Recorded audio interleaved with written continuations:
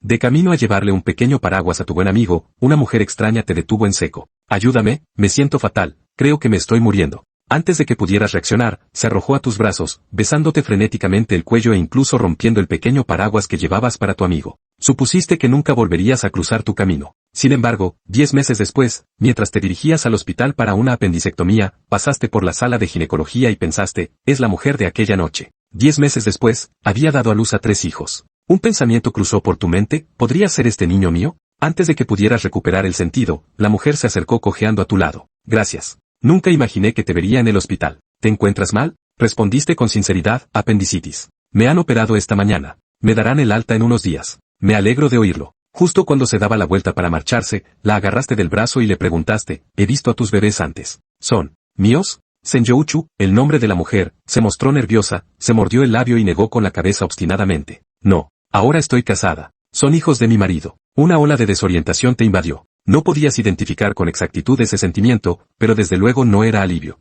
Simplemente asintiste con la cabeza repetidamente. Bueno, ya estoy en la puerta. ¿Puedo echar un vistazo a tus bebés? Luego me iré. Senjouchu apretó los labios, lo pensó un momento y luego te llevó a la sala. Viste 3 diminutas figuras en la cuna, cada una con una cara más pequeña que tu palma, arrugada como la de un pequeño mono. Sin embargo, te parecieron absolutamente adorables, y te invadió una inexplicable sensación de familiaridad. No pudiste resistirte a extender la mano y levantar suavemente el delicado dedito rosado del bebé más cercano. En el instante en que tu piel tocó la del bebé, una voz resonó en tu mente, felicidades, anfitrión. Has activado con éxito el sistema de papá perfecto y has recibido un paquete de regalo para principiantes. Una oleada de emoción te invadió. Así que esos 3 niños eran realmente tuyos. Al mirar el rostro pálido y frágil de Senjouchu, la culpa te punzó el corazón. Ella había decidido tener tus hijos. Pero, ¿por qué las mentiras? ¿Acaso pretendía criar a 3 bebés sola? Justo cuando estabas a punto de hablar, el bebé del medio frunció su carita y, al segundo siguiente, rompió a llorar. Instintivamente, te agachaste para cogerlo y la voz del sistema intervino, el bebé tiene hambre. Dale 20 mililitros de leche de fórmula para recibir una recompensa de 100.000 RMB, que se abonarán al instante. Siguiendo las instrucciones paso a paso del sistema en tu mente, comprobaste que la temperatura del biberón fuera la adecuada antes de ofrecérselo al bebé. Los recién nacidos normalmente no pueden ver el biberón, pero este pequeño abrió la boca con precisión milimétrica. Tras un momento de búsqueda con la cabeza, se agarró a la tetina y comenzó a mamar, y sus llantos cesaron abruptamente. Al escuchar con atención, pudiste oír los sonidos de satisfacción al tragar la leche. Contemplas la diminuta figura en tus brazos y tu corazón se llena de calidez y emoción. Debe de ser la maravilla de los lazos sanguíneos, que despiertan de forma natural el afecto instintivo de un padre. Una vez que el pequeño estuvo saciado y contento, pronto se quedó dormido en tus brazos. Delicadamente, recostaste su pequeño cuerpo en la cuna, lo arropaste con la manta y solo entonces, a regañadientes, apartaste la mirada. Al levantar la vista, te encontraste con los ojos asombrados de Senjouchu, y un silencio incómodo se extendió por la habitación del hospital. Agarrándote la incisión, te reíste torpemente. Me escuece un poco. ¿Estás bien? Había olvidado que acababas de ser operada. No deberías agacharte así. Siéntate, rápido. Senjouchu salió de su sorpresa. Al oírte mencionar el dolor, se apresuró a ayudarte a levantarte, pero sus pasos fueron demasiado apresurados. Tiró de su propia incisión, y la sacudida repentina la dejó paralizada, incapaz de moverse, con un fino brillo de sudor brotando de su cuerpo. El parto natural de trillizos de Senjouchu ya era excepcionalmente raro. Para garantizar la seguridad de los bebés, los médicos no tuvieron más remedio que realizar una episiotomía. Sin embargo, ante 3 recién nacidos que exigían cuidados constantes, Senjouchu no encontró respiro. Soportando su malestar físico, atendió a los bebés, quedando completamente agotada. Al ver esto, rápidamente sostuviste a Senjouchu y la ayudaste a acostarse en la cama del hospital. No tienes buen aspecto. Es normal que estés débil después de dar a luz, así que debes descansar adecuadamente. Mi incisión está bien, fue una intervención menor y mínimamente invasiva que no afectará a nada. Puedo cuidar de los niños yo sola. Senjouchu abrió la boca para protestar, pero, no hace falta que digas nada más, ni que me engañes. Sé que son mis hijos y asumiré la responsabilidad. Senjouchu se quedó boquiabierta por la sorpresa, y un ligero rubor antinatural se extendió por sus pálidas mejillas. En ese momento, una chica de pelo corto entró en la habitación, justo cuando te veía inclinarte hacia Senjouchu. Hola, ¿podría salir conmigo? Senjouchu, tumbada en la cama del hospital, se inquietó y llamó a la chica, Nianchu, le acaban de operar del apéndice. Senjouchu no sabía cómo explicárselo. Conocía bien el temperamento de su mejor amiga y temía que pudiera decirte cosas hirientes. Senjouchu instintivamente quería protegerte. Después de todo, aquella noche, 10 meses atrás, tú habías sido una víctima inocente. Quedarse con el niño había sido decisión suya. Tú no lo habías sabido hasta hoy, así que realmente no era culpa tuya.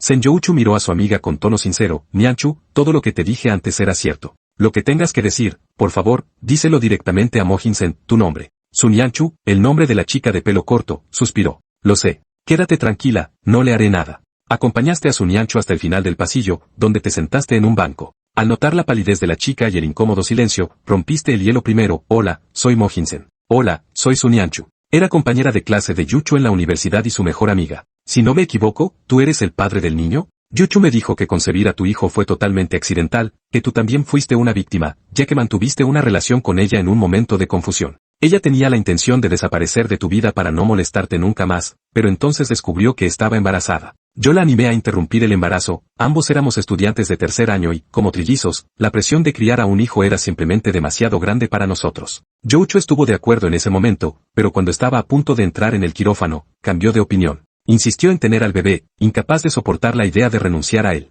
Solicitó la baja por maternidad en la universidad y las revisiones prenatales han agotado sus ahorros. Ahora no tiene un centavo y su familia está furiosa por el embarazo no deseado y se niega a dejarla volver a casa. Yo escuchó en silencio, con un nudo en el estómago. Su ñanchu la miró fijamente antes de continuar con cautela. Me doy cuenta de que esto suena a chantaje moral. Si lo que dice Youchu es cierto, que no sabías que estabas embarazada y que también eres una víctima, entonces realmente no sé a quién más acudir. Youchu me prohibió contarte todo esto. Ya está dispuesta a pedir préstamos por internet para mantener al bebé y luego buscar trabajo para ganar dinero. Te quedaste atónito. ¿Qué? ¿Préstamos online para criar a un niño? Los préstamos online son un pozo sin fondo, algo totalmente prohibido. Youchu también lo sabe, pero cuando alguien está acorralado, simplemente no puede permitirse pensar en esas cosas. Con ojos suplicantes, continuó, ¿podrías ayudarla? Aunque solo sea prestándole dinero para que pueda salir adelante hasta que lo recupere. Sinceramente, yo también estoy arruinado. Nunca imaginé que tener hijos costaría tanto. Piénsalo, un hijo ya es un quebradero de cabeza, y 3, ni te cuento. Ten por seguro que ahora que lo sé, no la abandonaré. No dejes que recurra a préstamos online. Los 3 niños son míos y asumiré la responsabilidad. Los ojos de su ñanchu, que antes no tenían esperanza, se iluminaron con sorpresa. ¿De verdad? Eso es maravilloso, muchas gracias. Pero no le digas a Youchu que te lo he contado, o se enfadará mucho. Lo entiendo. Volvamos. Llevas mucho tiempo fuera, Youchu debe de estar preocupada. Su ñanchu te miró, con un tono de confusión en la voz. Es la primera vez que ves a los 3 bebés. ¿Cómo puedes estar tan seguro de que son tuyos a primera vista? Pensé que querrías hacer una prueba de paternidad. Sonreíste, por supuesto sin ser tan tonto como para revelar tu sistema. En cambio, respondiste, supongo que la sangre tira más que el agua. Lo sentí en cuanto los vi. Además, Youchu es una chica íntegra. Por las fechas, está claro que estos niños son míos. Youchu nunca ha tenido novio, tú eres el único hombre con el que ha estado. La noticia de su embarazo antes del matrimonio se había extendido por toda la universidad, lo que provocó rumores descabellados entre sus compañeros de clase. En ese momento, te quedaste en silencio, capaz de imaginar la presión que Youchu debía estar soportando por culpa de esos 3 niños. Era tarde. Su ñanchu preguntó, ¿deberías volver a tu sala? No te acaban de operar. Yo me encargaré de todo aquí. Si mañana estás libre, pásate por aquí. Tengo que volver a la universidad. Deberías volver a tu sala. Si las enfermeras no te encuentran, probablemente habrá problemas. Volveré primero. Mañana, después de tramitar mi alta, vendré temprano para cuidar de los bebés. Su ñanchu asintió. De acuerdo. Acabas de salir del quirófano, descansa bien esta noche. Cuidar de los bebés no será fácil a partir de mañana. Después de despedirte de su ñanchu, regresaste a tu propia sala. Efectivamente, la enfermera de guardia te estaba buscando. Al verte, se relajó al instante, aunque no pudo resistirse a regañarte severamente. Suyo escucho las palabras de la enfermera, pero su mente comenzó a divagar hacia planes futuros. Tumbado en la cama del hospital, pensó en esos 3 adorables bebés y en el rostro débil y demacrado de Luoli. Levando en secreto 3 hijos, expulsada de casa por unos padres enfadados, soportando olidas de rumores en la escuela. Si él no la apreciaba, ¿quién lo apreciaría a él? Suyo cogió su teléfono para comprobarlo. Si no le falaba la memoria, hoy había recibido 2 notifications confirmando que habían legado los pagos de las recompensas del sistema. Comprobó su saldo bancario. Realmente había 200,000 yuans extra. Las recompensas del sistema eran auténticas, en hay una gota de agua añadida. Suyo se quedó mirando al techo, con el ánimo por las nubes. Esto significaba que no tendría que preocuparse de que el banco embargara y subastara su casa, y tendría que repartir comida a domicilio luva o sol. Ahora podía dedicarse por completo a cuidar de su mujer y su hijo, ganando dinero mientras disfrutaba de la felicidad familiar. Sí, recuerdo que el sistema mencionaba un paquete de regalo para principiantes. Suyo invocó rápidamente la interfaz del sistema del Padre Perfecto con su conciencia y encontró el paquete de regalo para principiantes en la sección de inventario. Al abrirlo, volvió a sonar una notificación en su mente. Ding! Enhorabuena, anfitrión, por activar el paquete de regalo para principiantes. Has adquirido los siguientes artículos. 1. Un millón de monedas de oro. Nota, las monedas de oro se pueden cambiar libremente por cualquier moneda nacional dentro del sistema. Una moneda de oro equivale a un yuan RMB. 2. Un conjunto de notas sobre la crianza de los hijos. Estas ayudarán al anfitrión a adaptarse mejor al papel de nuevo padre y a aprender conocimientos esenciales sobre el cuidado de los niños. 3. Habilidad básica nicker. Los otros dos eran sencillos, pero su estaba desconcertado por esta habilidad nicker. El sistema se lo explicó. Anfitrión, nicker significa descansar 5 minutos para recargar energías durante 2 horas. Como nuevo padre, te costará mucho descansar adecuadamente durante bastante tiempo. Esta habilidad básica te será de gran ayuda.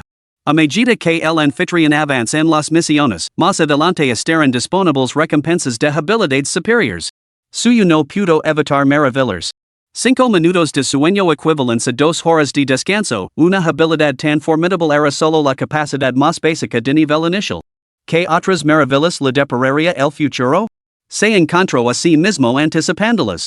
Sin embargo, suyo entendía el adagio, Roma no se construyó en un día. Un niño debe criarse paso a paso, y el sistema debe desbloquearse gradualmente. A la mañana siguiente, tras recibir su inyección antiinflamatoria, suyo procedió a darse de alta. Las enfermeras y los médicos intentaron disuadirlo, insistiendo en que no se le permitiría el alta hasta el día siguiente. Sin embargo, cuando suyo insistió firmemente en marcharse, no tuvieron más remedio que cambiar sus antibióticos intravenosos y otros medicamentos por alternativas orales. Suyo no se atrevía a desperdiciar su salud de forma imprudente, tenía la intención de tomar la medicación recetada con diligencia. Sin embargo, ya fuera por haber adquirido la habilidad siesta la noche anterior o no, se despertó hoy rebosante de energía. Incluso después de someterse a una intervención bastante importante, suyo apenas se sentía afectado. Su cuerpo no se había sentido tan renovado en años, se despertó con la mente despejada y lleno de energía. Al salir del hospital, retiró 50,000 yuans en efectivo de su tarjeta bancaria antes de regresar a la sala de maternidad. Esta vez, suyo encontró la sala de Luoli con facilidad. Luoli se sorprendió al verlo. Después de que Li Chao regresara a la sala anoche sin que suyo la siguiera, Luoli había sentido un dolor inexplicable, temiendo que él la hubiera abandonado. Más tarde, cuando Li Chao le dijo que suyo vendría mañana para cuidar al bebé, Luoli lo descartó como un simple consuelo, sin atreverse a tener esperanzas. Ahora, al ver que suyo realmente había llegado, se sintió aturdida. Li Chao sonrió. Suyo, me alegro de que estés aquí. Por favor, sueda de Lili y del bebé por ahora. Vendrá después de mis exámenes. Suyo habló suavemente. Deberías seguir con tu trabajo. No es necesario que vengas estos próximos días. Yo me encargo de todo aquí. Te avisar cuando Luoli y los bebés son dados de alta. Has trabajado mucho. También deberías descansar adecuadamente. Luoli miró fijamente a suyo. En ese momento, él se sentía como su marido, agradeciendo a su mejor amiga con el air de un hombre de la casa. Sus mejillas se enrollaron involuntariamente. De acuerdo. La même cuando necesites algo. Li Chao miró con preocupación a Luoli, quien la sonrió tranquilizadora, dándole una mirada tranquilizadora antes de marcharse finalmente. La otra futura madre estaba dormida y la anciana que la cuidaba no estaba en la sala. Después de que Li Chao se marchara, solo quedaron suyo y Luoli en la habitación. En cuanto a los 3 bebés, todos dormían plácidamente. Sus caritas sonrosadas tenían mejor aspecto que al menos su piel no estaba tan arrugada y había empezado a alisarse. Suyo miró a Luoli. Ella también lo estaba mirando. Sus miradas se cruzaron. Luoli apartó la cabeza con torpeza, desviando la mirada y apretando los labios. Suyo, sin embargo, se mantuvo sereno y imperturbable. Desplegó la mesa del comedor y colocó el desayuno que había comprado. Eran comidas posparto que había comprado en la ventanilla de maternidad de la cafetería del hospital. Había sopa de carpa cruciana y tofu, lufa salteada con huevos y pak choi baby ligeramente salteado, todo platos ligeros y fáciles de digerir. Tienes que comer algo. A partir de ahora, debes descansar todo lo posible. Yo me ocupar de los bebés. Luoli se sintió conmovida y sintió obedientemente. Bien, tú también come. Pero no puedes cuidar de 3 bebés tú sola, será demasiado agotador. Suyo sonrió sin responder. ¿Hasta qué punto era eficaz este sistema de niñeras? Solo había sido una prueba, hoy era la prueba de fuego. Capítulo 6. ¿Cómo demonios aprendes de cuidar bebés? Alvara luoli tan delgado y pálida, su comento mientras comía. Pedir comida y artículos básicos por internet para que los traigan más tarde. No saldrá a comprar yo mismo, me preocupa que no puedas arreglar telas se pasa algo mientras no estoy. Luoli nego con la cabeza. No gastes más dinero. Tengo todo lo que necesito aquí. Me darán el alta mañana o pasado mañana. Ha sido un parto natural, así que me recupero rápido. Aún así, no puedes conformarte con ir tirando. Dar a luz a tres bebés a la vez te ha dejado sin fuerzas. Si no repones adecuadamente tu chi y tu sangre durante el puerperio, corres el riesgo de desarrollar dolencias posparto. Y nutrir a tres bebés durante el embarazo ya te ha pasado factura. Solo tienes que ver tu aspecto, estás pálido y agitada. Confía en mí. Aprender a lo que necesito saber, pero no podemos permitir que desarrolles problemas de salud duraderos. Avisame si necesitas algo más tarde. También te lo enviar. No dudes en pedirme lo que necesites. Si murmuró estas palabras mientras comía, ajeno a los ojos linos de lágrimas de Luoli, que lo miraba, abrumada por la emoción. El absorbió por la nariz antes de hablar. Siento haber metido en esto. Fui turca, convencida de que podía arreglármelas sola sin tener en cuenta tus sentimientos. Suyo dejó rápidamente los palillos y sacó unos pañuelos para secar las lágrimas. ¿Por qué demonios estás llorando? Después de tener al bebé, no debes derramar lágrimas, te hará llorar a la menor brisa. Y tampoco debes disculpar conmigo. Yo debería darte las gracias por darme tres hijos maravillosos. Le he quedado paralizada. ¿No me culpas? Si no hubiera insistido en tener el bebé, ahora serías mucho más libre. Suyo sonrió. ¿Crees que todos los hombres tienen la suerte de tener dos hijos y un hijo? Ahora soy perfectamente feliz y estoy completamente satisfecho. Luego le seco las lágrimas. ¿Tú? ¿Tienes novia? ¿O estás casado? Suyo negó con la cabeza. Era soltero antes de conocerte. Las mejillas de Luo le sonrojaron. Deja de dar vueltas al asunto. Cuando te den el alta, ven a quedarte conmigo. Yo te cuidaré durante tu reposo. Valgo por tres enfermeras de maternidad. El comentario hizo reír a Luoli. Te darás cuenta de lo agitador que es cuidar a los niños cuando los tres empiezan a llorar al mismo tiempo. Suyo podía imaginar que, sin el apoyo del sistema, podría colapsar de fatiga. Después de todo, cuidar a los bebés exigía una energía inmensa. Pero tenía una ventaja: cada vez que estaba cansado, una siesta de 5 minutos le permitía recuperar fuerzas para otras 2 horas de cuidado infantil. Estaba seguro de que cuidar a 3 pequeños no sería un problema. Después de cenar, suyo ordenó la habitación del hospital.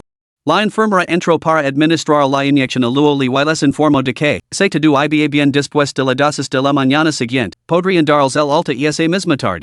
Los 3 bebés seguían dormidos. Suyo consultó el manual de cuidado infantil proporcionado por el sistema. Los recién nacidos pasan casi todo el día durmiendo. Aparte de las horas de alimentación, solo están despiertos 3 o 4 horas al día. Este sueño prolongado es beneficioso para el desarrollo de su cerebro. A medida que crecen, los niveles de energía de los bebés aumentan de forma constante y sus horas diarias de vigilia se incrementan gradualmente. Tranquilizado por esto, aprovecho el sueño de los bebés para dejar que Luoli también se acostara a descansar. Sacó su teléfono para empezar a hacer pedidos.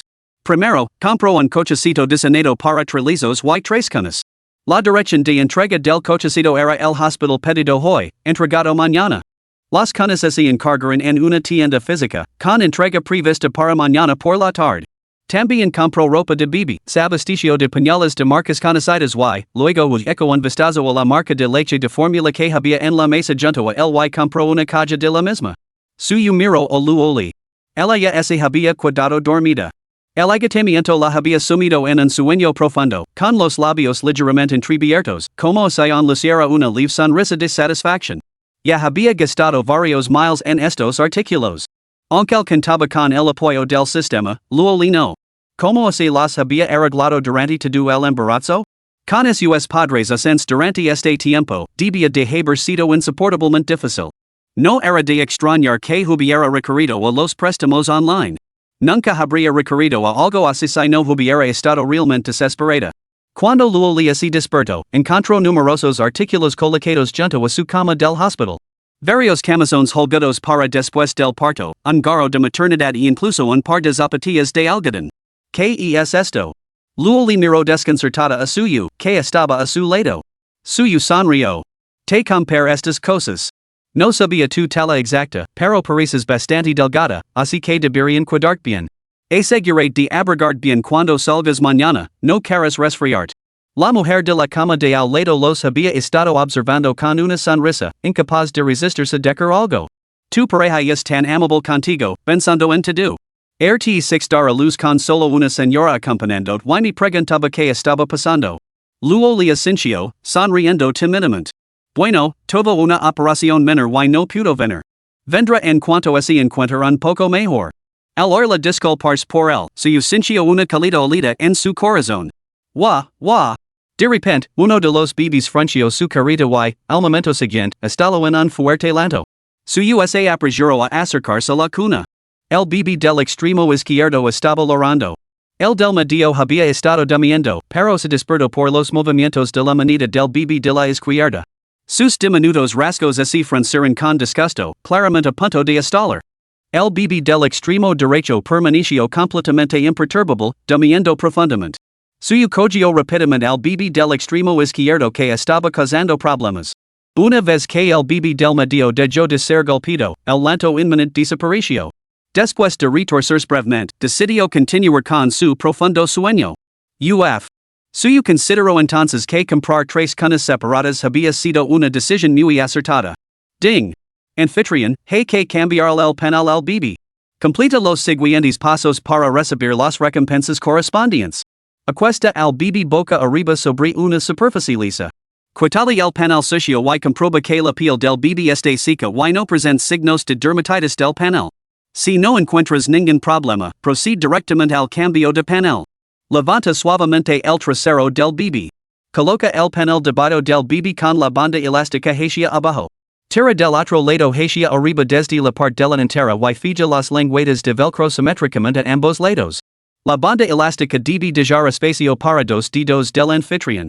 Por último, tira suavemente de las solapas a prueba de fugas a ambos lados para que se ajusten perfectamente los muslos del bebé, asegurando de que haya suficiente espacio para no oprimir las piernas. Suyo procedió sin prisas, siguiendo cada paso de las instrucciones del sistema. El pequeño, que no paraba de moverse, se quedó sorprendentemente quieto en sus brazos. Especialmente después de cambiar el penal por uno limpio y seco, el bebé dejó de llorar inmediatamente. Suyo levantó suavemente el bebé y lo colocó en la cuna, cubriendo la barriguita con una manta suave. Los tres bebés de mejillas sonrosadas volvieron a dormir plácidamente. Ding. Enhorabuena, anfitrión, por completar con éxito la tarea de cambiar pañales y garantizar la comodidad del bebé. Te recompensamos con la habilidad básica de cocina, otro plato delicioso. Los labios de su se crisparon. Este sistema nombraba las habilidades con tanta fantasía. Después de que la indicación del sistema desapareciera, su sintió que su mente se inundaba instantáneamente con innumerables técnicas culinarias y recetas. Ahora poseía un conocimiento exhaustivo sobre la compatibilidad de los alimentos, las propiedades medicinales e incluso las combinaciones de comidas pasparto de luoli. Suyo sonrió con satisfacción. Por ahora, las recompensas del sistema eran muy prácticas, justo lo que necesitaba en esta etapa.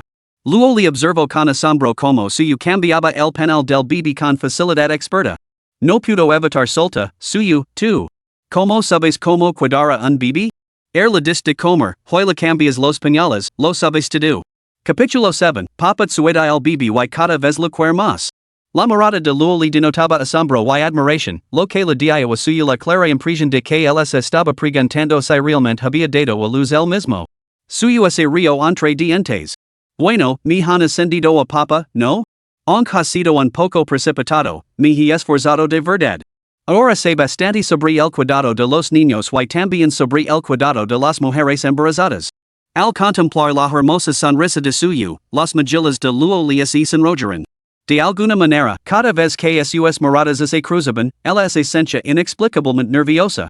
Suyo miró a los tres bebés que dormían profundamente y luego corrió la cortina junto a la cama de hospital de Luo y los encerró en un pequeño espacio privado. La anciana que los había estado observando atentamente finalmente no pudo ver nada más.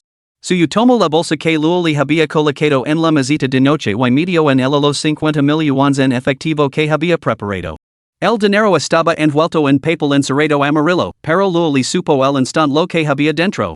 Rapidamente presionó la bolsa con la intención de sacar el paquete de dinero. Su rostro se sonrojó por la ansiedad y su voz se volvió urgent. Un fallo tan grueso claramente representaba una suma considerable. Suyu, ¿qué estás haciendo? No puedo aceptar este dinero. Suyu hizo un gesto para que se calara y bajó la voz. Li chao chao me lo ha contado todo. Acabo de enterarme de que todavía eres estudiante universitaria. Sin trabajo, no tienes ingresos. Lavar tres bebés estos últimos 10 meses debe de haber costado una fortuna. Ahora que estoy aquí, no debes seguir luchando sola. Tómalo. Luego le negó con la cabeza obstinadamente. No puedo aceptar este dinero. Si lo hiciera, sería como utilizar a los niños para chantajear y que me dirás dinero. Esa no es en absoluto mi intención. Por supuesto que sé que no. De lo contrario, no habrías aguantado este último año sin siquiera pensar en poderme ayudar, por muy difícil que se pusieran las cosas. Encontrarte en el hospital y ver a los bebés. Lo veo como el destino dándome la oportunidad de cumplir con mis obligaciones como padre y marido. Para abrazar la vida de verdad, ¿no crees? Luego le miró fijamente a suyo, con los ojos enrojecidos. Se encontró repitiendo sus palabras. Marido, padre? Suyo sonrió, con una mirada firme y inquebrantable. Así es. Esto no está bien. Esta decisión es solo mía, tomada sin tu consentimiento. La verdad es que estoy siendo egoísta. No deberías estar atada a mí y el niño. Tienes la libertad de elegir tu propio camino. Suyo tomó la mano de Luoli para calmarla. Luoli, escúchame. No te digo esto por condena moral. Lo he pensado bien. Mañana, cuando te den el alta, vendrás a casa a vivir con nosotros. Yo cuidaré de ti y del bebé. Cuando te hayas recuperado, podrás volver a la escuela para terminar tus estudios. Las lágrimas corrían por las mejillas de Luoli mientras miraba con los ojos llorosos a suyo. ¿Pero qué hay de ti? ¿Qué hay de tu carrera? Suyo miró a los tres bebés. Estos tres y tu son mi futura carrera. No te preocupes. Mi trabajo ofrece flexibilidad, puedo ganar dinero mientras cuido de los niños. Se pueden compaginar ambas cosas. Dica esto, suyo volvió a colocar la bolsa con 50,000 yuans en la mesita de noche. Hey, 50,000 dentro. Si pediste dinero prestado durante el embarazo, devuélvelo inmediatamente. Mantén el jeta de los préstamos online y las tarjetas de crédito. Si no es suficiente, te der más.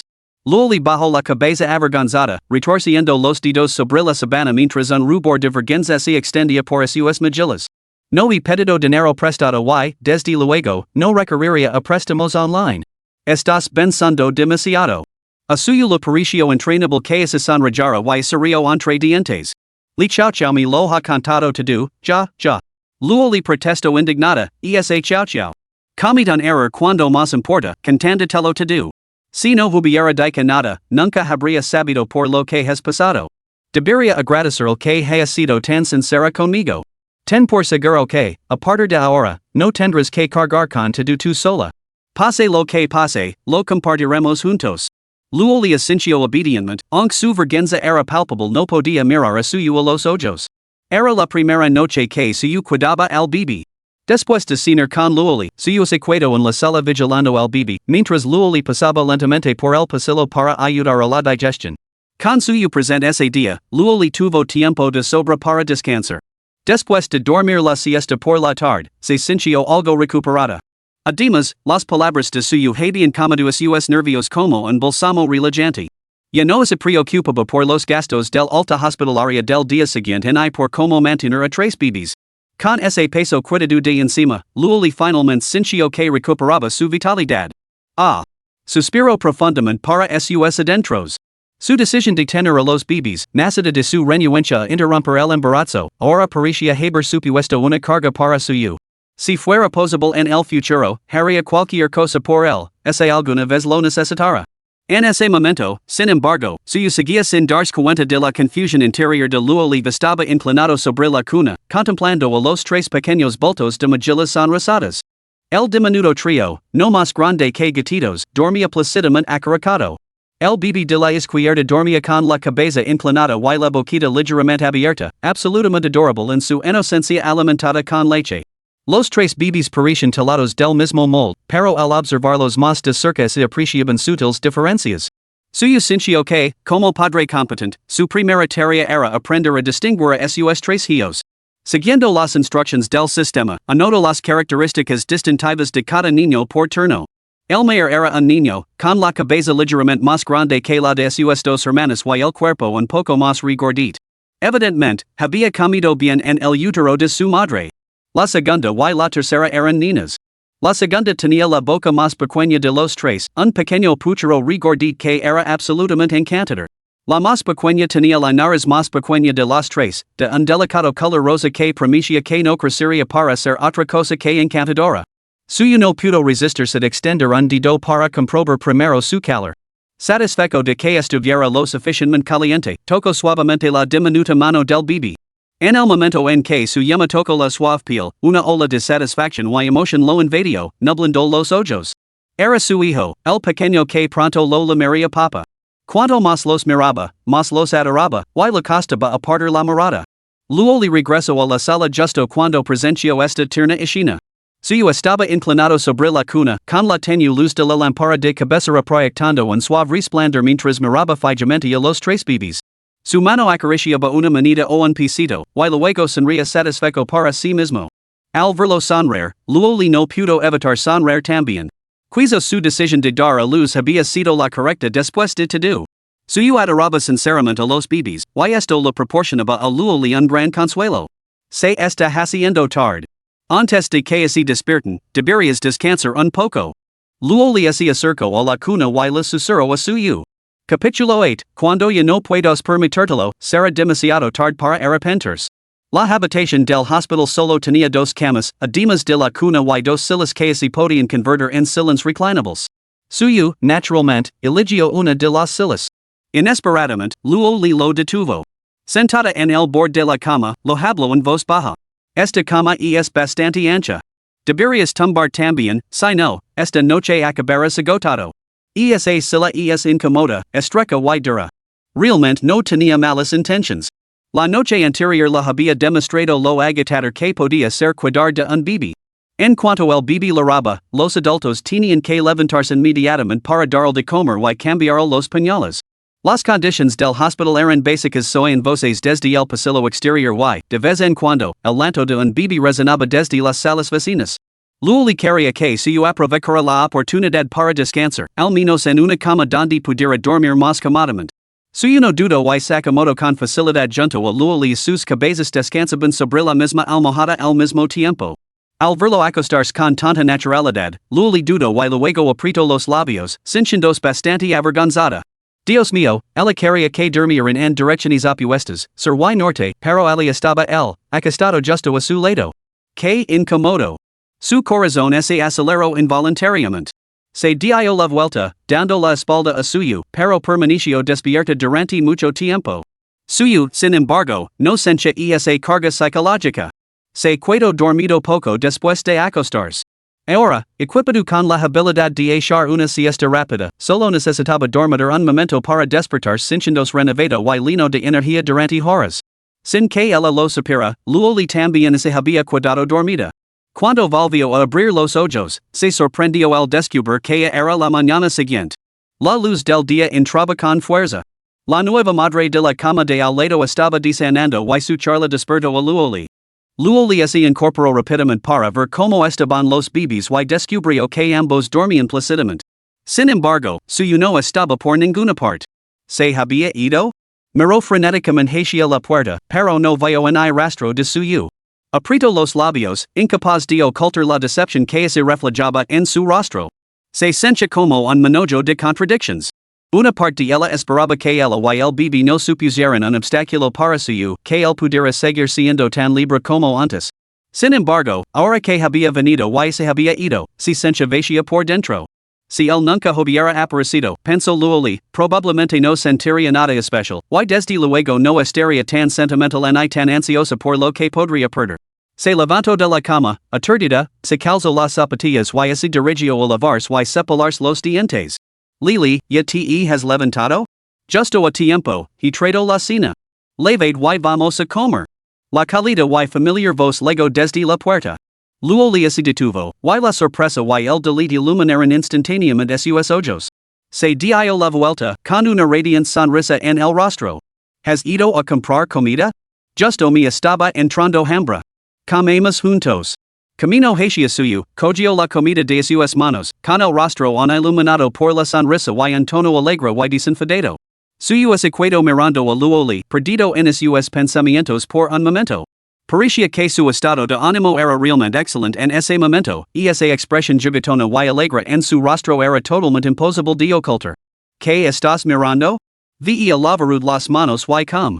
Luoli dejó la bandeja del desayuno y se volvió para lanzar una mirada de reproche suyo, aparentemente llena el profundo impacto que su reacción anterior había tenido en él. Sí, está bien. Suyo se elevó las manos obedientemente y luego se sentó en la cama, comiendo frente a Luoli a ambos lados de la bandeja. ¿Has oído como te he llamado? Preguntó suyo con una sonrisa. Luoli dio un mordisco a un bolo vegetariano relleno de col y tofu, hinchando las mejillas de forma adorable. Sacudió la cabeza, con air genuinamente confundido. ¿Qué? Estaba tan sorprendido y emocionada por el regreso de suyo que no había oído lo que había dicho. Suyo bajó la cabeza para tomar un sorbo de gachas. Lili, no te has opuesto a que te llamas así que seguir haciéndolo. Ah. La mano de Luoli que sostenía el bolo se detuvo. Sus ojos brillaron con un atisbo de vergüenza mientras miraba de reojo a suyo antes de bajar rápidamente la cabeza para seguir comiendo. Bueno. Supongo que está bien entonces. Luoli fingió apartarse un mechón de pelo de la oreja, pero en realidad estaba aprovechando el momento para tocarse la mejilla. Volvía a estar ardiendo. No entendía por qué. No solía sonrojarse fácilmente, pero en los últimos días, cada vez que se enfrentaba a suyo, se lo enrojecía la cara y el corazón se lo aceleraba sin previo aviso. Y ella misma lo resultaba bastante embarazoso. Afortunadamente, suyo no se había dado cuenta de su nerviosismo, ya que estaba concentrado en su comida. Esto le dio cierto alivio a Luoli. Después de unos bocados, suyo no pudo resistirse a mirar a los tres bebés que dormían plácidamente en la cuna. Solo con mirarlos, se le escapó una sonrisa. Cuanto más los miraba, más adorables le parecían sus pequeños.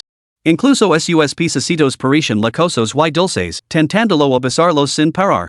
Mientras suyo sonría como un idiota, Luoli peló un huevo cocido y lo colocó en su tazón. ¿Qué pasó anoche? Y es imposible que los tres hayan dormido toda la noche sin despertarse. ¿Cómo es que no escuchan un solo ruido? Cuando abrí los ojos, ya era pleno día. Luoli dijo esto con una sonrisa avergonzada. ¿He dormido demasiado profundamente? Debes de estar agotada de cuidar sola de los tres. Desayuna algo y luego tumbate y descansa. Suyo se encogió de hombres con indiferencia. ¿Parece que no he dormido bien? No pasa nada. Ahora estoy perfectamente despierta. Anoche no estuvieron muy inquietos, solo les di de comer, les cambié los pañales y se volvieron a dormir enseguida. No fue nada agotador. Después de dar a luz, tu chi y tu sangre se agotan, y tu vitalidad se debilita. Dormir profundamente es una bendición. Descansar bien es fundamental en este momento. Una vez que lleguemos a casa hoy, no te preocupes demasiado. No te quedes despierta hasta tarde esta noche, yo me ocupar de ellos. Ya he decidido contratar a dos enfermeras para el cuidado posparto durante el día. Yo mismo preparar tus comidas posparto. Las niñeras se encargarán principalmente de la calada, la limpieza y cosas así. Además, si tengo que salir, habrá alguien que me eche una mano. Cuando estoy en casa, me siento más cómodo ocupándome yo mismo del bebé y de tus necesidades. Pero debemos encontrar niñeras de confianza que sean pacientes con los niños. Luoli escuchó en silencio los planes de suyo, incapaz de reprimir una sonrisa.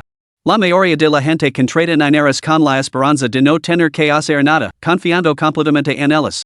¿Por qué solo le pides a la tuya que lave y limpie? Suyo sonrió. No me siento cómoda diciendo que otras personas cuiden de ti y del bebé. Al fin y al cabo, solo están haciendo trabajo voluntario. No me importa que ayuden con otras tareas. También me preocupa que si los tres empiezan a llorar a la vez, me puede sentir abrumada. Tener dos niñeras significa que no me pondré nerviosa. Luoli asintió. Tienes razón. Pero las cuidadoras posparto son muy caras hoy en día. Deberíamos ahorrar y contratar solo a una. Tuve un parto natural, así que no hay problema. Puedo cuidar del bebé yo mismo la mayor parte del tiempo. Suyu se nego rotundament.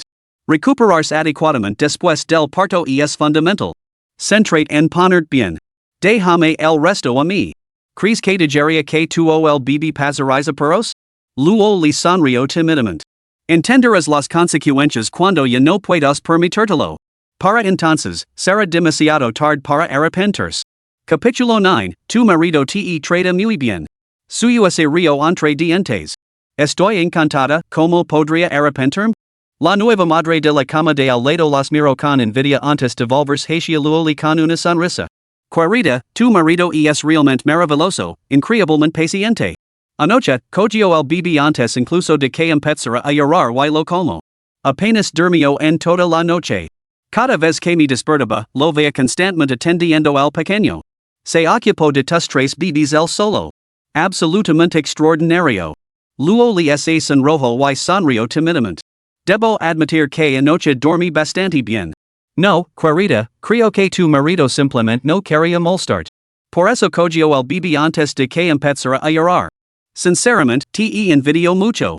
Yo ya estoy bastante agobiada con un solo hijo, pero tu marido se las arregla con tres con tanta compostura. Es incomparable. Luego le asintió con la cabeza y miró timidamente a suyo. Su voz era suave, pero con un tono de dulce diversión. Yo misma estoy bastante sorprendida. Es muy hábil cuidando a los niños, sabe cómo manejarlo todo. Suyo se río entre dientes. Bueno, dejad de halagarme. No soy muy dado a los cumplidos. Imaginad que el bebé Laura más tarde y no puedo calmarlo, sería bastante embarazoso. Ya. La mujer de la cama de al lado se rió ante el intercambio, y Luoli también se sintió bastante alegre. Poco después, entró una enfermera para ponerle una inyección. Al acercarse a la cama de Luoli, miró a suyo. ¿Es tu marido? Luoli asintió. La enfermera sonrió. Una pareja muy guapa, sin duda. No me extraña que los tres bebés sean tan adorables. ¿Cómo te encuentras hoy? ¿Alguna molestia? Luoli respondió en voz baja. No me molesta nada. Me siento mucho mejor que con más energía y sin mareos.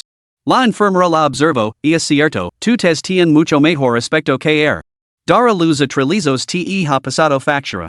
Puedes darte alta hoy, cuando termines la intravenosa, pero debes descansar adecuadamente durante el porperio. Suelta también tus emociones, el mal humor de una madre es lo peor para su salud. Luego, la enfermera se volvió hacia suyo. El padre debe ser considerado durante el periodo de reposo y ayudar a la madre a mantener un estado de ánimo positivo. Esto favorece la recuperación. Recuerda volver para la revisión posparto a los 42 días. Suyo tomó nota de todo cuidadosamente.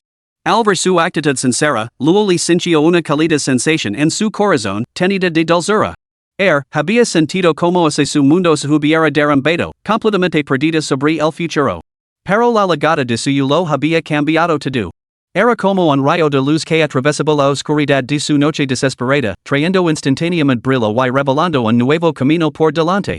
Suyo sintió una mirada tierna sobre él. Siguiendo la dirección, inesperadamente se encontró con los ojos de Luoli. Luoli se sonrojó como una niña pelada haciendo algo malo y rápidamente apartó la mirada. Sin embargo, desde el ángulo de suyo, podía ver la leve sonrisa que se dibujaba en las comisuras de sus labios. Al ver su sonrisa, suyo no pudo evitar sonreír también.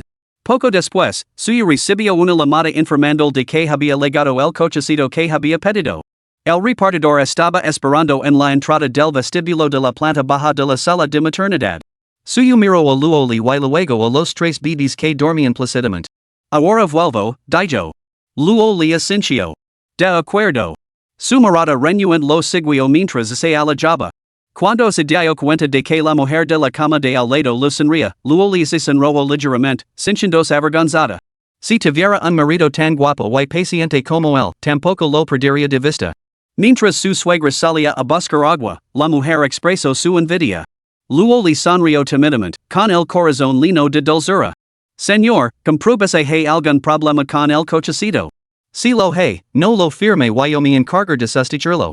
El repartidor era un empleado de la tienda física suyo no había comprado el cochecito por internet porque lo necesitaba con urgencia. Después de desembolar la caja, suyo lo inspeccionó y el repartidor lo ayudó a sacarlo. Era un cochecito diseñado específicamente para trilizos. Suyo había elegido un modelo más caro, de relativamente alta calidad, finamente elaborado y que venía como una sola unidad que no requería montaje adicional. Trabajando juntos, el repartidor y suyo desplegaron completamente el cochecito. En general, suyo quedó bastante satisfecho. Los tres asientos estaban uno al lado del otro y las ruedas giratorias anchas giraban suavemente sin resistencia cuando suyo lo empujó un poco. El producto está bien, gracias por las molestias. No tiene por qué agradecernoslo, señor. Es un placer. Enhorabuena por la llegada de sus tres pequeños tesoros, que suerte. La envidia del repartidor parecía genuina, un parto seguro de trillizos era realmente algo poco común. Si hubiera sabido que dos eran niñas y uno era niño, seguramente habría logrado de envidia.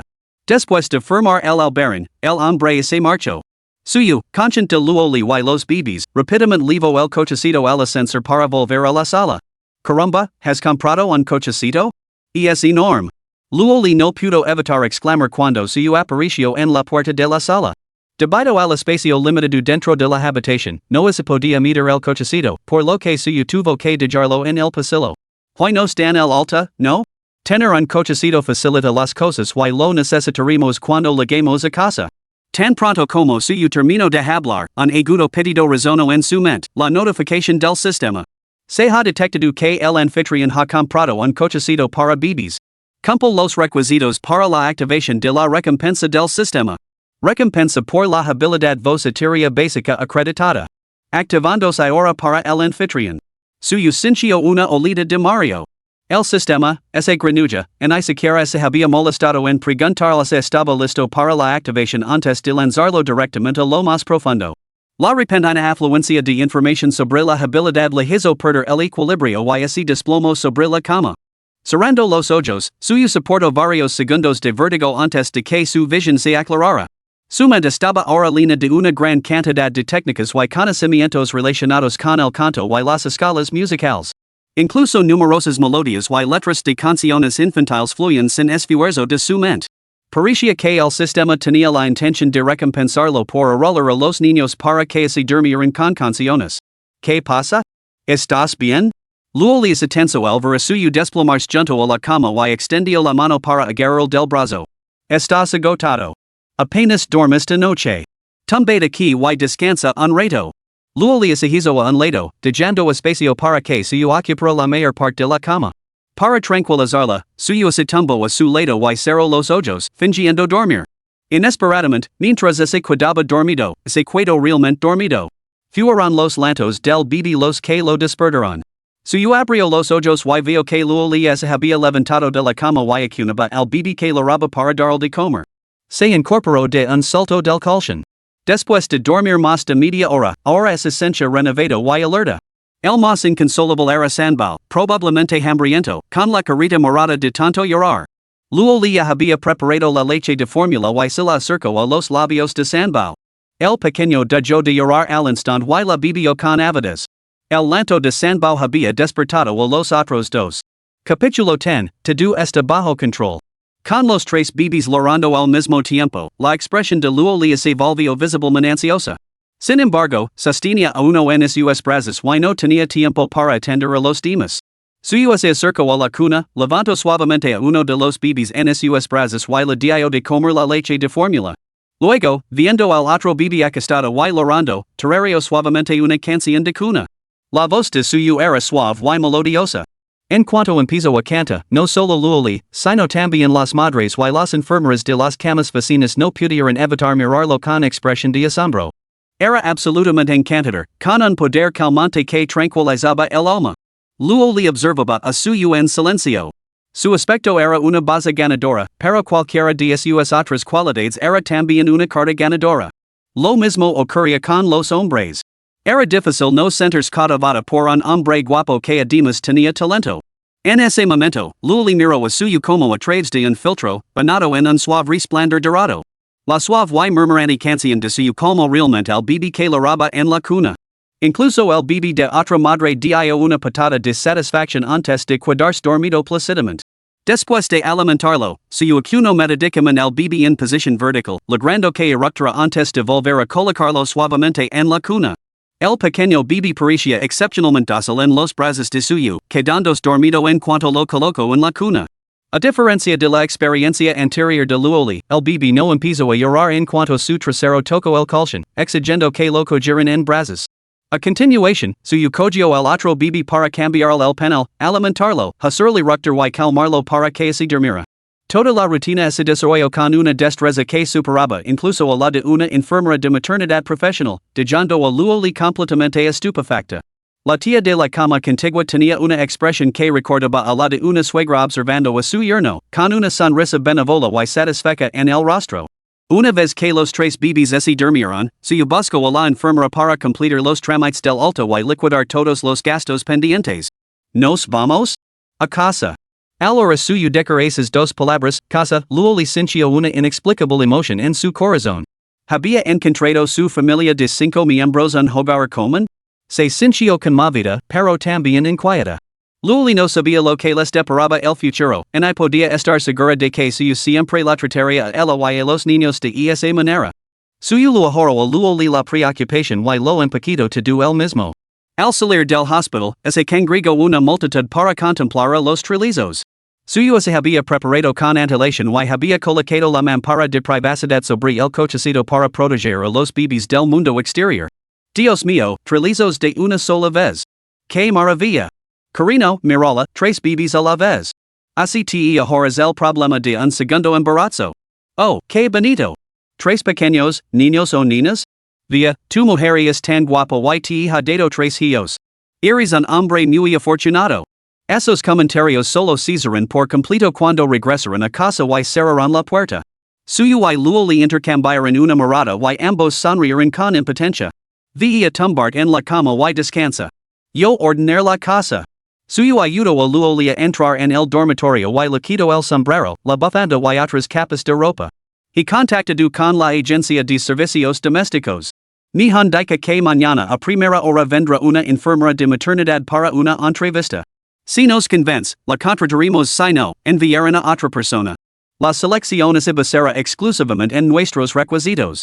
Oh, cerraré la puerta en un momento. Tú y el bebé descansad aquí. He comprado bastantes cosas, una cuna y demás, y las entregarán en breve. Mantén la puerta cerrada para evitar corrientes de aire. En tu en el niño debes exponeros al viento cuidados. He comprado tres cunas separadas. Así no tendrán que preocuparse de que uno le dé una patada en la cara al otro. Dormirán más cómodos en sus propias comidas. Suyo observó el mobiliario del dormitorio y serio entre dientes, menos mal que elegimos un dormitorio espacioso cuando compramos el piso. Hay espacio suficiente para tres cunas, colocadas junto a la ventana para que les dé la luz del sol. Luoli escuchaba en silencio la charla de suyo mientras él organizaba meticulosamente cada detalle. Parecía que su única responsabilidad era dar a luz al niño. Desde el momento en que legara el bebé, mientras suyo estuviera presente, ella no tendría que preocuparse por nada más. Luoli se incorporó y sacó de su bolso los 50 millones que suyo le había dado y los dejó sobre la cama. Solo comprar los suministros y contratar a la enfermera passepartout me ha costado una fortuna. No necesito el dinero aquí ahora mismo. Deberías llevártelo. Capítulo 11, Matrimonio antes que amor? Suyo sonrió. Si no lo quieres, te lo transferí a tu tarjeta. Y es lo mismo. Dica esto, extendió la mano hacia Luoli con una sonrisa. Luoli estaba desconcertada. ¿Qué pasa? ¿Por qué me miras así? Al ver la palma de la mano de suyo hacia arriba, supuso que quería dinero y rápidamente colocó el paquete de papel que contenía 50 millones en su mano. Suyo sonrió con impotencia, le devolvió el paquete y luego levantó la mano para darle un suave golpecito en la frente a Luoli. Ay, eso ha dolido un poco. Luoli se agarró la frente y miró a suyo con una mirada lastimera, como un hermoso gatito de peluche al que le habían hecho daño. El corazón de suyo es blando y su voz se tinó involuntariamente de indulgencia. No quería dinero, quería tu teléfono. ¿Mi teléfono? Aunque desconcertada, Luoli obedeció y recuperó su teléfono para entregárselo a suyo. Esta chica tonta realmente no tenía ninguna defensa ante él. Suyo abrió el código QR de su perfil de WeChat y habló con suavidad. ¿Alguna vez has conocido a unos padres que no se conocen tan bien a su propia hija que ni siquiera tienen los números de teléfono o los contactos de WeChat del otro? Ah, así que eso es. Las Magillas de Luo Lies y San Rogerin al Oresto. Abrio WeChat y escaneo el código QR del perfil de suyo. Solicitud enviada. Su voz era baja, tenida divergencia. Suyo tomo su teléfono, guardo su número y modifico tanto el contacto como el apodo de WeChat antes de devolvérselo a Luoli. Luoli lo cogió con curiosidad, abriendo ligeramente la boca mientras su corazón se aceleraba sin control. Sintió como el calor lo subía rápidamente a las mejillas. Vio que suyo había cambiado la nota de su número de móvil a querido esposo. La nota de WeChat era querido padre de mi hijo. Era bastante cursi, pero inexplicablemente hizo que el corazón de Luoli se acelerara. Eco un vistazo a suyo, que estaba escribiendo en su propio teléfono. Luego lo mostró lo que había escrito. Mi número de móvil es querida esposa y mi nota de WeChat es querida mamá. Yo no voy a cambiar el mío y tú tampoco puedes cambiar el tuyo, ¿de acuerdo? Las mejillas de Luoli se enrollaron como manzanas. Se recostó en la cama, negándose a mirar a suyo. Ay, estoy cansada. Me voy a dormir. ¿Tienes que irte, de acuerdo? Suyo sabía que ella estaba avergonzada y dejó de burlarse de ella. Se acercó a la cuna, comprobó que los bebés estuvieran bien y les volvió a tapar la barriguita con la mentira. Ding. Anfitrión, se han detectado niveles elevados de ictericia en el segundo y tercer bebé. Se requiere su ayuda para reducir los niveles de ictericia. Completar esta tarea lo otorgará recompensas. Niveles elevados de ictericia? A suyo no le importaban en absoluto las recompensas del sistema, su preocupación se apoderó de él inmediatamente. ¿Qué pasa si los niveles de ictericia son altos? ¿Mis bebés están en peligro? ¿Qué tengo que hacer ahora? Su urgent avalancha de preguntas fue una reacción genuina y instintiva, la preocupación natural de un padre por sus hijos. Anfitrión, no hay por qué preocuparse. La ictericia del segundo y tercer bebé es una ictericia fisiológica común en los recién nacidos. Con los cuidados adecuados, desaparecerá por sí sola. Anfitrión, en días solitos puede exponer la piel de su bebé a la luz solar para ayudar a reducir la ictericia. Sin embargo, tenga en cuenta la intensidad de la luz solar, la piel de su bebé es delicada, así que evite los rayos fuertes y asegúrese de que su cara permanezca protegida de la luz solar directa. Entonces, ¿debo exponer las extremidades del bebé a la luz solar? Anfitrión, puede entenderlo así. Se puede exponer cualquier zona excepto la cara, asegurándose de que la piel del bebé esté protegida contra las quemaduras solares o el enfriamiento por corrientes de aire. Actualmente, el nivel de bilirrubina del segundo hijo es de 12,9 y el del tercero es de 13,1, ambos ligeramente elevados. El nivel del primer hijo es de 10,8, dentro del rango normal. Anfitrión, a medida que los bebés crecen, los niveles de ictericia alcanzarán su punto máximo antes de disminuir gradualmente, y normalmente desaparecerán alrededor de los 14 días. Durante este periodo, vigil de cerca el color de la piel de los bebés. Si así produce un amarillamiento significativo, acuda al médico. Este sistema supervisará continuamente los niveles de ictericia y lo avisará inmediatamente si surge alguna anomalía. De acuerdo, entendido. Ahora expondrá a los niños a la luz solar. Hoy era un día soleado, con la luz del sol entrando por la ventana del dormitorio, cálida y agradable. Temiendo que la delicada piel de los bebés fuera demasiado sensible a la luz solar directa, suyo movió deliberadamente un gran árbol del dinero para bloquear la parte delantera, permitiendo que la luz del sol se filtrara a través de los huecos hasta la cuna, creando un lugar parcialmente sombrío y fresco. Suyo comprobó la temperatura por sí mismo durante un momento. Estaba perfecta, agradablemente cálida, así que se sintió seguro al dejar que los niños tomaran el sol. Luoli lo observó con curiosidad mientras trabajaba afanosamente y luego lo preguntó desconcertada. ¿Qué estás haciendo? Dando el sol a los bebés. Ayuda a reducir la ictericia. Luoli miró a suyo con una mezcla de sorpresa y admiración. Sinceramente, tengo mucha curiosidad, ¿cómo has conseguido dominar tantos conocimientos sobre el cuidado de los niños en tan poco tiempo?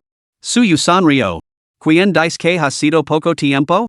Aunque nunca había tenido una relación, siempre había esperado sentar cabeza pronto. Así que estudié libros sobre el cuidado de los niños por adelantado. Cuando supe que estabas embarazada, volví a repasar y record algunas cosas, justo a tiempo para esto. Las dudas de Luoli se desvanecieron por completo. No me extraña. Parece saberlo todo y poder hacer cualquier cosa. Empiezo a admirarte. Si yo recuerdo algo importante y se sentó junto a la cama. No has elegido los nombres de los niños, ¿verdad? Luoli asintió. C. Tengo entendido que tenemos que inscribir el certificado de nacimiento y el registro familiar en el plazo de un mes desde el nacimiento, así que hay que decidir el nombre de antemano. Estaba pensando que podríamos elegir los nombres juntos. Yo pondré el nombre a la primogénita y tú puedes poner el nombre a la segunda y a la tercera. ¿Qué te parece? Suyo miro a luoli con alegría. ¿Puedo ponerles nombre en vuestras hijas? ¿De verdad? Luoli sonrió. Por supuesto, siempre y cuando no eliges nombres como Florcita o Rojita. Ya. Ni mi ocurriría defraudar a mi pequeña. Ni tomaré mi tiempo y pensar en dos nombres preciosos. Luoli parecía preocupada. El nombre no es el problema. Es el registro civil. Yo, puede que no pueda registrarlo a mi nombre. En mi casa. No sabía cómo decirle suyo que su familia la había repudiado por su embarazo no plenitud. Su mejor amiga se lo había mencionado a suyo, pero solo brevemente después de todo, Luoli tampoco había compartido mucho con Li Chao Chao, y había optado por compartir la alegría sin la tristeza. La verdad era que sus padres desaprobaban que tuviera un hijo fuera del matrimonio, por temor a que eso manchara su reputación. Lu exigieron que interrumpiera el embarazo. Cuando ella se negó, su padre, enfurecido, rompió toda relación con ella y le prohibió volver a casa. Luoli, turca como era, insistió en quedarse con el bebé y nunca volvió a casa. Como era estudiante y no tenía propiedades propias, no podía inscribir al niño en el registro civil. Suyo intentó consolarla. Entiendo tus preocupaciones. Si no te importa, el niño puede inscribirse mi nombre. Una vez que haya pagado la hipoteca y obtenido la escritura de este piso, añadir tu nombre. Luoli negó con la cabeza repetidamente. Suyo, no se trata de la propiedad. Resolver el problema del registro civil de los bebés sería más que suficiente. Estoy contenta con eso. Suyo tomó su mano entre las suyas. No se trata solo de la propiedad. Se trata de mi postura. Quiero que sepas que voy en serios contigo y con los niños. Luoli, soy consciente de que no hay una base emocional entre nosotros. Estas palabras pueden parecer presuntuosas, pero aún así quiero decirlas. El corazón de Luoli se aceleró mientras observaba nerviosa a suyo. ¿Qué quieres decir? Puede que ahora no sientas afecto por mí, y mucho menos que mi corazón me ames. Pero espero que algún día te enamores de mí y me veas realmente como tu marido. El registro civil de los niños no puede retrasarse. Puede que primero tengamos que obtener un certificado de matrimonio, pero Luoli, por favor, no sientas ninguna carga por ello. No veas el certificado de matrimonio como un grillit que te ata. Espero que algún día dices de verdad casarud conmigo desde el fondo de tu corazón. Por supuesto, ese el final sigue sin poder amarme y recorrer este camino juntos, no te obligar a cuidar de mi lado. Si cual si tu decisión, la respetar. Tras decir esto, suyo se puso en pie. En los días venideros, deja a un lado todas las cargas de tu corazón y vice puedes llegar a amarme. Te esperaré. Salió rápidamente del recinto. Los repartidores llegaron en alitas, y suyo recibió los paquetes en la sala de estar antes de ponerse a organizar afanosamente los artículos para uso de las niñas. En el dormitorio, Luoli yacía en silencio sobre la cama, con las palabras de suyo resonando en sus oídos. Sinceras. Francamente. Una sonrisa se dibujó en sus labios sin que se diera cuenta, y una ola de cálidas inundó su corazón. Sintió una fuerza y un apoyo inquebrantables detrás de ella. Esa sensación de seguridad era lo que suyo le proporcionaba. No se limitaba a decir palabras bonitas, sino que cumplía su promesa con sus acciones. La sensación de tener a alguien en quien apoyarse y con quien compartir las cargas era maravillosa. Luoli se dio cuenta de repente que, con suyo presente, podía volver a ser la chica que era antes. Levantando la mano para sacarse la lágrima que se le había escapado del ojo, Luoli recordó la instrucción de suyo de que no debía llorar durante el periodo de confinamiento. Obedient, contuvo las lágrimas. Cuando un vistazo a los bebés, todos profundamente dormidos, ella también se relajó y se quedó dormida por un momento. Suyo había estado ocupado toda la tarde, alimentando a los bebés dos veces y cambiándoles los pañales dos veces entre medias, y luego sacando tiempo para colocar todos los artículos comprados en sus lugares designados. Dos termos eran específicamente para preparar la leche de los bebés, uno en la mesita de noche del dormitorio y otro en la sala de estar. La leche de fórmula, los pañales, los biberones y demás artículos almacenados estaban perfectamente organizados para facilitar su acceso. La ropa de bebé comprada en la tienda física de maternidad también había llegado. Suyo aparto en armario apart para ella, con la intención de lavarla y arearla antes de guardarla para que la usara el bebé. Suyo no se había olvidado de luoli. Lo compro dos comodos conjuntos de ropa de dormir y una faja pasparto. Luego, discretamente, encargo un collar, que lo entregarían el día siguiente. La idea de ver su expresión cuando recibiera el collar al día siguiente lenaba a suyo de expectación. Aunque los niveles de icteracia del bebé se habían estabilizado tras la exposición al sol, no habían bajado a un rango saludable, por lo que no se había emitido la recompensa correspondiente del sistema. Con los gastos fluyendo como el agua en los últimos 2 días, además de la hipoteca del mes siguiente sacando, se retiró 200,000 monedas de oro de sus recompensas anteriores del sistema y las cambió por el equivalente en RMB. Sus ahorros, que antes estaban menguando, de repente aumentaron considerablemente, lo que le proporcionó una tranquilidad reconfortante suyo. Una vez terminadas las tareas domésticas y tras confirmar que no había más entregas pendientes, Sakamoto en el sofá para descansar antes de preparar la cena para luoli. De repente, sonó el tambor. Al mirar por la mirilla, suyo reconoció a su hermana, Suing. Capítulo 12, La crisis existencial de la hermana pequeña. La hermana menor de suyo, de 22 años, cursaba su tercer año en la Universidad Haidong de la Ciudad de ambos hermanos habían nacido y se habían criado en la ciudad. En su día, las notas de Suing en las pruebas de acceso a la universidad lo habían asegurado fácilmente una plaza en una institución más prestigiosa de Shanghai, pero ella había decidido quedarse en la ciudad de Hoy era viernes. Siempre que tenía tiempo los fines de semana, Suing iba a visitar a su hermano. Al llegar, limpiaba su piso, le lavaba la ropa y le preparaba la comida.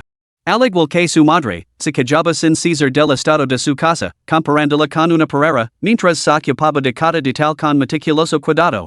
Durante los últimos días, suyo había estado completamente absorto en asuntos relacionados con los niños, olvidándose por completo de la costumbre de su hermana de aparecer sin avisar para hacer inspección sorpresa. Ahora ella estaba en la puerta. Si no la abría, probablemente pensaría que había pasado algo terrible.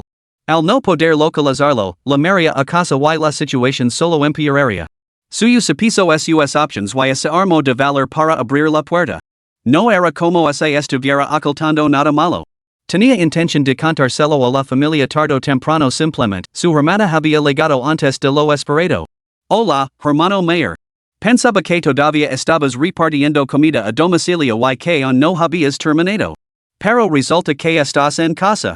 Suing abrió la puerta y le sonrió radiante. Dos hoyuelos adornaban su pequeño rostro, lo que la hacía parecer excepcionalmente dulce. Pero suyo conocía muy bien la lengua afilada de esa chica, cuando se enfadaba de verdad, también metía a su madre en la bronca. ¿Aún no has comido, verdad? He trado. Suing comenzó a decir, entrando en la casa, pero el resto de las palabras se lo atragantaron en la garganta. Porque allí, en la sala de estar, había un enorme cochecito de bebé, varios pañales sin disimular esparcidos por el sofá y una caja de leche de fórmula en el suelo. Hermano, ¿qué diablos es esto? Suing dejó temblorosamente los objetos que lavaba en las manos sobre la mesa de centro, con el rostro marcado por una total perplejidad. No levants la voz. Siéntate primero. Estaba a punto de contártelo. Antes de que suyo pudiera hablar, Suing le dio una palmada en el muslo. Lo entiendo, hermano. Luego sacó una tarjeta bancaria de su bolso y se la entregó a suyo. Los pagos de la hipoteca deben de estar apretados, ¿verdad? Siempre me cuentas las buenas noticias, pero nunca las malas. Apenas te las arreglas para sobrevivir y aún así me envías dinero para mis gastos. Ya te digo que tengo suficiente dinero. Hey 20,000 en esta tarjeta, ganados dando clases particulares por internet. Tómalo por ahora para salir del paso. Ya pensaremos en algo juntos más adelante. Suyo se quedó estupefacto, mirando a su hermana con desconcierto. No esperaba que esta hermana pequeña tan fogosa, que estaba dispuesta a destrozarlo a la menor provocación, lo quisiera tanto. Demostró ser totalmente fiable cuando más importaba. ¿Te has emocionado hasta las lágrimas? Tómalo. ¿Por qué te de vergüenza conmigo? Eres un hombre adulto. ¿Deja ese micronegocio sin sentido, vender productos para bebés? ¿Acaso tienes credibilidad? ¿Quién compraría eso? Los microempresarios no son de fiar hoy en día, nadie les cree. Tu trabajo ya es bastante agotador, descansa cuando llegues a casa. Yo estoy aquí para ayudarte. Suing dejó la tarjeta bancaria sobre la mesa de centro. De ahora en adelante, no compartas solo las buenas noticias y ocultes las malas. Al menos dime la verdad. No te preocupes, no así lo dirá mamá y papa. Ellos siguen creyendo que eres un alto ejecutivo en tu antigua empresa. Soy muy discreta, ¿verdad? Bien, voy a preparar la cena. Voy a saltar unos tomates y huevos, y de camino a casa he comprado unos cangrejos de río. Los comeremos juntos. Suyo agarra suing cuando así dirigía a la cocina y la empujo de nuevo al sofá. Escúchame. Esta vez, tu hermano tiene realmente buenas noticias que compartir. Suing puso los ojos en blanco. Sí, claro. ¿Has conseguido un trabajo estupendo? ¿O te ha tocado la lotería? Portate bien. Te voy a contar algo serios. Escucha. Tu hermano va a ser padre. Suing miro fijamente a suyo, parpadeando rápidamente. ¿Tú vas a ser padre? ¿De quién? Yo soy tu padre. Antes de que pudiera terminar, suyo le dio un golpe en la cabeza. Caramba! No estoy bromando. Estas cosas no son para que yo monte un microempresa. Son para mi pequeño abrigo de algodón y mi chaqueta de cuero. Tsk, chaqueta de algodón, chaqueta de cuero. Supongo que estás locamente enamorado de tu esposa. Has estado repartiendo comida a domicilio como un perro estos últimos meses, cuando has tenido tiempo de tener un bebé? Si realmente eres padre, una transmisión en vivo comiendo. Antes de que suing pudiera terminar, un fuerte lanto de bebé se escuchó desde el dormitorio. Parece que mi pequeño tesoro está llorando. Vi a preparar la cena, yo lu der de comer. Suyo se precipitó al dormitorio, sin darse cuenta de que su hermana estaba sentada en el sofá, con la boca abierta desde hacía unos instantes, ahora completamente paralizada. Tenía la mandíbula tan abierta que cabría un huevo. Cuando finalmente salió de su estupor, se tapó los oídos para asegurarse de que no había imaginado el sonido. Luego se levantó con cautela y se acercó de puntillas, como una ladrona, al dormitorio. Al llegar a la puerta, se asomó al interior, aferrándose al marco. Dios mío. ¿Qué fue lo que vio? Su hermano sostenía un biberón, acunaba a un pequeño bebé en sus brazos y lo alimentaba con total devoción. En la cuna parecía haber dos bebés más. En la cama grande había una mujer, de espaldas a ella, que calmaba a los dos bebés en la cuna. Suing se sintió mareada, su cuerpo se balanceó y casi perdió el equilibrio. Se apoyó en el marco de la puerta y miró dentro una vez más, esta vez segura de que no era una alucinación. Su hermano mayor se había convertido en padre o en enfermero de maternidad. Pero esta era su casa, ninguna enfermera de maternidad le vería a la nueva madre y el bebé a su propia casa para cuidarlos. Así que solo había una posibilidad. Se había convertido en padre. Desde que lo despidieron de su empresa, mi hermano había estado luchando por llegar a fin de mes. ¿Cuándo habría tenido tiempo para salir con alguien? Nunca antes había mencionado que tuviera una relación. Con una compleja mezcla de emociones, suing entró lentamente en el dormitorio. Se acercó a la cuna y se agachó para mirar. Su seno fruncido se suavizó al instante. Dios mío. ¿Cómo puede haber un bebé tan adorable? Tan rosado y regordito. Solo quiero besarlo. En el momento en que suing puso sus ojos en el bebé, su corazón se dirigió y se llenó de ternura. Los bebés humanos deben de ser las criaturas más adorables de la tierra. Suyo liberó una mano para apartar a su hermana, con expresión de exasperación. Baja la voz. Si asustas a mi bebé, tendrá unas palabras contigo. Son muy pequeños, evita el contacto visual directo. Suyo estaba ahora completamente dedicado a su bebé, meticuloso en cada detalle. Suing le lanzó una mirada de desaprobación antes de volverse hacia la mujer que estaba en la cama. Era lo correcto saludar a esta repentina, pero innegable, cunada. Hola, cunada. Encantada de conocerte. Me llamo Suing. Suing la saludó educadamente. Cuando levantó la cabeza y cruzó la mirada con Luoli, ambas se quedaron paralizadas. Suing se dejó caer en la cama, con los labios temblorosos, y habló lentamente. Luoli? Luoli asintió con torpeza. Soy yo. Hola, Suing. Qué coincidencia. Suyo estaba completamente desconcertada. ¿Qué está pasando? ¿Los dos vais a la misma universidad? Lili, ¿también estás en la Universidad de Haidong? Luoli miró a Suing, que aún no se había recuperado de la sorpresa. Sí, soy estudiante de tercer año de medicina. Suing está en la Facultad de Literatura, ¿verdad? Rara vez nos cruzamos, pero nos conocimos. Capítulo 13, ¿Qué coincidencia? La Sociedad de Danza de la Universidad de Haidong estaba llena de bellezas. Antes de quedarse embarazada, Luoli había participado durante un tiempo y Ali había conocido a Suing. En aquel momento, la figura y el aspecto de Suing habían dejado a Luoli sin aliento. Ambas chicas, igualmente deslumbrantes, destacaban entre sus hermosas compañeras. Quizás fue la atracción mutua entre grandes bellezas, porque Suing también se fijó en Luoli. Tenían la intención de conocerse mejor, pero antes de que pudieran hacerlo, Luoli dejó de asistir a las actividades del club de baile. Más tarde, desapareció por completo del campus. Suing solos entró por otros estudiantes de que Luoli se había quedado embarazada y había pedido una excedencia para tener a su bebé.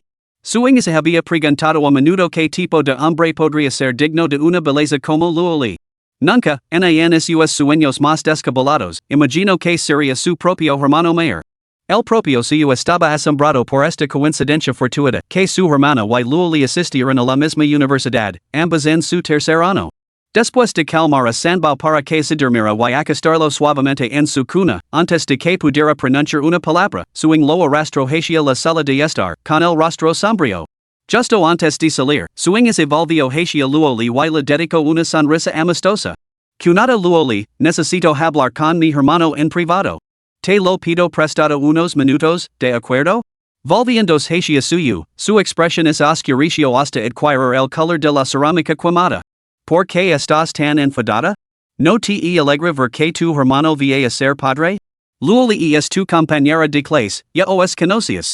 Y es como es la familia se uniera aún más. ¿No es eso algo bueno? Suyu había supuesto que la expresión agria de su hermana significaba que no le gustaba Luoli, pero no era así en absoluto. Quería darle un puñetazo. Suyu, nunca imaginó que por fuera parecieras tan respetable y por dentro fueras un lobo con piel de cordero. ¿Cómo puedes ser tan cabrón? Suing así era mango y así dispuso a golpear a Suyu. Suing, expliqué claramente. Intenta volver a insultarme así. Furiosa, Suing arrastró a Suyu a un dormitorio lejano y cerró la puerta de un portazo. Luoli tuvo que enfrentarse a rumores maliciosos en la escuela por su embarazo, de tu tipo de calumnias. La presión era insoportable, lo que la obligó a tomarse una excedencia. ¿Tienes idea de lo crucial que es la reputación de una chica? ¿Cómo puedes ser tan irresponsable y cobarde? ¿Vas a tener un hijo tuyo y aún así no te vas a casar con ella? ¿Qué clase de hombre eres? ¿Dejar embarazada a alguien sin reconocer tu responsabilidad? No eres más que un gorón. Suing se enfadaba más con cada palabra. Quizás fue la solidaridad femenina compartida lo que la hizo empatizar tan profundamente ahora estaba realmente furiosa con Suyu. Aunque fuera su propio hermano, no se iba a contener, se él la había fastidiado, lo iba a dar una buena reprimenda y una buena paliza. Te voy a dar una paliza, bastardo sin corazón. ¿Así se comporta una persona decente? Suing no se contuvo y lo lanzó puñetazos a Suyu. Él se encogió y esquivó los golpes, haciendo una mueca de dolor. De repente, la puerta se abrió de golpe. Luoli se quedó en el umbral, mirando a los hermanos con preocupación. Suing se vio obligada a detener sus acciones y le dedicó a Luoli una sonrisa incómoda. Mi hermano estaba pidiendo a gritos una paliza, así que se la di. Luoli miró a Suing con tenura y se echó a reír. Has malinterpretado a tu hermano. Luego se volvió hacia Suyu. Vigila al bebé. Voy a charlar un rato con mi hermana. Claro, charlad vosotros dos. La madme si necesitáis algo. Al salir, no pudo resistirse a darle una advertencia de despedida a Suing. Tu cunada todavía está en el periodo de reposo. No la enfades, ¿vale? Suing lu lanzó una mirada fulminante. No hace falta que me lo digas, sin vergüenza. Luoli contuvo una risita, encontrando esta dinámica entre hermanos extrañamente entrainable. Dejando a un lado sus discusiones y bromas, su vínculo era innegablemente genuino. Una vez que Suyu cerró la puerta tras de sí, la habitación quedó en silencio, con un ligero sentimiento de incomodidad. Después de todo, las dos chicas no habían tenido mucha interacción previa. Encontrarse de repente en estas circunstancias las hacía sentir un poco incómodas. Fue Luoli quien habló primero. Suing, en realidad, tu hermano no es lo que tú crees. Él también es una víctima. La cuestión es. Después de un largo rato, Luoli le contó todo, su primer encuentro, su reencuentro, su recent reunión en el hospital y los acontecimientos de ese día. Lu explico toda la secuencia de acontecimientos a suing. Suing dio un suspiro de alivio. Menos mal que su hermano no era un cabrón. Pero también estaba furiosa. Sus ojos ardían de rabia mientras miraba a Luo Li. ¿Qué cabrón ha utilizado un truco tan despreciable como drogart? ¿Es de nuestra escuela? ¿Quién es? Dámelo, voy a darle una paliza. No es más que escoria. Luo Li rápidamente agarró la mano de Suing para consolarla. Todo eso ya es pasado. No podemos permitirnos provocar a alguien así. Él no lo consiguió, pero yo he arruinado la vida de tu hermano. Lo siento mucho. Oh, déjalo ya. Es el destino el que os ha unido a ti y a mi hermano. Suing acarició suavemente la mano de Luo Li, murmurando en voz baja.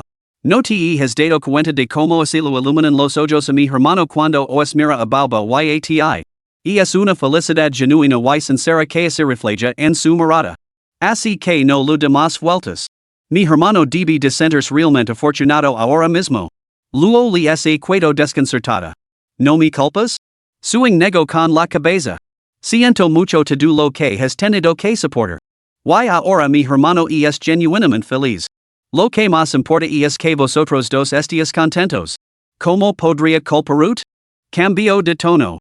Pero no puedo dejarlo pasar. Ahora eres mi cunada. Ese cabrón que te drogo. Lo romper las piernas. No, no seas precipitado. Escúchame. Luo Li se puso nerviosa, sabiendo que ese hombre era alguien a quien no podían permitirse ofender. No quería que Suing volviera a ser blanco de esa escoria. Fui descuidada aquella vez y mi compañera de piso me tendió una trampa. Dijo que era su cumpleaños y nos invitó a las chicas a salir a celebrarlo. Nunca imaginé que aquel hombre también estaría allí. Más tarde, escape y me encontré con tu hermano. Después de eso, toda la universidad se enteró de mi embarazo. Cuando aquel cabrón se dio cuenta de que estaba embarazada, perdió interés en mí. Conseguí escapar de sus garras sana y salva. Suing, no dejé que ese cabrón se saliera con la suya. Ahora estoy bien. No debes investigar esto por mi bien. No necesitas saber quién es. Lo más importante es que te proteges a ti misma. Si alguien así te hubiera atacado, ¿crees que tu hermano y yo podríamos estar tranquilos? Así que prometin que, si no puedes enfrentar de ellos, los evitarás. Mantente el jada de gente así. Suing sintió una cálida olida de emoción invadirla. Aunque muy a su pesar, no quería preocupar a su hermano en Luo Li. Suing suspiró. Está bien, lo prometo. No voy a seguir investigando este asunto por ahora. No solo por ahora. ¿Has como así nunca te hubieras enterado, de acuerdo? Está bien, está bien. Sé que me estás protegiendo. ¿No puedo simplemente hacer caso? Solo entonces Luo Li se relajó. Sí, así está mejor. Ahora puedo estar tranquila. Las dos chicas intercambiaron una sonrisa. La amistad era algo curioso. Hacía unos momentos, se sentían incómodas y reservadas. Pero después de esta charla sincera, su vínculo parecía haberse profundizado al instante y se sentían mucho más a gusto juntas. Capítulo 14. Mi hermano está bastante guapo así. Suing recordó algo más y miró a Luo Li. Tú y mi hermano deberíais conseguir primero el certificado de matrimonio. Así estaríais legalmente casados y veremos quién se atreve a cotillear entonces. Luo Li suspiró, con una sonrisa irónica en los labios. Puede que eso no sea tan sencillo. ¿Qué? ¿Acaso mi hermano no estará de acuerdo? ¿No quiere casarse contigo? Suing frunció el seno. Si su hermano realmente hacía algo así, lo dejaría hecho papilla. No es culpa de tu hermano, es mía. Mi registro civil está en mi ciudad natal. Como me quedé embarazada antes de casarme, me peleé con mi familia. Ahora me resultaría bastante difícil recuperar mi registro civil sin problemas. Al escuchar la explicación de Luo Li, Suing pudo reconstruir más o menos lo que había sucedido. Una punzada de tristeza la invadió mientras le daba una palmadita en la mano a Luo Li. No pasa nada. Lo mejor es que tú y el bebé estén sanos y salvos ahora. Nos ocuparemos del resto paso a paso, y lo resolveremos. Ahora estás en tu periodo de reposo, no te preocupes por estos asuntos. Concentrate en descansar y recuperarte bien. Luo Li asintió con la cabeza, conmovida, y sonrió. Gracias, Suing. Oh, no hay de qué. Aunque debo admitir que me sorprendió mucho ver que eras tú. Pero eso solo demuestra tu conexión con mi hermano, y también conmigo. A partir de ahora, eres mi cuñada. Suing era ferozmente leal y sincera sin complejos. Era una belleza deslumbrante, pero su naturaleza marimacho hacía que tratara a todos los jóvenes que la admiraban como compañeros. Por cierto, cuñada, ¿has pensado cuándo volverás a la universidad? Al oír las palabras de Suing, los ojos de Luo Lia se apagaron momentáneamente. Se sentía completamente perdida, sin saber cómo proctor. Tener tres bebés la había anclado a esta vida, haciendo que volver a la universidad pareciera un sueño lejano. Y luego estaban los rumores maliciosos, incluso los susurros de que un anciano la mantenía habían legado a los oídos de Luoli. Volver a la universidad seguramente lu traería problemas sin fin. Ya veremos. No lo he decidido. Los bebés son demasiado pequeños. Aunque tu hermano me ha dicho que vuelva a la escuela sin preocupaciones, simplemente no puedo hacerlo. Luoli continuó, con una expresión cargada de culpa. Mi propia decisión lo ha supuesto una carga. Si la dejara en casa cuidando de los niños mientras yo persigo libremente mis sueños, sería el colmo del egoísmo. De repente, la determinación de Luoli se agudizó. Miró a Suing con seriedad. Suing, tu hermano es un hombre muy responsable. Por favor, convéncelo de que siga su propio camino. Yo puedo cuidar de los niños. Suing parecía desconcertada. ¿Quieres decir que no volverás a la universidad? ¿Te quedarás en casa como madre a tiempo completo? Luo le apretó los labios. Aunque lo resultaba difícil, asintió con sorprendente certeza. Sí. Insistí en tener al bebé. Tu hermano no sabía nada al respecto. Ya ha hecho más de lo que le correspondía. Lu estoy profundamente agradecida. No puedo ser una carga más para él. La expresión de Suing se torció por el conflicto. Pero conozco el temperamento de mi hermano. Nunca te dejaría sola para que te las arreglaras. Esta situación entre vosotros dos. Justo cuando Suing se quedó sin palabras, la puerta se abrió con un chirrido. Suyo estaba en la entrada, con una sonrisa en los labios. No estaba espiando deliberadamente vuestra conversación, chicas. Acababa de terminar de cocinar y vino lamoros para cenar cuando lo oí. Suyo se volvió hacia Luoli. Eres muy turca. Ya te lo he dicho antes, tú y el niño no sois una carga. Estoy muy feliz de hacer esto. En cuanto a mi carrera, escuchan las dos. A decir verdad, ya he encontrado algo que puedo hacer desde casa con un horario flexible y que me sigo reportando ingresos. Suing abrió mucho los ojos. ¿Qué tipo de trabajo es, hermano? ¿Significa eso que ya no tendrás que repartir comida a domicilio? Por supuesto que no. Ahora soy autor de novelas web. Puedo ganar dinero sin salir de casa y no interferir con el cuidado del bebé. Así que, Luoli, no tienes que preocuparte por eso. Suyo, naturalmente, no mencionaría su sistema, ese código de trampa superpoderoso que le permite ganar un flujo constante de monedas de plata con solo cuidar al bebé. Después de pensarlo, se decidió por la excusa algo plausible de escribir novelas. Le gustaba leerlas y una vez lo había mencionado casualmente a su hermana que tal vez intentaría escribir una para ver si daba dinero. En ese momento, solo era una charla ociosa, ninguno de los dos lo había tomado en serios. Pero ahora, usar esta excusa parecía encajar perfectamente en todos los sentidos. Efectivamente, Suing no sospechó nada, aunque se sorprendió un poco. ¿De verdad escribes novelas? Eso es genial, hermano. ¿De qué tratan? Danos el título, ¿quieres? Suyo puso los ojos en blanco. Perdit. Levade y vamos a comer. Justo cuando los tres estaban comiendo, un fuerte llanto de uno de los bebés resonó desde el dormitorio. Suyo dejó rápidamente su cuenco y los palillos, se levantó y se dirigió al dormitorio mientras murmuraba para sí mismo. A juzgar por el sonido, debe ser el mayor llorando. Se acercó a la cama y comprobó que su corazoneta era cierta, el mayor, pajacat, yeshia llorando, con la carita enrojecida. Anfitrión, el mayor se ha ensuciado. Por favor, cambie el panel inmediatamente.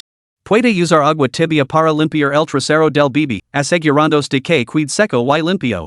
Al oír la alerta del sistema, Suyo fue rápidamente a buscar un panel limpio y le quitó con destreza el sucio. Enroló el sucio en un paquete apretado, lo aseguró con las lengüetas adhesivas y lo tiró a la basura. Lino con cuidado una pequeña palangana azul con agua tibia, comprobó la temperatura con la mano para asegurarse de que estaba a la temperatura adecuada y la colocó junto al bebé. Con los dedos, lo levó suavemente el kilito. Después de enjuagarlo, lo seco bien la zona con una toalla azul suave luego antes de ponerlo un panel limpio. Con el culito seco y cómodo, el pequeño se sintió satisfecho y dejó de llorar de forma natural, quedándose dormido poco después. Esta escena dejó completamente hipnotizada a su que se había acercado a la puerta por curiosidad. Nunca habría imaginado que su hermano mayor, que siempre estaba discutiendo con ella, peleándose constantemente y que parecía no madurar nunca, pudiera de repente volverse tan responsable. Sus movimientos suaves y expertos, el tierno cuidado que mostraba hacia el bebé y la forma en que se había levantado de la mesa sin pensarlo dos veces para atender las necesidades del pequeño, todo el objeto que un cálido sentimiento invadiera el corazón de su realmente estaba muy guapo así. Como un padre de verdad. Hermano, eres genial. Cuando su paso junto a su la odo murmurar esto entre dientes. Vite, deja de agilarlo. Vuelve a comer. Ni siquiera sabes aceptar un completo. Su lo lanzó una mirada fulminante a su hermano antes de volver a la mesa para terminar de comer. Luego le observó la discusión entre los hermanos y no pudo evitar sonreír. Solo los hermanos comparten esta dinámica. Su afecto dura solo 3 minutos antes de que empiecen a pelearse por tonterías, pero cuando surge un problema, arriesgan sus vidas para protegerse mutuamente.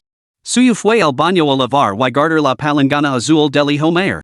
En ese momento, un pedido resonó en su mente. Enhorabuena, anfitrión.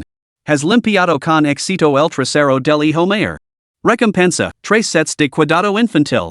Colocados en tu mochila del sistema. El anfitrión puede recuperarlos cuando lo necesite. Suyo frunció el seno. ¿Qué es un set de cuidado infantil? El anfitrión puede consultar la mochila. Cada kit contiene crema para el eczema infantil, repelente de insectos, talco para el sarpullido y otros productos esenciales para los problemas comunes de los recién nacidos. Ninguno de los artículos incluidos en los kits contiene ingredientes nocivos para la salud infantil. Son mucho más seguros, saludables y eficaces que los productos disponibles en el mercado. Capítulo 15, Autodidacta por el bien del bebé. Su esencia realmente afortunado de tener este sistema. Era prácticamente una guía a nivel de niñera, que lo guiaba paso a paso para convertirse en un padre ejemplar. Con el sistema, su esencia considerablemente más tranquilo. Si el bebé sufría alguna dolencia menor durante su crecimiento, él sería capaz de minimizar su malestar y acelerar su recuperación. Este pensamiento lo reconfortaba. Examinó los artículos del cuarto de baño. Todos pertenecían a sus 3 pequeños tesoros. Había 3 palanganas pequeñas para lavarles el culito. Azul para el mayor, rosa para el segundo y amarillo para el pequeño. Toallas para la cara, toallas para cambiar pañales, toallas de baño, 3 de cada una, también en azul, rosa y amarillo, con diferentes tamaños para distinguir sus usos. 3 bañeras también. Este cuarto de baño de tamaño modesto se había convertido en el dominio exclusivo de los bebés. Rodeado de estos coloridos artículos, suyo sintió que lo invadían oleadas de profunda emoción y satisfacción. La enfermera de maternidad no sería entrevistada hasta el día siguiente. Después de la cena, su instó a luego le que se acostara y descansara, dejando a suyo el cuidado de los bebés. Ella misma se puso a ordenar la casa sin descanso. Aunque estaba impecable, con 3 bebés presentes, su no dejó ningún rincón sin tocar, limpiando cada centímetro hasta que brillara. Había despejado el dormitorio más pequeño para ella, con la intención de venir los fines de semana para ayudar a cuidar a los niños. Se cuidaría a pasar la noche, aunque eso pudiera hacer que su hermano y su cuñada se sintieran un poco incómodos. Pero con 3 bebés tan pequeños, su presencia aligeraría considerablemente su carga. De lo contrario, aunque estos 3 bebés eran adorables, cuidarlos adecuadamente agitaría incluso a varios adultos. Su enlamó a suyo al salón, luego le tomó del brazo y lo llevó al pequeño dormitorio, cerrando la puerta tras ellos. Al verla tan cautelosa, suyo no pudo evitar preguntarle con una sonrisa. De lo que quieres decir. ¿Por qué actuamos como si estuviéramos tramando algo? Suing bajo la voz. ¿En qué estás pensando? Acabo de hablar con mi cuñada. Tienes que dar pronto alguna certeza, debes encontrar la manera de casarud como es debido. Su registro civil está en su ciudad natal. ¿Por qué no vamos allí juntos, armados con sinceridad genuina? Como mínimo, trae el registro civil para que podáis casaros. Entonces debemos encontrar tiempo pronto para ser sinceros con nuestros padres. Ambos padres deben conocerse tarde o temprano, ¿no? Suyo asincio. Estoy preparando para todo esto. Es solo que Lili acaba de salir del hospital y necesita cuidados constantes. No te preocupes por eso. Mi cuidar aquí para cuidar de mi cunada y del bebé. Vi tu primero solo a su ciudad natal. Si necesitas ayuda y fracasas, yo intervendré. Suyo sonrío a su ing. Eres muy fiable cuando hace falta, a pesar de tu temperamento habitual tan nervioso. Basta de charla. Cogeste dinero ahora mismo.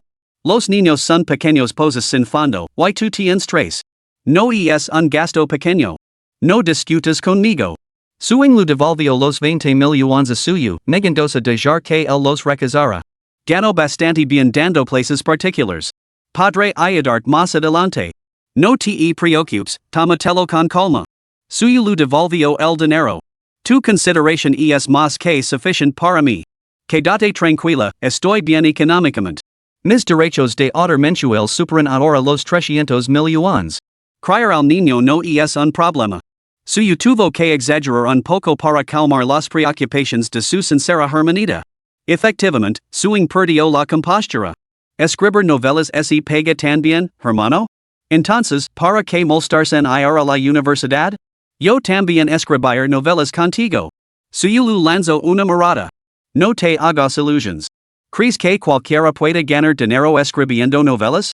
Hay montones de autores que no ganan ni un centavo. Suing solo estaba bromando. Saber que su hermano ya no tenía que preocuparse por el dinero la tranquilizó considerablemente. Bien, eso me tranquiliza. De todos modos, la meme si necesitas algo. Me gustaría aprender a cuidar niños, así estar preparada cuando llegue el momento. Suyo estaba divertido y exasperado a la vez. Pequeña descarada, ¿planeas practicar con mis bebés? No me atrevería, hermano mayor. Al fin y al cabo, soy su tía. Me preocuparía más mamarlos que cualquier otra cosa. Bueno, tengo que ir a ver cómo están los tres pequeños otra vez. Suing estaba tan feliz como podía estarlo, y se dirigió a toda prisa hacia el dormitorio principal, la habitación de Luoli. Luoli todavía se sentía bastante débil, tumbada en la cama sin intención de dormir. Sin embargo, al poco tiempo, sus párpados se volvieron pesados y se quedó dormida. Suing se acercó de puntillas y se sentó junto a la cuna, contemplando a los tres pequeños que dormían profundamente en sus camas. Su corazón se dirigió al verlos. De repente, Sanbao, que había estado durmiendo plácidamente, se sacudió violentamente. Como si se hubiera asustado. Esto asustó bastante a Suing. Se puso de pie de un salto, corrió hacia la cuna de Sanbao y, con cautela, le puso el dedo en la nariz. On respiraba. Se relajó un poco. Al ver a Luoli dormida, el corazón de Suing no se tranquilizó por completo. Salió corriendo a buscar a su hermano.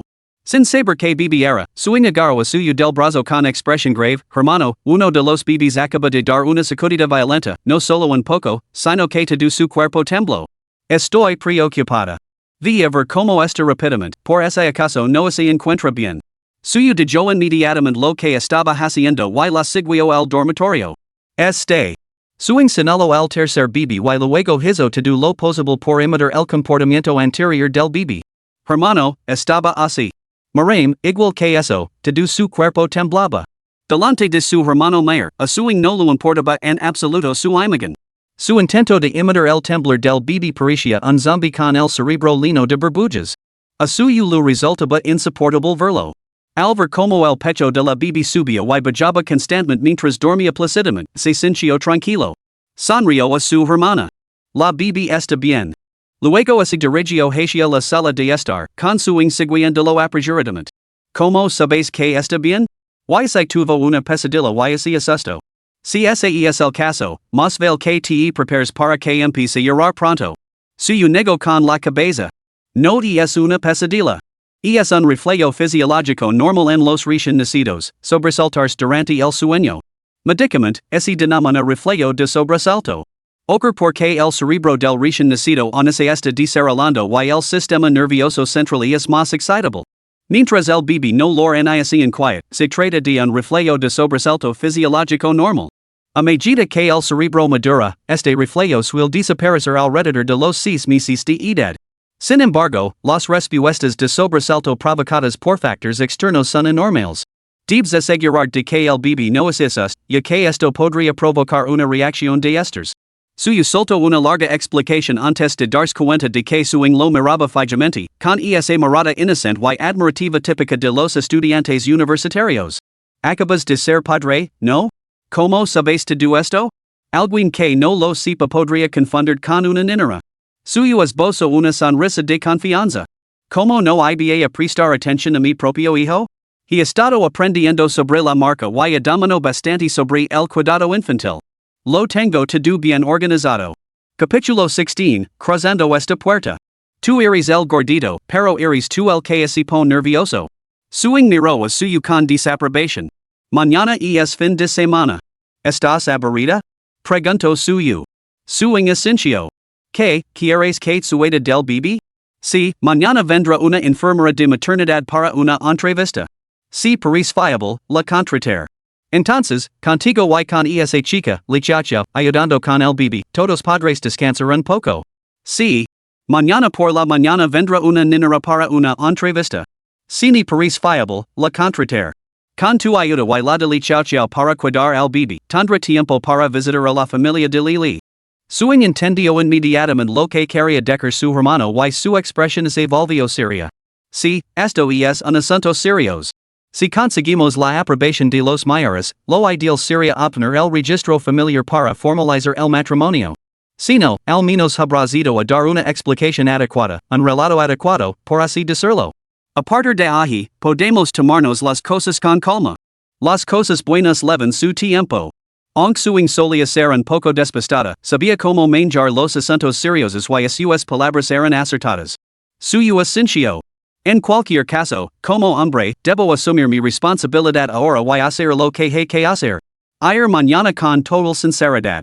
Después de escuchar las palabras de su hermano, suing reflexionó un momento antes de bajar la voz. Hermano, sé lo esencial de lo que pasó entre tú y mi cuñada. Entonces, si lo entiendo bien, solo habías estado juntos estos últimos días?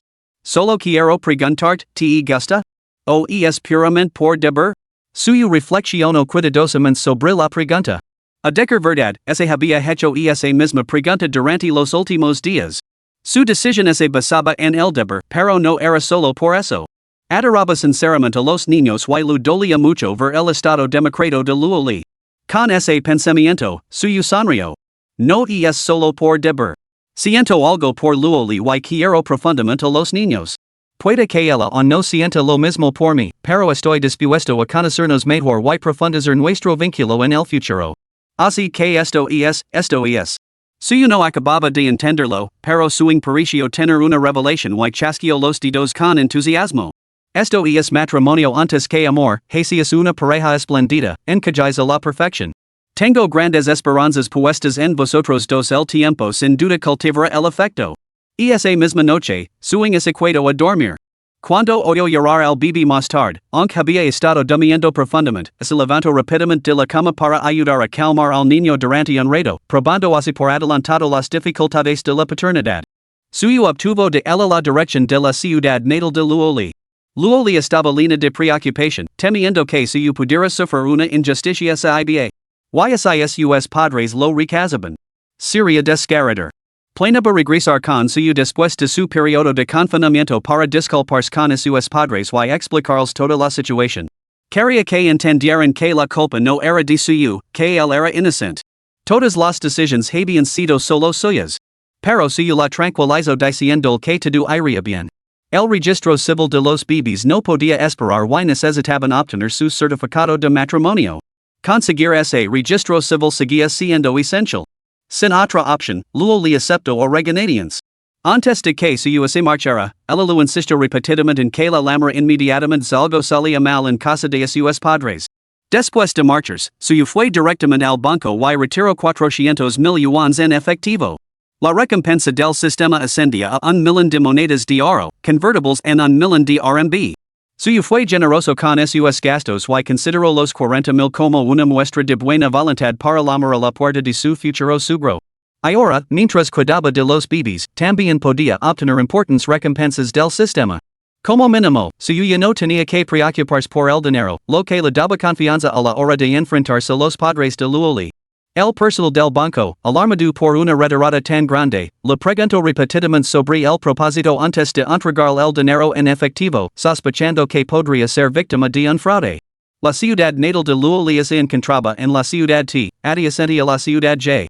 Consultando el navigator por satellite, su calculo que el viaje por la autopista duraría aproximadamente una hora y media. Coloco la bolsa de plástico negra que contenía los 400,000 yuans en el asiento del copiloto, se abrochó el cinturón de seguridad y partió. Era su primera visita y lavaba consigo sinceridad, esos 400,000 yuans en efectivo. Después de tantos años navegando por las complejidades de la sociedad y experimentando innumerables convenciones sociales, su hermana asumió que su noción de sinceridad significaba expresar su amor y responsabilidad hacia Luoli y el niño ante los dos ancianos. En realidad, esas cosas dependían completamente de las palabras, intangibles y invisibles. Como ancianos con más experiencia que él, ofrecerles promesas vacías solo los enfadaría aún más. Esta bolsa de billetes rojos brillantes resultó ser mucho más tangible. En última instancia, los padres de Luoli estaban furiosos por dos razones. En primer lugar, el embarazo fuera del matrimonio de su hija les había avergonzado. En segundo lugar, la habían criado y enviado a la universidad con la esperanza de que tuviera un futuro próspero. Ahora que la perspectiva de un matrimonio favorable se había desvanecido, los ancianos probablemente se sienten completamente desilusionados y abatidos. Ambas quejas se remediarán fácilmente. Suyo podía restaurar la reputación perdida. En cuanto a la calidad del partido, demostrar su situación financiera y su sentido de la responsabilidad naturalmente acalaría cualquier otra objeción. Exactamente una hora y media después, suyo llegó a la dirección del complejo residencial que Luoli le había proporcionado. Suyo provenía de un entorno rural, pero Luoli era diferente. Según ella, había dejado el campo con sus padres a los 7 años para ganar dinero en la ciudad. Una vez que sus padres ahorraron lo suficiente, comprarán un piso en la ciudad. Cada año, traían a los abuelos modernos y paternos de Luoli para que se quedaran con ellos durante un tiempo, alternando entre unos y otros. Por lo demás, rara vez volvían al campo. El complejo residencial donde vivía Luoli Southeast llamaba Garden Estate. Un nombre muy común para una urbanización muy común. Era bastante grande, con edificios de 7 plantas sin ascensor, típicos de las urbanizaciones antiguas de antaño. A la entrada de la urbanización había una caseta de vigilancia. El encargado lo indicó a suyo que rellenara el registro y le facilitara su número de teléfono antes de permitir el acceso. Utilizando el número de puerta que le había dado Luoli, suyo llegó a la residencia indicada. De pie en la puerta, se arregló el aspecto y el peinado antes de sacar su teléfono para enviar un mensaje de WeChat a su hermana. Dile a Luoli que he legado. No tiene por qué preocuparse. Me pondré en contacto con vosotros si surge algo. No dejes que se pase el día mirando el móvil, debe cuidar sus ojos durante el confinamiento. Puso el móvil en modo silencioso y llamó a la puerta. Segundos después, se abrió y apareció Luo Changqing, un caballero elegante y refinado. Tenía un aspecto muy juvenil, cabello espeso, rasgos atractivos y un rastro de barriga cervecera, evitando perfectamente los típicos defectos de la apariencia de la mediana edad. Luoli había mencionado que su padre tenía 49 años y su madre 47. Con buenos cuidados, era posible parecer mucho más joven a esa edad. Hola, ¿a quién viene a buscar? Luo Changqing miró a suyo con desconcierto. Suyo se inclinó respetuosamente, con voz suave y cortés. Buenos días, tío. Me llamo suyo y soy el novio de Luoli. He venido hoy para. Antes de que pudiera terminar, la puerta se cerró de golpe con un estruendo ensordecido que le hizo zumbar la cabeza. Suyo suspiró para sus adentros. Había previsto esta escena, por lo que su mente permaneció inusualmente tranquila. Para lo que para, tenía que atravesar esa puerta hoy. Capítulo 17, una vez explicado, el malentendido desaparece. En la sala de estar. Al notar la expresión inquieta de su marido y la fuerza con la que cerró la puerta, un Milling dejó inmediatamente de arreglar las plantas y se acercó desde el balcón. ¿Qué pasa? He oído llamar a la puerta hace un momento. ¿Quién era? Nadie. Un desconocido. Luo Changqing se sentó en el sofá con expresión hosca, aunque sus manos temblorosas delataban su agitación interior. Después de tantos años de matrimonio, un Milling lo conoce bien. Su reacción sugería que el visitante debía estar relacionado con su hija. Ella había oído vagamente la voz de un hombre poco antes. Solo su hija podía hacer que su marido perdiera la compostura por completo y cerrara la puerta de un portazo. When Milling suspiro y ese gyro para caminar hacia la puerta. No la abras. La voz de Luo Changqing era baja, cargada de ira. Ella se detuvo en la puerta, mirándolo antes de hacerle una sola pregunta. ¿No te importa la situación de nuestra hija? ¿No quieres saber nada? Luo Changqing se quedó en silencio. Aunque su rostro seguía tan sombrío como el carbón, bajo la cabeza, permitiendo tácitamente que su esposa abriera la puerta. When Milling primero miró por la mirilla y vio a suyo. Parecía un joven bien presentado, no vestido de la manera sospechosa que ella había imaginado. Aliviada, abrió la puerta. Suyo había estado deliberando fuera se lamar de nuevo, pensando en qué palabras podrían evitar el rechazo. Entonces, inesperadamente, la puerta se abrió con un clic. Una mujer de belleza perdurable lo miró con recelo. Bien conservada, su cabello suavemente rizado estaba cuidadosamente recogido, lo que le daba un air de jaunty compostura. A primera vista, los hermosos ojos de Luoli eran claramente heredados de su madre, largos, delgados y ligeramente cavados en las comisuras, poseían un atractivo especial incluso sin maquillaje. El resto de sus rasgos se parecían a los de su padre. Independientemente de quién se pareciera, esta familia sin duda poseía una apariencia llamativa. Buenos tardes, señora. Mi nombre es suyo. Me doy cuenta de que esto es bastante repentino, pero tengo algo muy importante que discutir con ustedes. ¿Puedo pasar y sentarme? El tono de suyo era serio y su actitud sincera. Su elegante vestimenta y sus años de experiencia profesional lo conferían un air de madurez y compostura. Esto hizo que la primera impresión que When Milling tuvo de él no fuera del todo desfavorable. Sin embargo, la idea de que su hija tuviera un hijo fuera del matrimonio ensombrició instantáneamente su expresión. Miró a suyo. El joven vestía con elegancia, claramente no lavaba ropa barata, pero había venido con las manos vacías en su primera visita. No es que ella codiciara las cosas materiales, ya que a su familia no le faltaba de nada. Más bien, pensaba que, como miembro de la generación más joven, especialmente dada su relación con su hija y la incómoda situación actual, incluso llevar una simple cesta de fruta en su primera visita habría sido una muestra de respeto. Su expresión se ensombrició aún más y su tono se volvió lo más seco posible, con unas palabras que apenas eran más que un resoplido frío. Pasa. Con esas tres palabras, se dio la vuelta y entró en la sala de estar, acomodándose en un sofá chaise-longue. Suyo la siguió poco después. Su figura alta y esbelta, junto con sus rasgos bien definidos y decididos, le daban un aspecto innegablemente llamativo. Entre todos los yernos de su familia, él destacaba como el más excepcional. Poco sabía ella que era una manzana podrida bajo su pálido exterior. When Milling suspiró para sus adentros, mirando a su marido. Tenía el rostro sombrío, la cabeza gacha, evitando el contacto visual, lo que hacía que el ambiente fuera incómodo. Ya que está aquí, por favor, siéntese y hable. When Milling no tuvo más remedio que hablar, rompiendo la tensa atmósfera. Suyo no se sentó inmediatamente.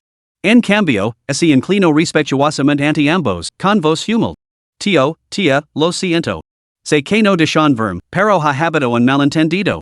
He venido hoy específicamente para aclararlo. No soy el tipo de hombre que elude sus responsabilidades. La postura sumisa y el tono sincero de suyo hicieron que Luo Changqing levantara las cejas y lo mirara directamente. La expresión de When Milling también se suavizó ligeramente. Si hay un malentendido, explícalo claramente ahora. Suyo asintió y describió las circunstancias de su primer encuentro con Luoli. Eso era precisamente lo que Luoli lo había indicado antes de partir, no ocultar nada, solo decir la verdad. Decir falsedades en una primera visita, incluso mentiras piadosas, sembraría la semilla de la duda.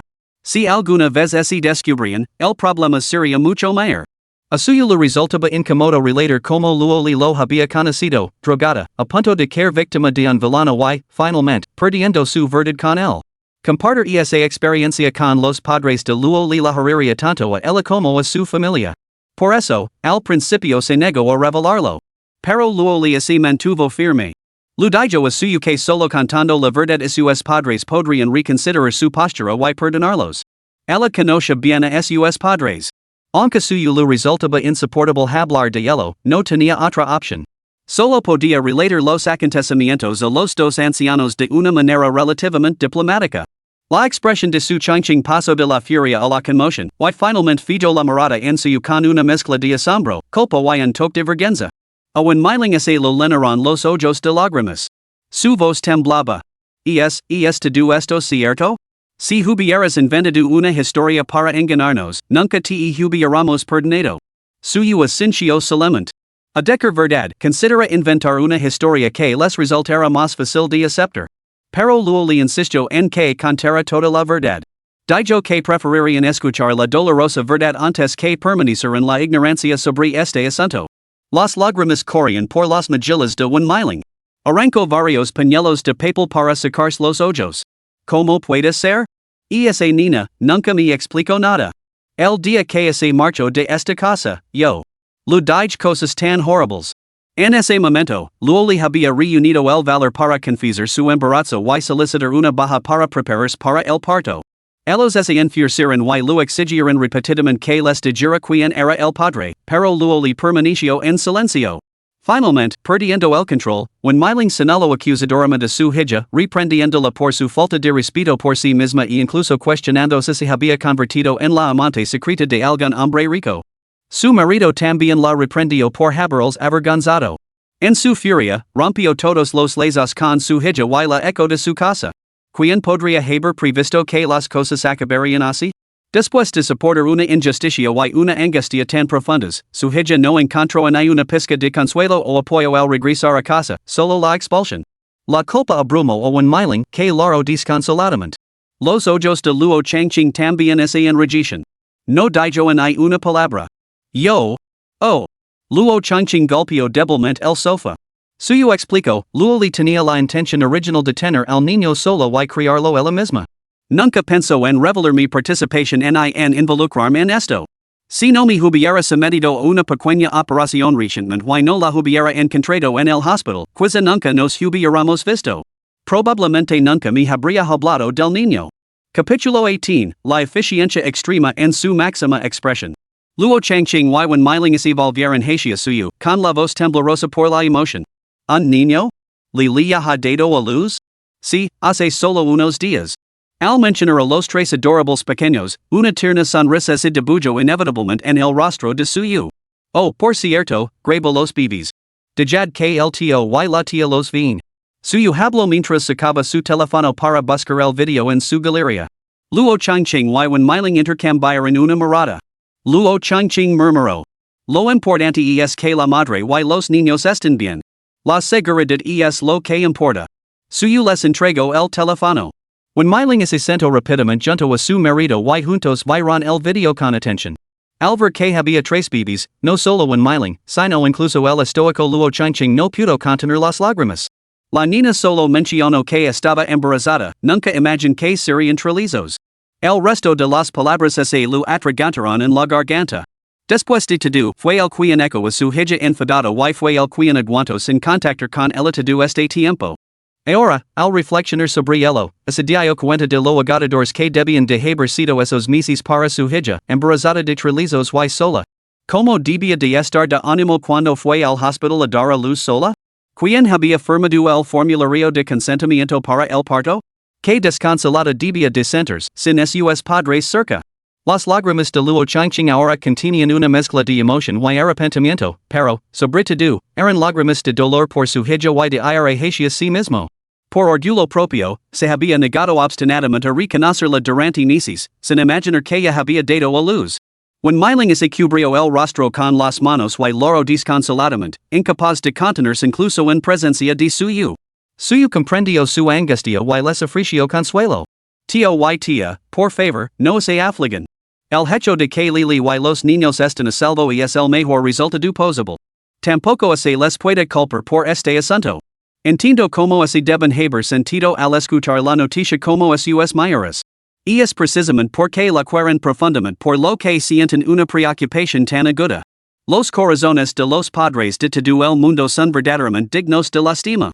Ahora que yo mismo soy padre, puedo comprender mejor la angustia que sienten por Lili.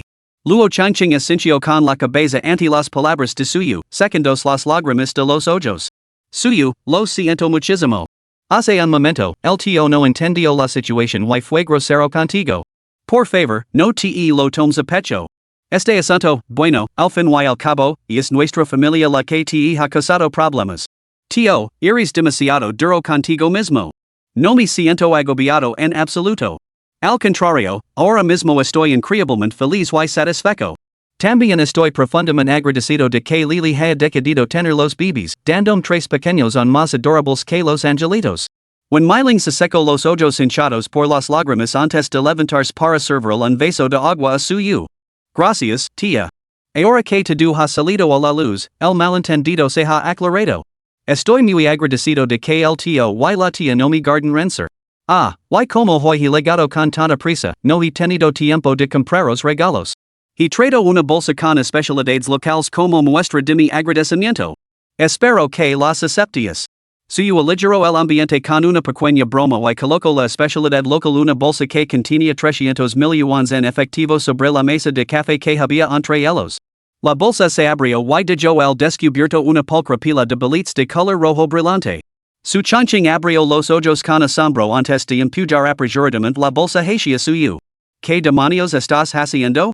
When Milling agitó las manos en señal de protesta. No podemos aceptar esto. Es.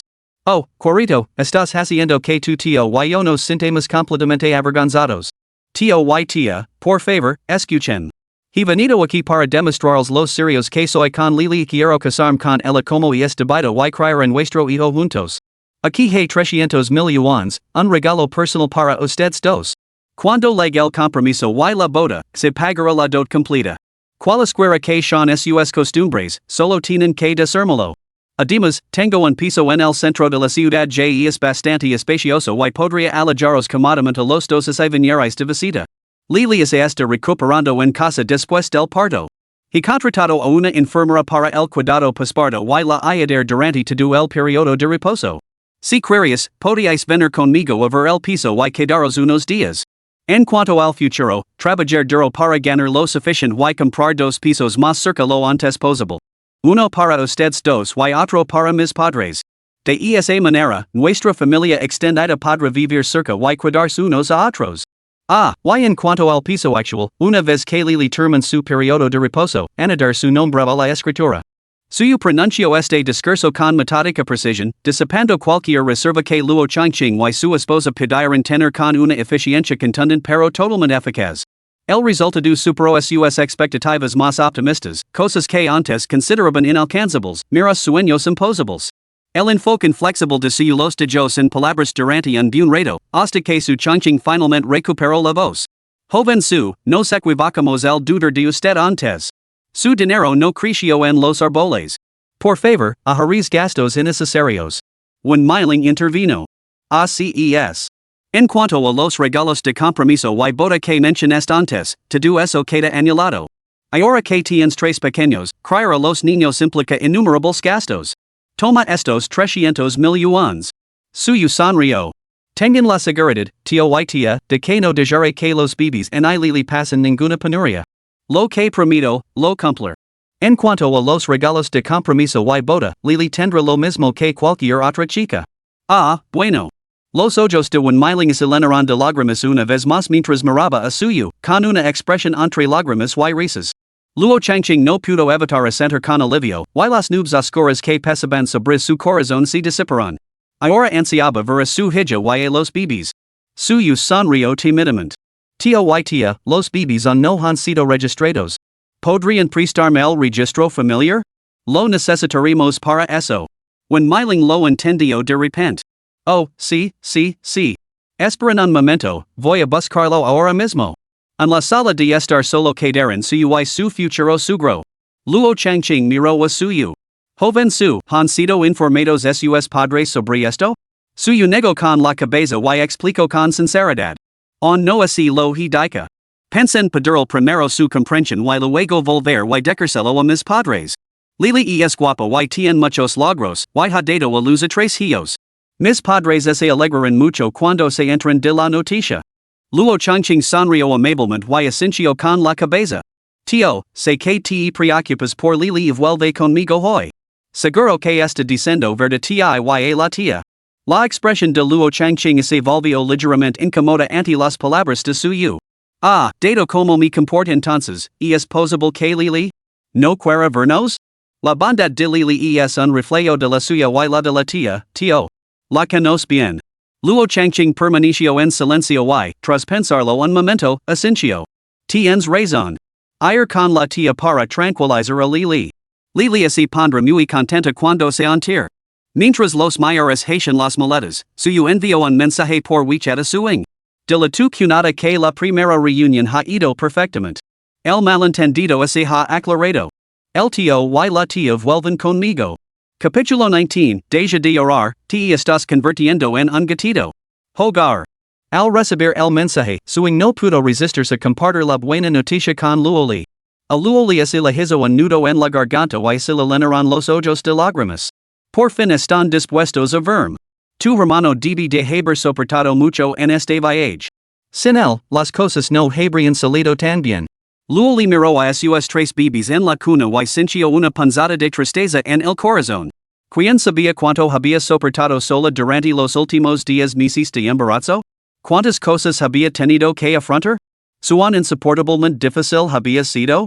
Suyo no sabía nada de esto. Luoli se lo había ocultado deliberadamente, y no podía culparlo por ello. Pero sus padres. Cuando más necesitaba su ayuda y su cuidado, la habían echado de su casa, no la querían. Luoli no conseguía definir con exactitud sus emociones actuales. En cualquier caso, se había formado una profunda y indeleble brecha entre ella y sus padres. Incluso al saber que la habían perdonado y habían venido a visitarla, su mayor gratitud se dirigía hacia suyo. Al ver llorar a Luoli, suing lo entregó apresuradamente varios pañuelos de papel. No los, querida. Mi hermano me dijo específicamente que no te alterara. Ahora estás en tu periodo de confinamiento, llorar puede ser muy perjudicial para tus ojos. Todavía tienes que terminar tus estudios, debes protegerlos. Suing la ánimo con delicadeza, con el rostro lleno de preocupación. Probablemente era la impaciencia entre hermanas incluso si Luoli no fuera su cunada, suing habría actuado de la misma manera. Luoli se secó las lágrimas y asintió. No te preocupes, estoy bien. Y es solo que después de tanto tiempo sin que quisieran verme, de repente dicen que vienen a visitarme. Me sentí un poco abrumada. Suing lo dio a Luoli una suave palmada en el hombro. Has pasado por muchas cosas. Luoli negó con la cabeza con desdén. Verlos a los tres sanos y salvos hace que todo merezca la pena. En todo caso, fue mi propia decisión, no puedo decir que haya sido una dificultad. Y es tu hermano quien. Yet estás otra vez. Si mi hermano oyera eso, se enfadaría. Ahora sois todos familia, no debes seguir poniendo estas barreras. Suing miró a Luoli con una sonrisa ligeramente sugerente. Cunada, tengo una pregunta para ti. Adelante. Suing se dirigió a ella cómodamente como cunada, pero Luoli sintió una punzada de vergüenza. Si mi hermano recupera el registro familiar esta vez, ¿estarías dispuesta a casar con él? ¿De verdad lo amas? La pregunta golpeó el corazón de Luoli, dejándola momentáneamente sin palabras. Desde que conoció a suyo en el hospital, todo había transcurrido con una progresión muy natural. Él había cuidado del bebé, la había ayudado a adaptarse a su nueva vida y la había atendido durante su confinamiento. Ahora había regresado a su ciudad natal para pedir el perdón de sus padres por ella. Y para asegurar el registro familiar del bebé, necesitaban registrar su matrimonio. Sin embargo, cuando se detuvo a reflexionar con calma.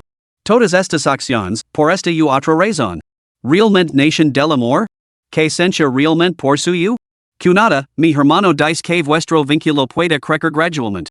Aunque discutamos constantemente, la verdad es que él es más fiable que la mayoría de los hombres. Si ustedes dos pudieran casarse primero y enamorarse después, sería maravilloso. Luoli repitió las palabras en su mente. Casarse primero, y luego enamorarse. ¿Es eso posible? Después de recogerla, suyo condujo directamente a su complejo residencial, el patio en, degree 1. Tía, Lili ha dado a luz a trillizos y está bastante débil. Necesita recuperarse adecuadamente durante el periodo de reposo. Ni estaría pedirles un favor, después de conocer a Lili, por favor, absténganse de criticarla. Necesita mantenerse de buen humor durante este tiempo y debe evitar llorar. Al escuchar las palabras de suyo, Luo Chinching y su esposa Wen Miling intercambiaron miradas, cada uno viendo un profundo alivio en los ojos del otro.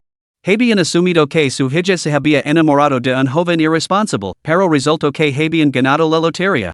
No solo se había aclarado el malentendido, sino que este futuro yerno parecía bastante fiable.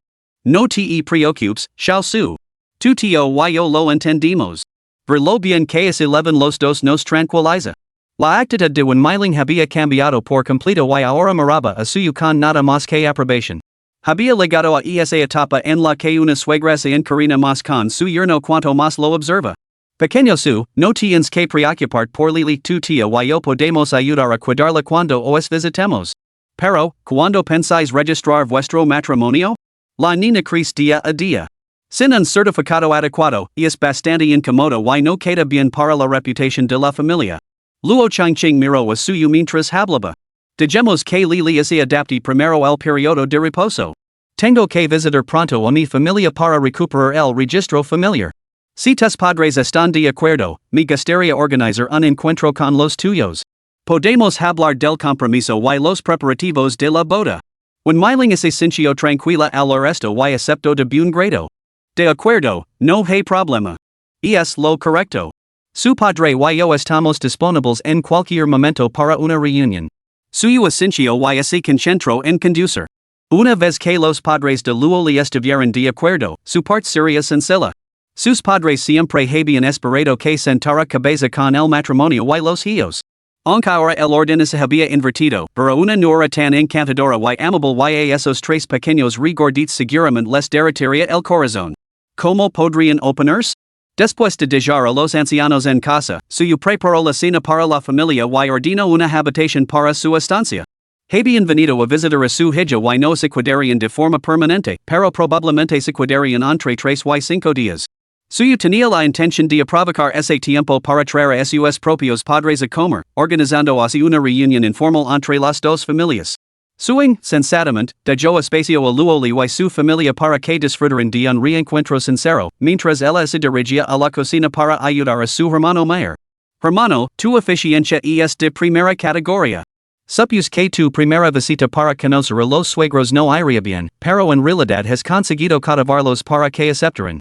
Suyo le lanzó a su hermana una mirada burlona. Su edad tu language. ¿Qué quieres decir con cativar? ¿Fue una invitación genuina, de acuerdo? Está bien, invitation. Invitation.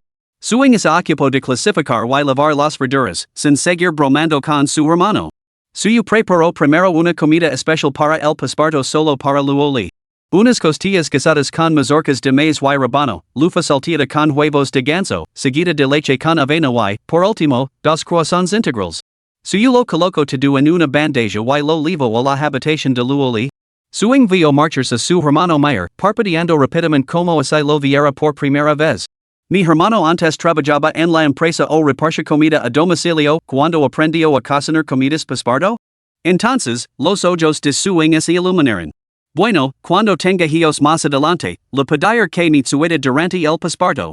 Así me ahorrar contratar a una enfermera posparto, Suyo colocó la bandeja delante de Luoli al ver sus ojos enrojecidos, supo que inevitablemente había vuelto a llorar después de ver a sus padres. Como algo primero, lo dijo suavemente. Voy a saltear unas verduras y luego me uno al tío y a la tía para cenar. Mientras se agachaba para colocar los platos, le susurró el oído a Luoli, deja de llorar, pareces un gatito. Capítulo 20, ante él, solo siento vergüenza. Suyo se inclinó, y su amplia figura proyectó una suave sombra sobre Luoli, envolviéndola en un patente aura de masculinidad. Sus mejillas se enrollaron involuntariamente. Apretó los labios, asintió con la cabeza y murmuró un suave Una vez que suyo se marchó y cerró la puerta, un MILLÓN se sentó en la cama y miró la comida que él había traído. Sus ojos se abrieron con asombro. ¿Ha hecho todo esto él mismo? Luoli asintió, con el corazón lleno de ternura. Sí. Ella dijo que él se encargaría de mis comidas posparto y que solo dejaría que la tía le cocinara cuando él no estuviera. La tía Lee, la nueva enfermera posparto que había llegado ese mismo día, trabajaba con eficiencia y en silencio. Suing y Luoli la habían contratado y suyo parecía bastante satisfecho cuando regresó. Sin embargo, Suing, que no tenía que preparar comidas posparto, se sentía constantemente culpable. Se mantenía ocupada sin descanso lavando y fregando, limpiando a fondo la diminuta ropa del bebé, decidida a no holgazanear. Luo changching ascencio con satisfaction al oresto. Aunque permaneció en silencio, su expresión amable lo decía todo sobre su aprobación hacia suyo. En cuanto a un miling, bueno, no hace falta decir nada. Puede que muchas sugra no digan que sus yernos hagan las tareas domésticas, pero eso no significa que les guste verlos ociosos. Un yerno como suyo, que sabía cocinar y era cariñoso, era sin duda el tipo de persona que toda suegra apreciaba. Lily, creo que suyo es un buen chico. Es de fiar, capaz y bastante exitoso, mira el tamaño de la casa que ha comprado. When Miling sonrió radiant. Por cierto, nos ha comentado que, una vez que hayas terminado tu periodo de reposo, tiene intención de añadir tu nombre a la escritura de la propiedad. Vio sinceridad genuina en él. Tu padre y yo no tenemos ninguna objeción a que formalicias vuestra unión. Dica esto, miró a su marido y lo animó a intervenir. Su padre, diga algo.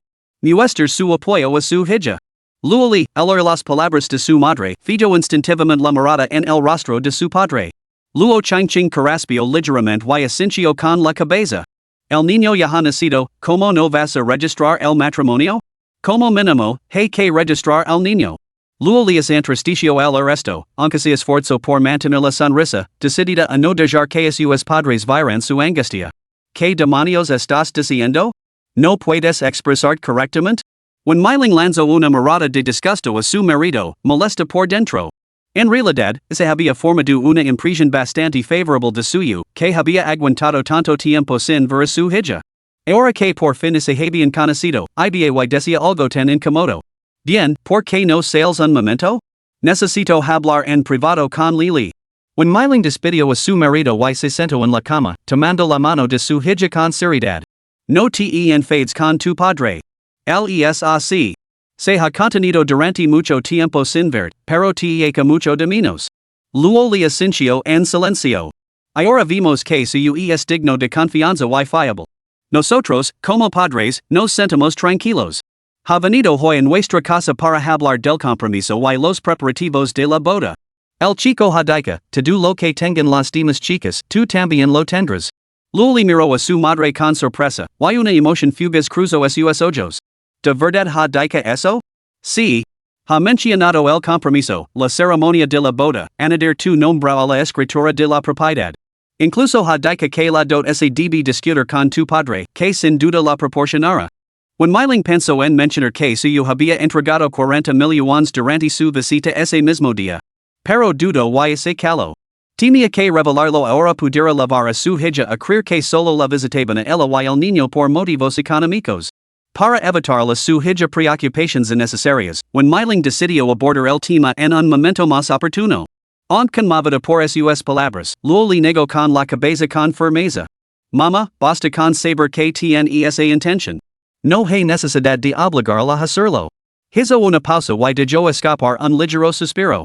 Al fin y al cabo, esta situación es culpa mía. Él no tiene ninguna obligación de cargar con un peso tan grande.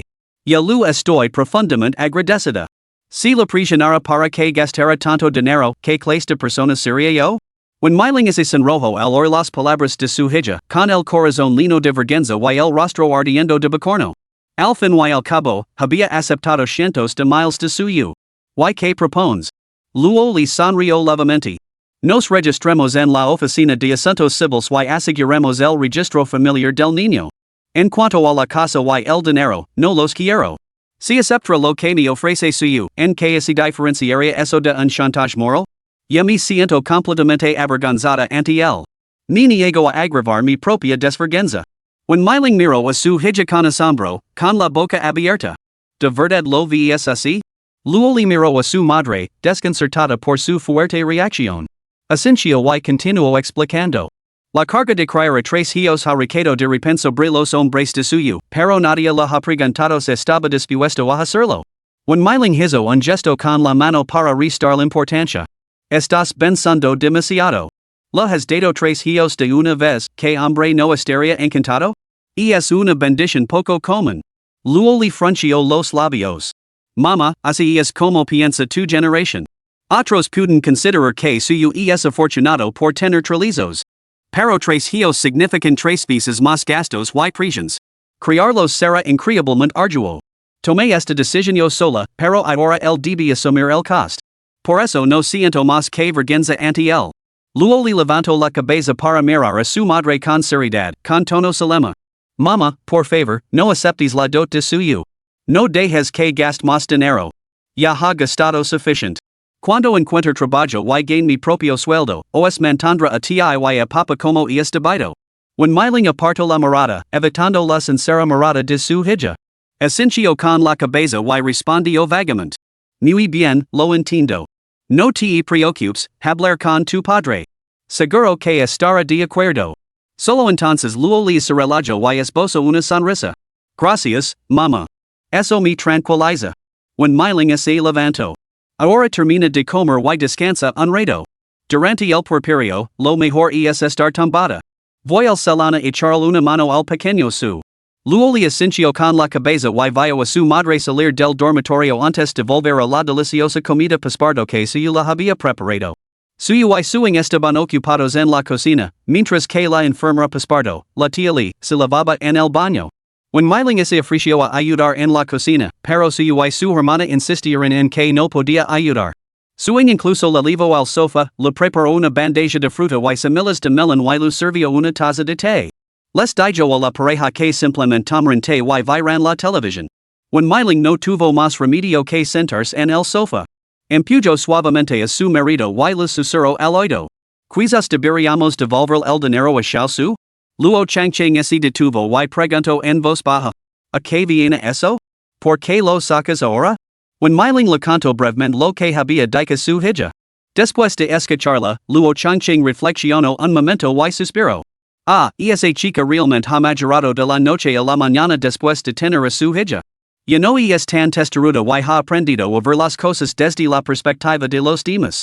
A decir verdad, solo te sugerí que lo conserves para tranquilizar a Xiaosu. Es solo algo temporal, necesitarán cada centavo para el mantenimiento del bebé. Se lo devolveremos eventualmente. Capítulo 21, ¿Cómo acabó su haciendo todo el trabajo de cuidados pasparto? When Miling se relajó y sonrió ante las palabras de su marido. Así que tú pensabas lo mismo. Creía que te había sacado el dinero, al fin y al cabo son cientos de miles. Luo Changcheng miró a su esposa con picardia. ¿A quién crees que estás menospreciando? Lo único que buscaba era la voluntad de suyo. Al ver que el chico aceptaba tan fácilmente, Luo Changcheng se sintió tranquilo. Con la ayuda de Suing y suyo en los fogons, pronto se prepararán 8 platos, una mezcla equilibrada de carne y verduras. Tío, tía, la cena está lista. Debéis de estar hambrientos. Suyo se desató el delantal y salió de la cocina con una sonrisa. When Miling se rió suavemente. No tenemos mucha hambre, pero vosotros dos habéis estado muy ocupados preparando esta comida. No habéis dejado que en yo y tu tío os ayudamos, y me siento muy incómoda por ello. Suyo esbozo una sonrisa amable mientras colocaba los cuencos y los palillos sobre la mesa. Tía, por favor, no digas esas cosas. Ahora somos todos familia, no hay necesidad de formalidades. Suing miró a la enfermera paspardo que tendía la ropa en el balcón. Tía Lee, por favor, anita nosotros para cenar. No es ninguna molestia. Inesperadamente, la enfermera se negó repetidamente, no hay necesidad de molestarse. Cámara algo más tarde. La política de la empresa nos prohíbe cenar con la familia anfitriona. No debo romper las reglas. Suing quiso replicar que las normas están para romperse, pero ver a la tía Lee afanando sola mientras toda la familia comía la hizo sentir muy incómoda. En ese momento, su hermano sacó una bandeja nueva y impecable, repartió cuidadosamente los platos en recipients, sirvió una generosa ración de arroz y se lo llevó a la tía Lee. La enfermera de cuidados paspardo aceptó la comida, dando las gracias repetidamente antes de llevarla a su cuarto de baño para comer. Suyo volvió a la mesa y miró a Suing. La tía Lee se sentiría cohibida incluso sentándose aquí con nosotros. Además, no quiere comprometer sus límites profesionales. Debemos respetar eso. En el futuro, simplemente servirle raciones separadas. Probablemente le resulte más fácil comer sola. Suing asintió con la cabeza. Su hermano tenía razón, se trataba de una relación laboral y la tía Lee era muy consciente de sus obligations. Sería mejor no obligarla. ¿Cuándo compraste estos platos? Son muy prácticos. Suyo se río entre dientes. Las comprar cuando traiga a tu cuñada y el bebé a casa. Compare unas especiales para su recuperación pasparto y estas son específicamente para la enfermera de maternidad. También hay varios platitos adorables para el bebé. Suing ese cuento sorprendida. El bebé solo tiene unos días y lo has comprado platos? ¿Qué sabes tú? Los niños crecen muy rápido. Antes de que te de cuenta, tendrán 5 meses, empezarán a comer salados, les saldrán los dientes, comerán alimentos blandos, aprenderán a caminar. Todo sucede paso a paso. Al escuchar a suyo, when Milling intercambia una mirada con su marido. Se sonríen el uno al otro, con los ojos de ella on llenos de sorpresa y admiración. Joven su, parece que sabe mucho. ¿Cómo ha aprendido todo esto? Antes de que suyo pudiera responder, suing intervino. Tío y tía, no se lo van a creer. Desde que conoció a su mujer y a su bebé, mi hermano se ha empleado todo lo relacionado con el cuidado infantil y posparto. Ahora sabe prácticamente tanto como una enfermera de maternidad profesional. Luo chingching asincio con una sonrisa de satisfacción. Pequeño su, has sido muy considerado. Este salteado también está delicioso. Con Lilia tu cuidado, sus padres nos sentimos mucho más tranquilos. Suyo se sonrojo ligeramente ante los elogios. Y es simplemente mi deber, tío y tía. No nos quedemos aquí charlando, comemos mientras está caliente. Sí, sí. A cenar. Suyo apenas había dado unos bocados cuando el dormitorio salino del fuerte lanto del bebé.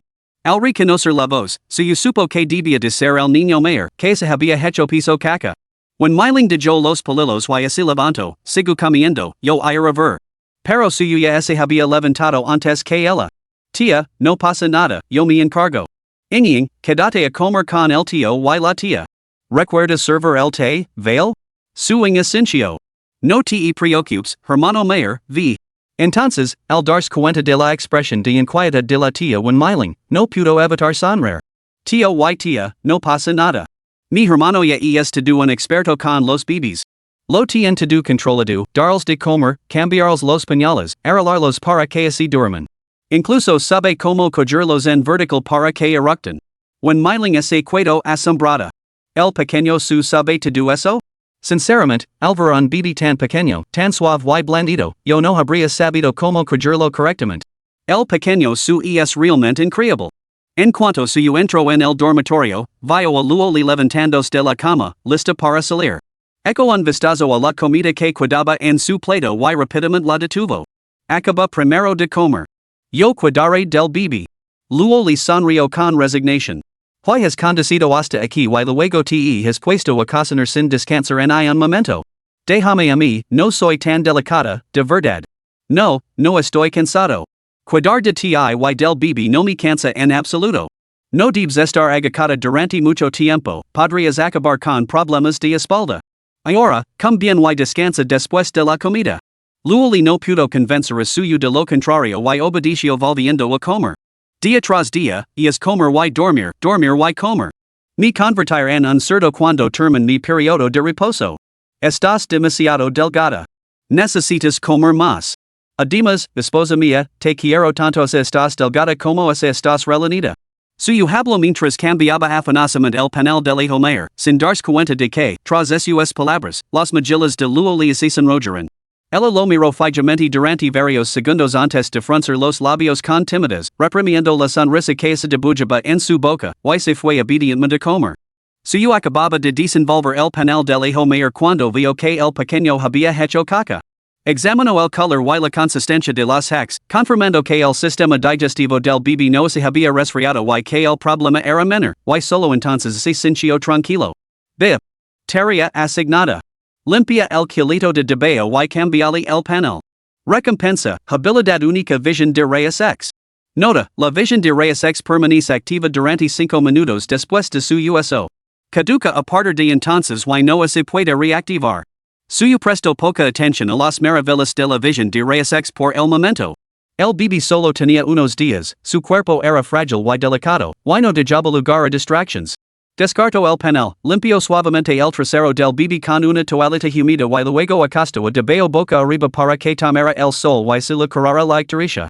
Suyo fue rápidamente a buscar la palangana azul del bebé, la lino con agua tibia, cogió una toalla pequeña y volvió al dormitorio. En la mesa del comedor, when Milling y su marido miraban con asombro. ¿Cómo era posible que su yerno se encargara de todas las tareas de la niñera? La tía le debía de estar encantada. Al volver al dormitorio, suyo vio las piernacitas ligeramente regorditas del bebé disfrutando tranquilamente de la luz del sol. Era extraño, un bebé con el trasero al aire no parecía muy elegante, pero le resultaba absolutamente adorable. ¿A qué se debía eso? Comprobó la temperatura del agua en la palangana y luego levantó el bebé para sentarlo en su regazo, dejando al descubierto su culito. Con la otra mano, lo limpió suavemente la zona con agua tibia. Capítulo 22, Empezó a lamarlos mamá y papa.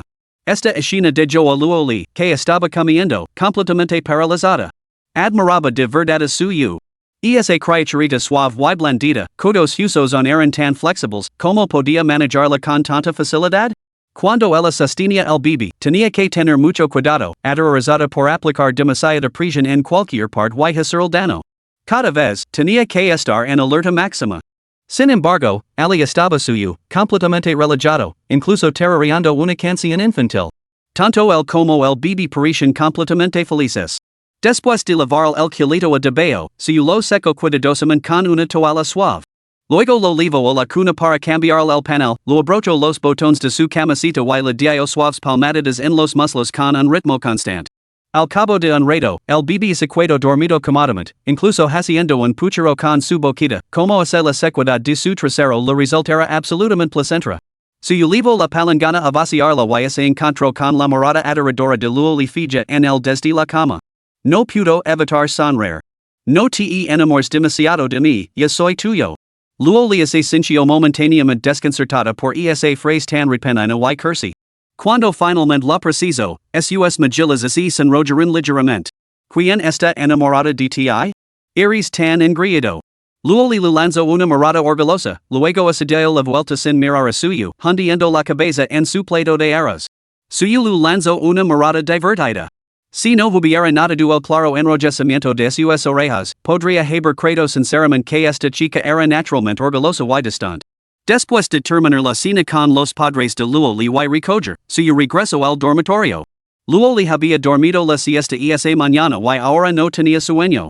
Los bebés estaban bien cuidados por suyo, la enfermera de maternidad y los demás miembros de la familia.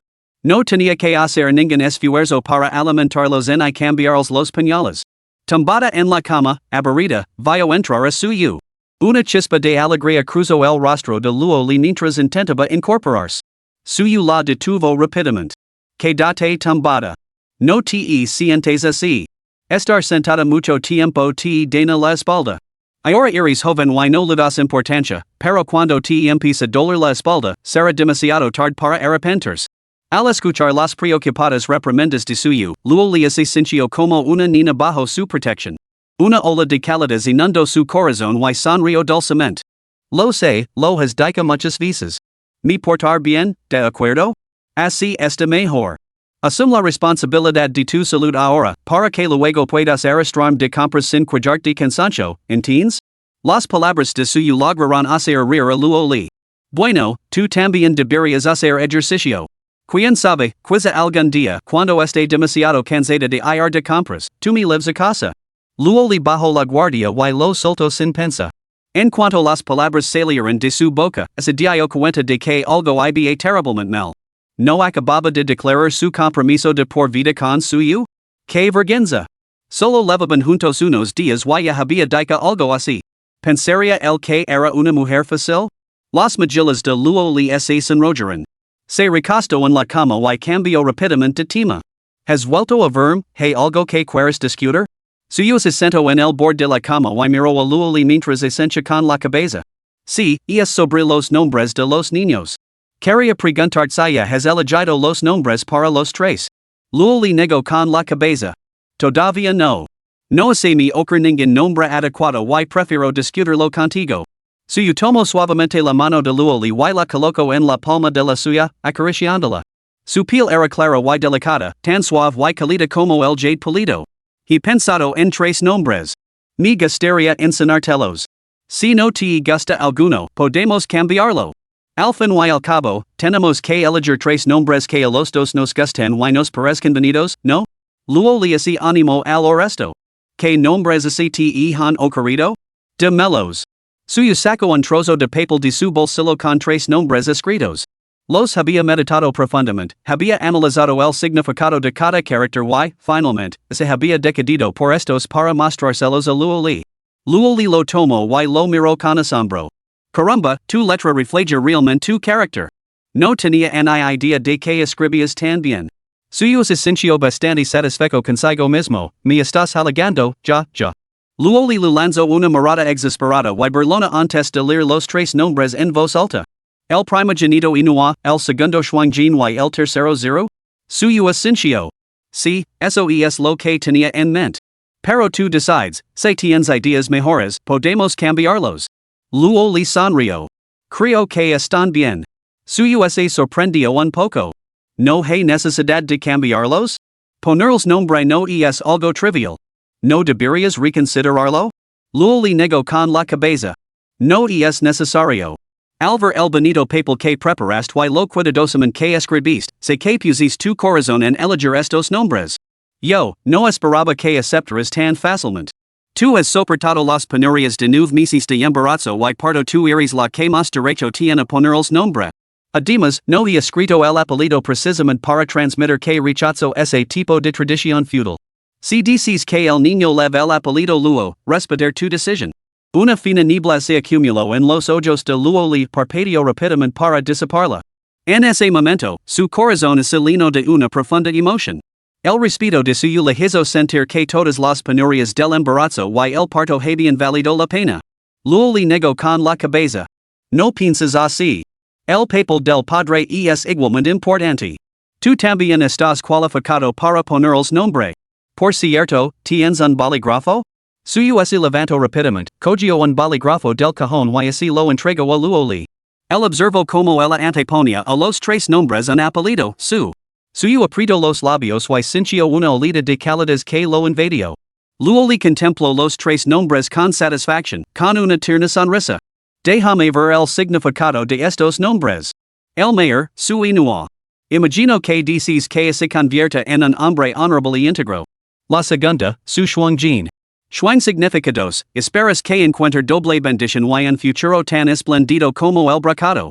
La tercera, su Zero. Ru representa el número 3.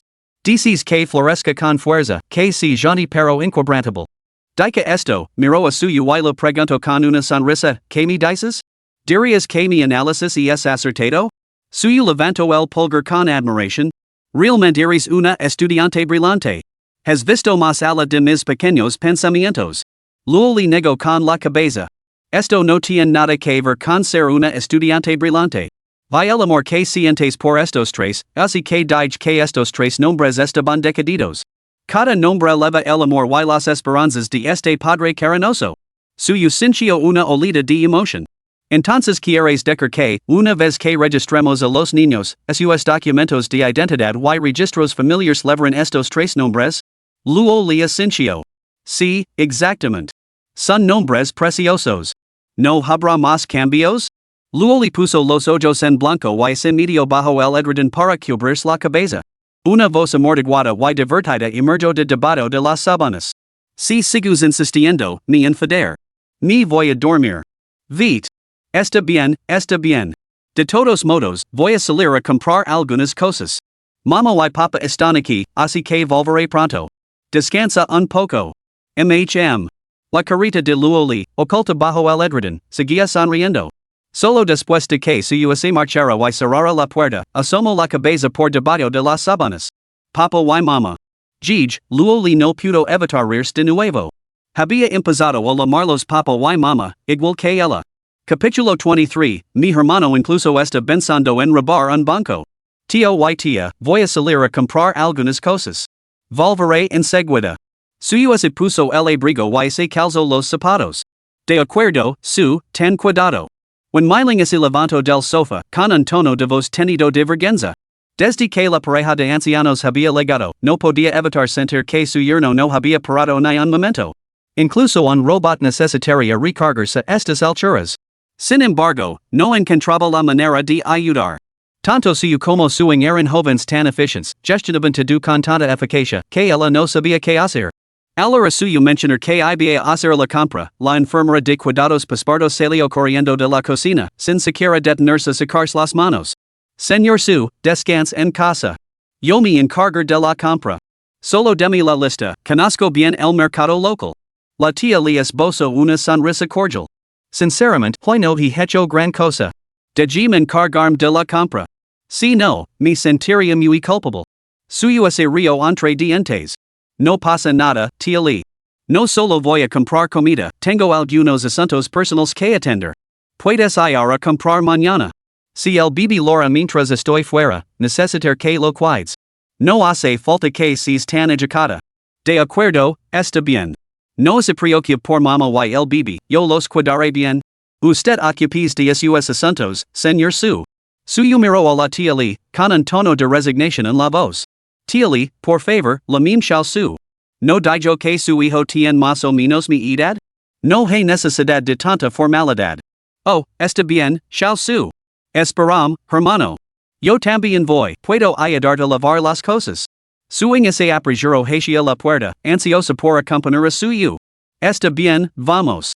La tía le despidió a suyo y suing, cerró la puerta y volvió a la cocina para continuar con sus tareas. Apenas habló, simplemente siguió con sus quehaceres. When Milling bebió un sorbo de agua, miró a su marido y habló con una sonrisa. Viejo Luo, debo decir que el joven su es un chico estupendo. Ha mantenido todo en perfecto orden en la casa. Luo Chongqing Asincio. También parece bastante decente con nuestra hija. Pero el tiempo dirá como es realmente. Esperemos que el joven su no nos decepcione. Suyo y suing salieron del complejo residencial y se dirigieron a un mercado cercano. Suyo miró a su hermana menor. Insististe en salir. ¿Hay algo que necesites discern? Suing negó con la cabeza. En realidad no. Es solo que mi cunada está dormida, la tía le está ocupada y solo estoy con el tío y la tía en la sala de estar. Me siento un poco incomoda, así que pensé en salir a dar un paseo contigo. Suyo sonrió. ¿Te sientes incomoda? Es la primera vez que lo oigo. Nunca lo hubiera imaginado. Suing le dio un puñetazo en broma a su hermano, y volvió a aparecer esa dinámica familiar de rivalidad afectuosa entre hermanos. En ese momento, suing sintió una punzada de inquietud. Pasó el brazo por debajo del de suyo. Hermano, ahora eres padre. A partir de ahora tendré más cuidado contigo. Intentar no comportarme como una niña y dejaré de jugar bruscamente contigo. Su voz era apagada, su actitud abatida. Aunque en su infancia se había enfadado tanto durante sus pelis que había deseado meter la cabeza en el retreat y dejarla allí, en el momento en que se dio cuenta de que su hermano había asumido nuevos roles como marido de alguien, padre de alguien, yerno de alguien, una punzada de tristeza agradable se apoderó de suing. Suyo se dio cuenta del estado de ánimo de su hermano y amenoró el paso, volviéndose para mirarla. ¿Por qué dices cosas así de repente? Tenga hijos o no, siempre ser tu hermano. Suing parpadeó rápidamente, conteniendo las lágrimas que se acumulaban en sus ojos. Levantó la cabeza y esbozó una sonrisa despreocupada. Por supuesto que lo sé. Ya, solo bromeaba. Aunque hablaba con ligereza, su mente había tomado una decisión. A partir de ahora, no podía comportarse de forma tan imprudente delante de su hermano, diciendo lo primero que se le pasaba por la cabeza. Ahora ambos eran adultos y debían cuidar sus modelos y adaptarse a las circunstancias. En el mercado, suyo compró rápidamente una gran cantidad de productos. Suing eco un vistazo a los artículos, en su mayoría ingredientes fáciles de digerir y muy nutritivos, perfectos para alimentar a Luoli. Hermano, mañana vuelvo a la escuela. ¿Qué tal si cenamos costillas agridulces? Las tuyas son las mejores. Suyo asincio. De acuerdo, de todos modos pensaba prepararlas. ¿Has visto la carnicería de Jean? Su carne de cerdo es de primera calidad. Vi a comprar unos kilos de costillas. Yo ir cuando termine aquí. De acuerdo, hermano. Suing se fue corriendo a comprar las costillas. Mientras suyo caminaba en esa dirección, vio una pequeña tienda de lotería. La primera vez que la vio, se preguntó por qué alguien abriría una tienda de lotería en un mercado.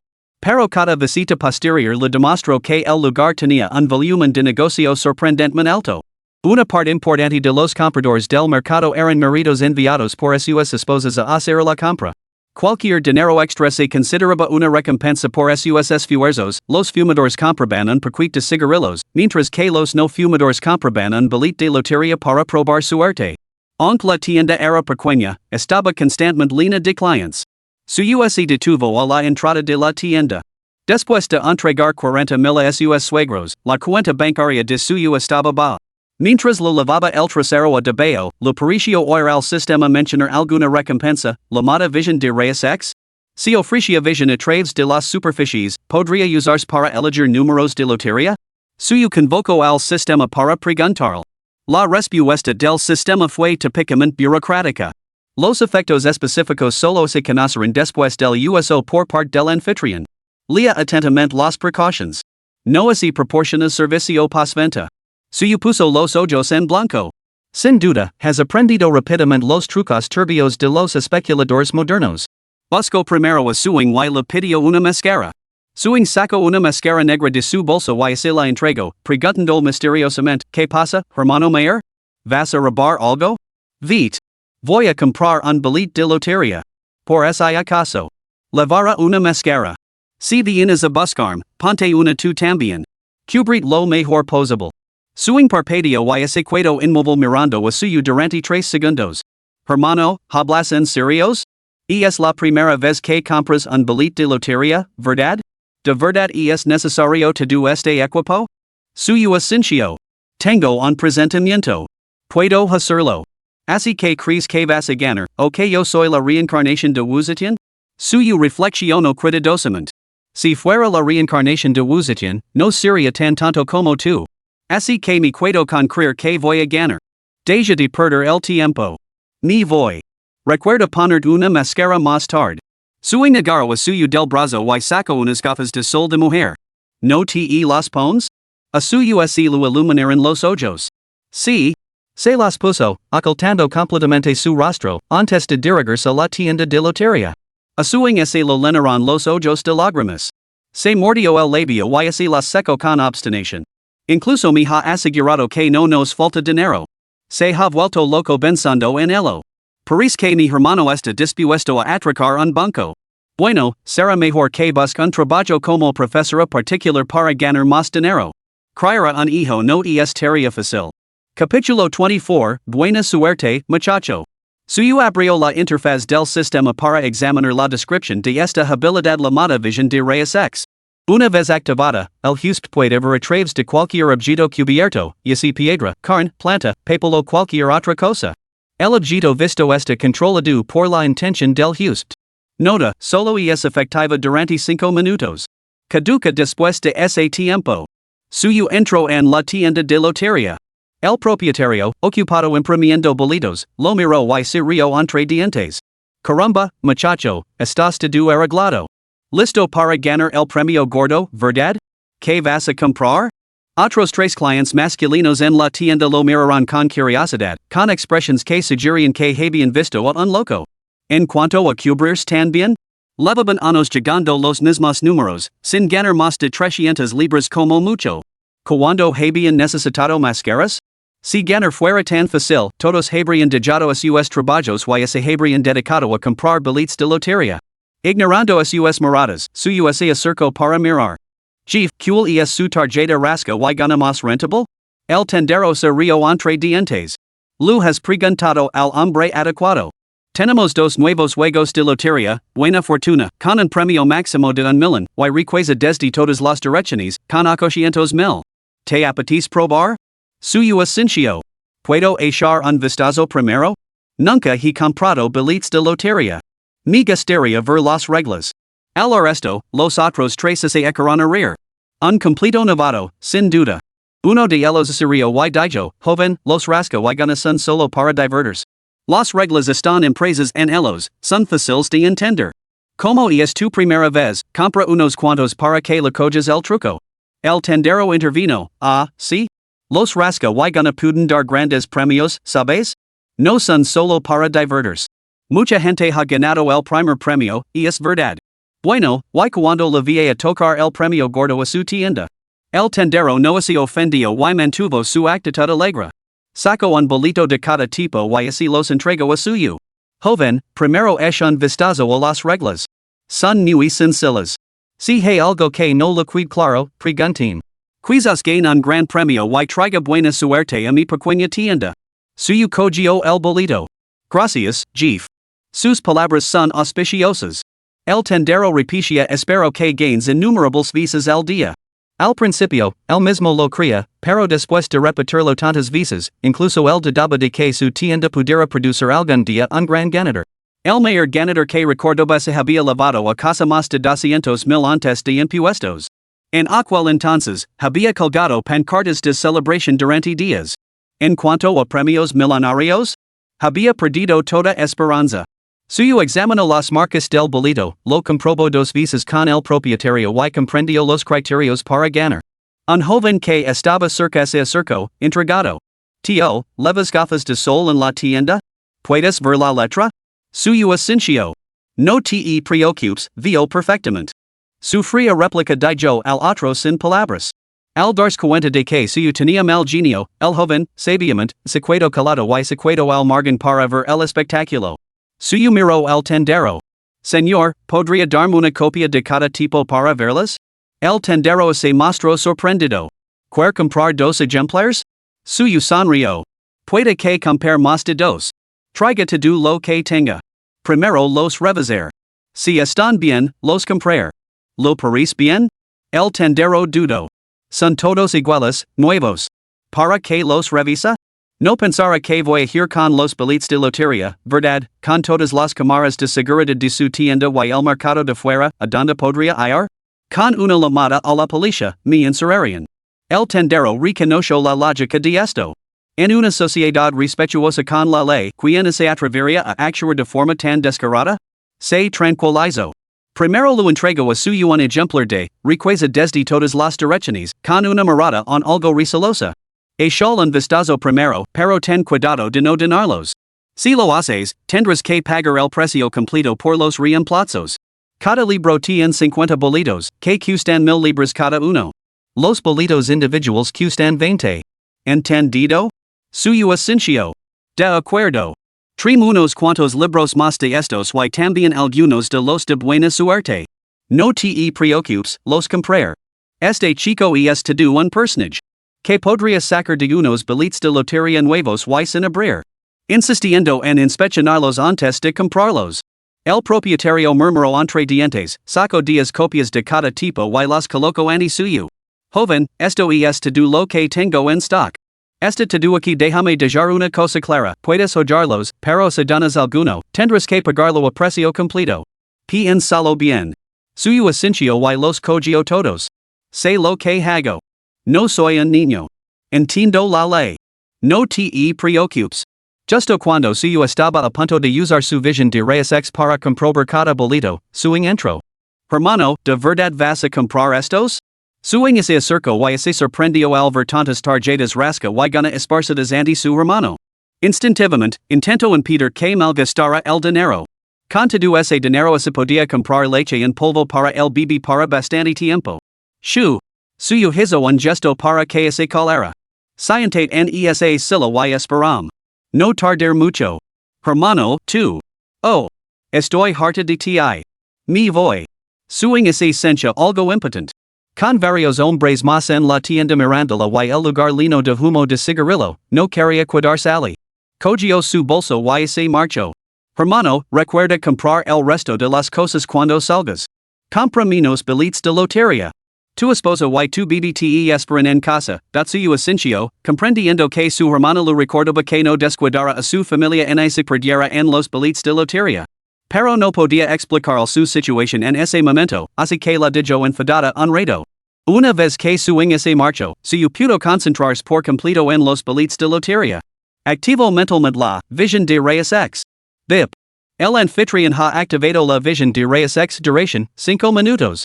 Suyo centró toda su atención en los billetes de lotería que tenía delante. Aunque solo pasaba las páginas, podía discernir sin esfuerzo a cada billete era ganador. Tras 5 minutos de frenético hogar, terminó exactamente 10 libros. Bip. Tiempo de visión de rayos X agotado. Gracias por usar el anfitrión. Cuando el mensaje del sistema se desvaneció, suyo exhaló profundamente, con los ojos ligeramente cansados. Los cerró brevemente, girando los globos oculares para aliviar la tensión, y luego miró los 5 billetes de lotería que tenía en la palma de la mano derecha. Una leve sonrisa se dibujó en sus labios. Bueno, muchacho, ya has decidido cuáles vas a comprar? Suyo escaneo el código QR y transfiero 5,000 yuans el instante, probar con estos 5. Transacción de Alipay confirmada, 5,000 yuans. El tendero secuedo sorprendido, ya que no esperaba que suyo comprara las 5 a la vez. Claro, adelante, empieza a rascar, chico. Mucha suerte. Inspecciono los 5 libros restantes y observo que suyo solo los había hojeado sin daño ninguno, por lo que se sintió completamente tranquilo. Suyo cogió una tarjeta rasca y gana y comenzó a revelar los premios. Capítulo 25, si ganas, correr desnudo. Suyo sabía que, de los 5 libros que había guardado, uno contenía el gran premio. Un primer premio de 1,000,000 de yuans. Los otros 4 solo contenían premios menores, lo que garantizaba que su inversión de 5,000 yuans se recuperara. Suyo había colocado el gran premio en el fondo, utilizando los otros 4 como distracción. De lo contrario, si ganaba todos los rasca y gana que compraba, la gente no lo atribuiría a la suerte, sino que sospecharía que había algo raro en él. Una multitud se reunió alrededor mientras suyo rascaba sus tarjetas. Después de rascar una, ganó 200 yuans. Suspiro, pensé que podría ganar el premio gordo. Parece que mi corazonada era errónea después de todo. Un coro de risas se extendió entre la multitud, aunque el tendero lo animó, no te desanimos. En te quedan 4, una de ellas podría dar el premio gordo. Muy bien. Suyo se enderezó de nuevo. Gracias por el amuleto de la suerte, amigo.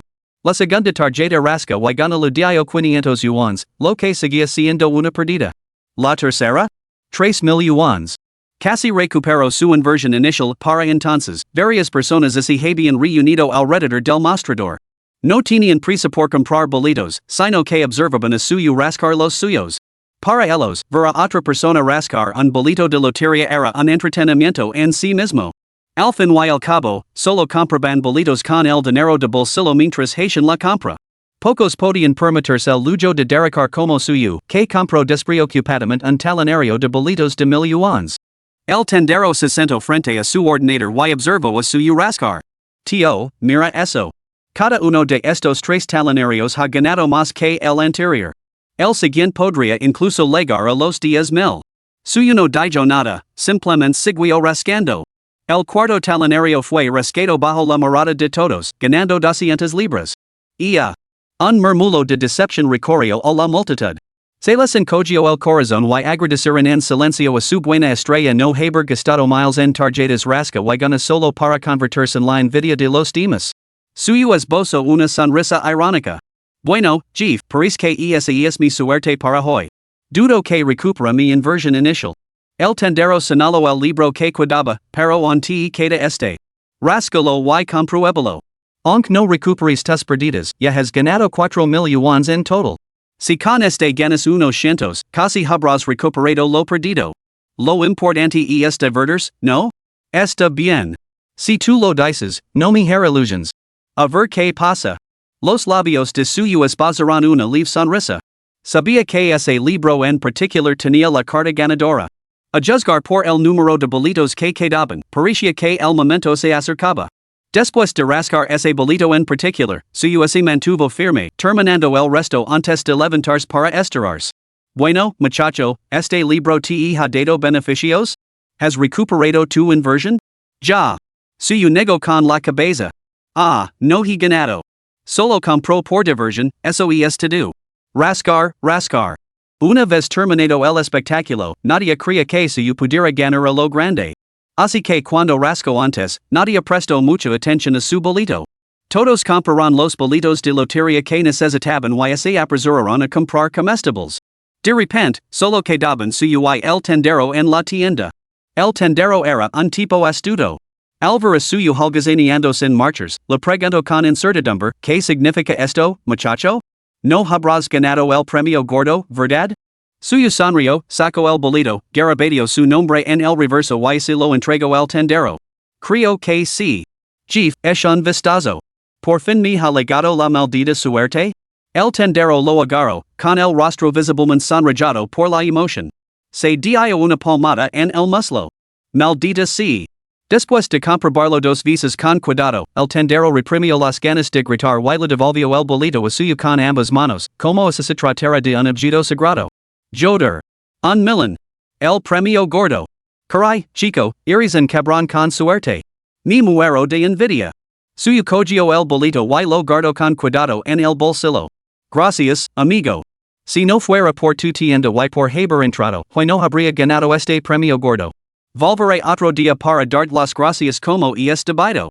Al ver que el tendero seguía parlateando, a punto de explicar en detalle el preciso de recogida del premio, si ese excuso diciendo que tenía prisa por llegar a casa y cocinar. Cogió la bolsa de verduras del suelo y salió apresuradamente de la tienda de lotería, prefiriendo no cuidarse y arriesgarse cualquier complicación. Al llegar a casa, su hija se preocupó por su hermano mayor. Aunque antes estaba enfadada, durante el trayecto a casa lo había pensado detenidamente. Seguramente había comprado el billete de lotería por desesperación, esperando tener un golpe de suerte cuando andaba corto de dinero. Mientras no se obsesionara con ello, comprar un billete de vez en cuando no era tan malo. Con este pensamiento, su enfado se desvaneció, sustituido por una panzada de compasión por suyo. Al fin y al cabo, era su propia carne y sangre, su hermano. ¿Podía realmente abandonarlo?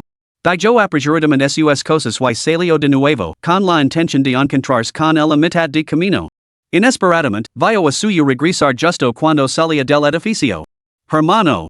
Suing aceleró el paso para interceptarlo y le quitó una de las bolsas con un suspiro de resignación. ¿Has terminado de comprar billetes de lotería? ¿Has renunciado a la búsqueda? Suyo sonrió levemente. Sí. He terminado. He renunciado. Suing puso los ojos en blanco, exasperada. ¿No habrás gastado demasiado, verdad?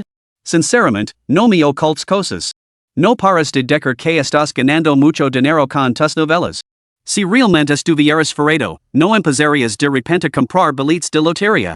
Ni siquiera te molestaste en comprarlos durante esos meses en los que repartes comida a domicilio. No te preocupes. Ahora no tengo tanto trabajo en la universidad. Doy clases particulares los fines de semana y en mi tiempo libre. Puedo ganar fácilmente unos cuantos miles al mes. Eso debería ayudarte un poco. Cuando el BBC un poco mayor, tu cuñada también podrá dar clases particulares como yo. Entonces todo se solucionará, ¿no? Suyo sintió una cálida sensación en su interior y miró a su hermana con una sonrisa. ¿De verdad estarías dispuesta a trabajar para ayudar a tu hermano a criar al niño? Suing lo dio un puñetazo en broma, con la voz llena de indignación. ¿Acaso es eso una pregunta? Eres mi propio hermano, luego es mi cuñada y esos tres pequeños son mis sobrinos. ¿Cómo no iba a ayudar? Entonces, al notar la emoción genuina en el rostro de suyo, esos delicados rasgos se torcieron en una mirada de desdén. Hermano, no soporto tu actitud tan solemne. Podemos pelearnos y burlarnos el uno del otro, pero no bromes con los lazos familiares, ¿de acuerdo? Te ayudaré a criar a tu hijo ahora, pero más te vale que te comportes. Cuando tenga a mi bebé, tu podrás cuidar del mío, ¿eh? Suing empujó a suyo el ascensor, sonriendo con picardia. Muy bien. Ya que mi hermanita está siendo tan amable, no te lo voy a ocultar. Ven conmigo mañana a recoger el premio. Te comprar un pequeño coche eléctrico para que puedas desplazar, pero nada que supera los 200,000, eso sí. No es que sea tacano, pero una vez que has probado el lujo, es difícil volver a la austeridad. Solo algo seguro para desplazarte. Suing estaba completamente desconcertado y parpadeaba rápidamente. No lo entiendo. ¿Qué quieres decir? ¿Me vas a comprar un coche? Y voy a recoger un premio contigo. ¿Qué premio? ¿Has ganado la lotería? Suyo asintió con seriedad. Así es. Suing levantó la mano y le dio un golpecito en la frente a suyo. No tendrás fiber, ¿verdad? ¿Te has vuelto loco por el dinero? No es tan fácil ganar la lotería. Si ganaras a la primera, correría desnudo por tu calle. Eso no estaría bien. Suyo sacó el billete de lotería de su bolsillo y se lo entregó a Suing. Echó un vistazo. Capítulo 26. ¿Cómo puede estar tan tranquilo? Suing resupló con desdén y cogió el bolito con aparente indiferencia, descartando claramente la afirmación de su hermano como una broma. Sin embargo, en cuestión de segundos, la expresión de su pequeño rostro se volvió completamente seria. Luego, la seriedad dio paso a una sorpresa absoluta. Las reglas para ganar empresas en el bolito eran bastante sencillas. Como estudiante universitaria, comprendió el concepto al instante tras leerlas. Alver que los números que su hermano había rescatado coincidían perfectamente, ese dio cuenta inmediatamente de que ese bolito valía la friolera de $1,000,000. Ya hemos legado. Vamos primero a casa. Cuando se abrieron las puertas del ascensor, su levantó sus pertenencias, listo para salir, pero su lo detuvo bruscamente. Hermano. Mi propio hermano. Espera. Déjame recomponerme. Déjame calmarme. Suing ese afero a suyo, con los ojos muy abiertos, llenos de asombro y emoción, y las mejillas sonrosadas por la euforia. Hermano. $1,000,000? ¿De verdad es $1,000,000? Suyo asintió con calma. Sí, has visto bien. Realmente es $1,000,000. Dios mío. Suing salto emocionada en el ascensor. Suyo la sugito rápidamente. Saltando así en el ascensor? ¿No valoras tu vida? Oh, claro, claro. Me he emocionado demasiado y me he olvidado de mí misma. Suing ese recompuso y ese quedo quieta, sin atreverse a moverse de nuevo. Afortunadamente, estaban solos en el ascensor. De lo contrario, su comportamiento la habría hecho parecer una completa lunática. Pero suing sentía que su reacción era perfectamente normal para alguien que acababa de ganar la lotería. ¿Por qué su hermano parecía tan tranquilo, como si el premio fuera solo 100 libras? Hermano, ¿no estás contento? $1,000,000. No es una suma pequeña. Después de impuestos, siguen siendo $800,000. Suficiente para que una persona normal se esfuerce durante años. Suyo nego con la cabeza. Está bien, supongo. No estoy muy emocionado. Tenía la sensación de que hoy ganaríamos, así que no es una gran sorpresa. Suyo pensó para sí mismo que todo era culpa del sistema por malcriarlo. Las recompensas eran tan tentadoras que había perdido por completo la emoción básica del dinero. Si su hermana se enteraba de que tenía este sistema de crianza de niños de nivel divino, se volvería completamente loca. Ven conmigo mañana a recoger el premio. Es mejor quitárselo de encima. Una vez que tengamos el dinero, te comprar un cochecito y también uno para tu cunada. Suing escuchó las palabras de su hermano, todavía sintiéndose como si estuviera en un sueño, completamente irreal. ¿De verdad piensas comprarme un coche? ¿No sería mejor cuidarse con los $800,000 para criar al niño? Suyo sonrió. El dinero siempre se puede volver a ganar. Si tú y tu cunada tenías cada una un coche, me sentiré más tranquilo cuando salgáis a conducir solas. Los dos sois buenas conductoras, ¿no? Suyo sabía que Suing había sacado el carnet de conducir durante las vacaciones del año en que cumplió 18 años. Ahora, con 22, había conducido ocasionalmente su coche a lo largo de los años, perfeccionando sus habilidades hasta alcanzar un nivel competente. Aun así, Suyu siempre la había advertido que no conduciera por autopistas, por miedo a que se metiera en problemas se conduce demasiado rápido. En cuanto a Luoli, Suyu realmente no sabía si sabía conducir. Se lo preguntará tu cunada cuando vuelva. Ve a ver primero que coche te gusta. Suing río con ganas, si de verdad me compras uno, me vale con un coche pequeño que cuesta unos pocos miles de libras.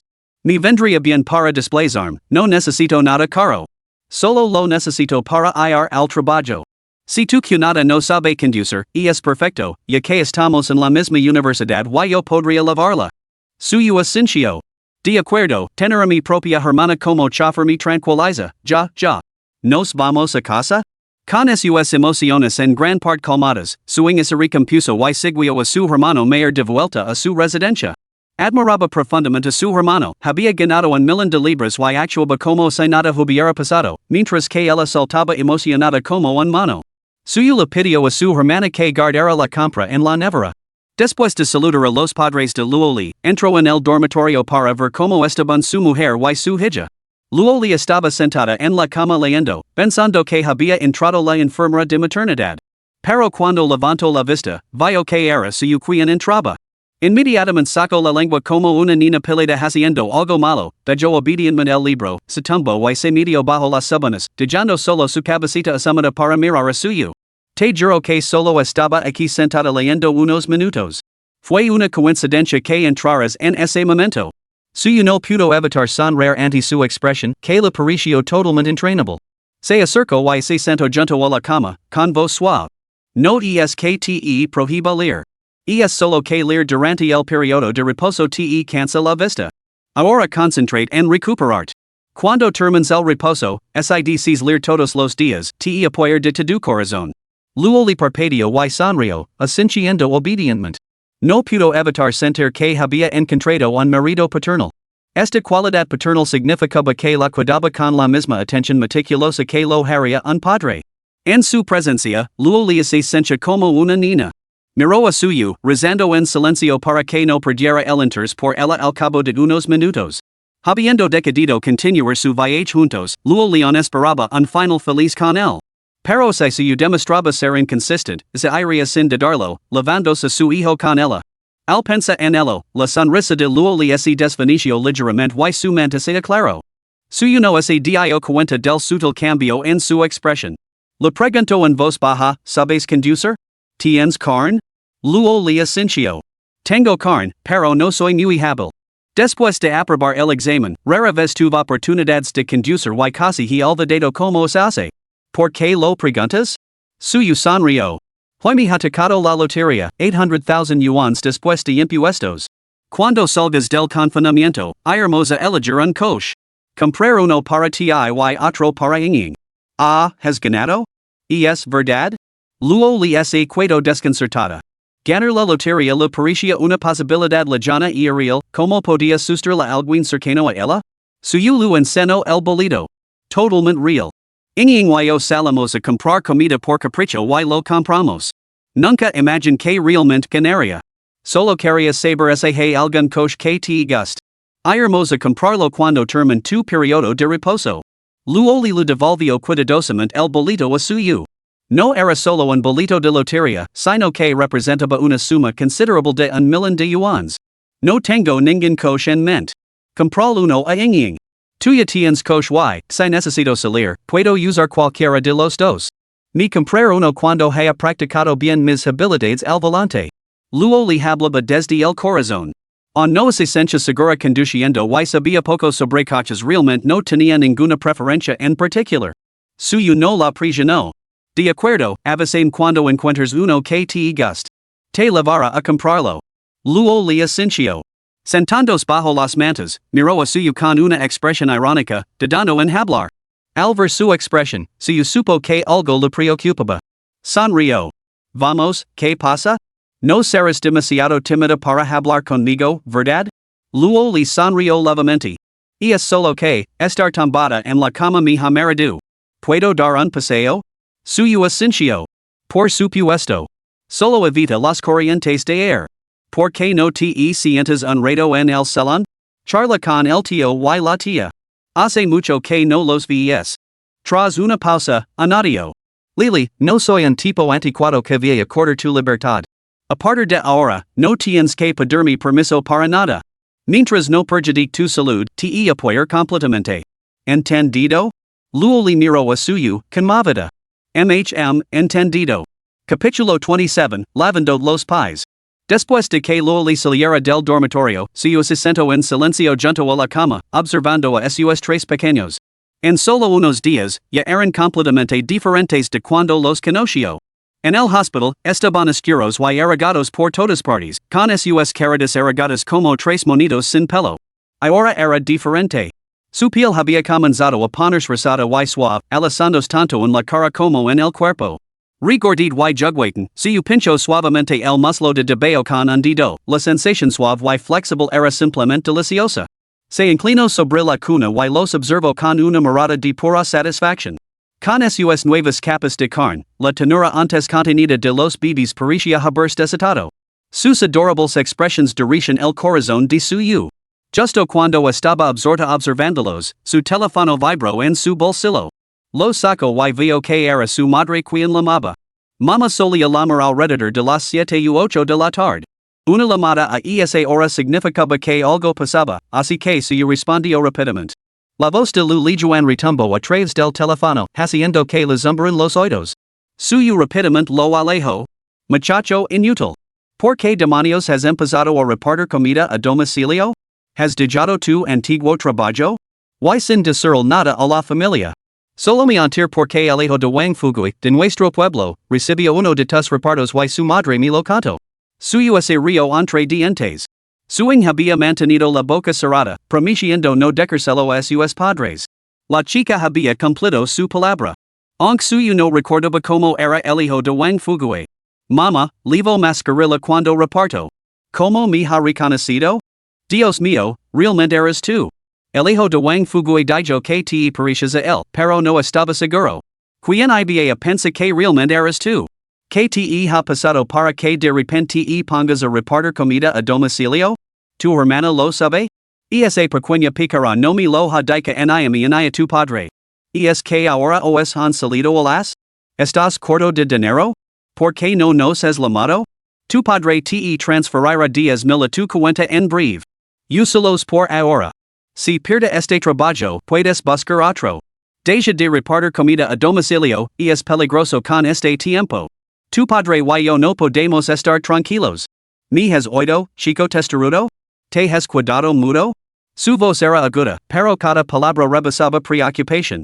Incluso sus regañinas provenían de la frustración por su secretismo.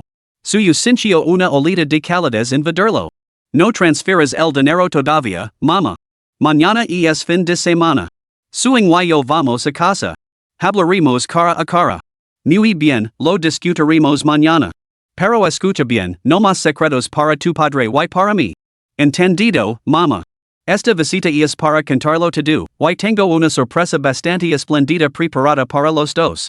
Lulijuan resuplo con destin ante la afirmación de su hijo. Vite. ¿Qué clase de sorpresa podrías tener, más bien un susto, supongo? Olvidolo. Conduce con cuidado mañana, eso sí. Suyo colgó con una sonrisa.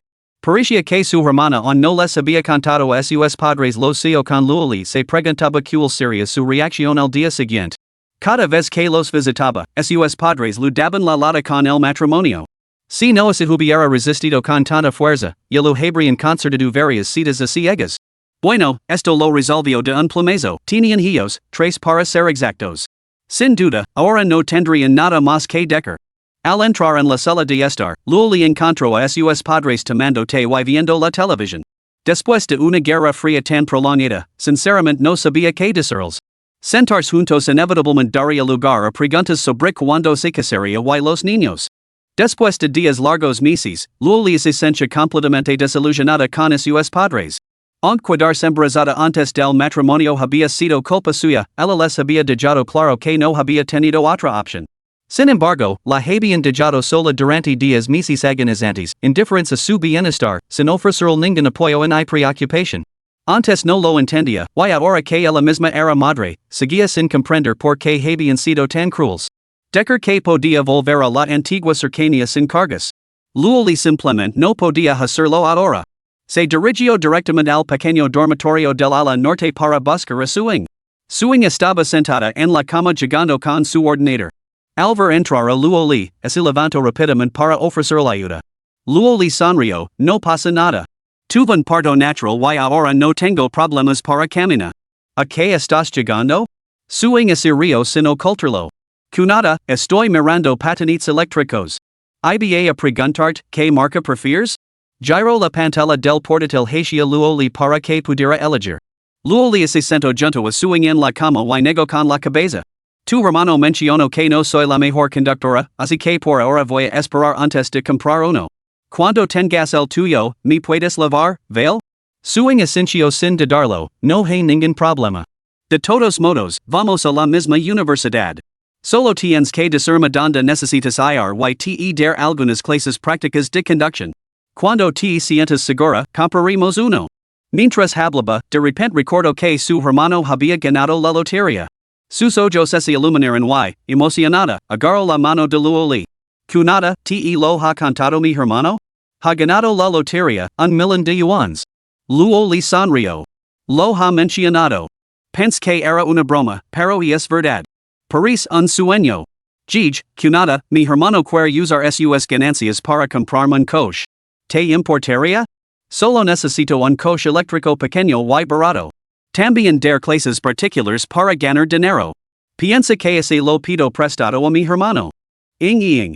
Luoli no pudo evitar interrumpir la nerviosa explicación de Suing. Su tono era suave y sus ojos sonrían.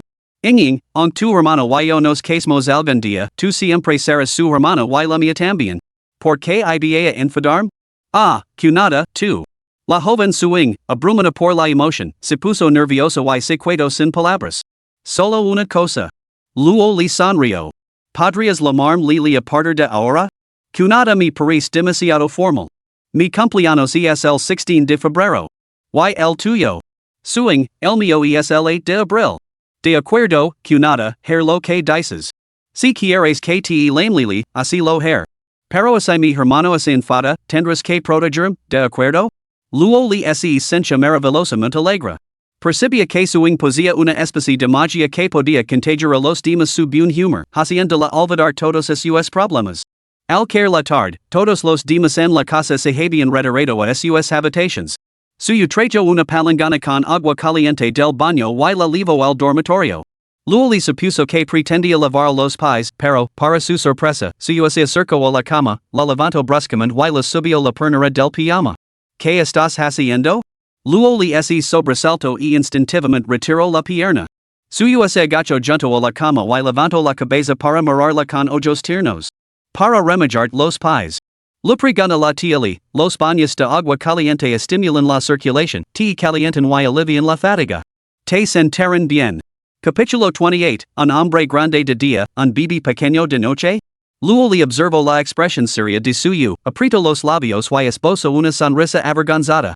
Puedo lavármelos yo misma. Tú deberías descansar, has estado cansado todo el día. Suyo no le hizo caso.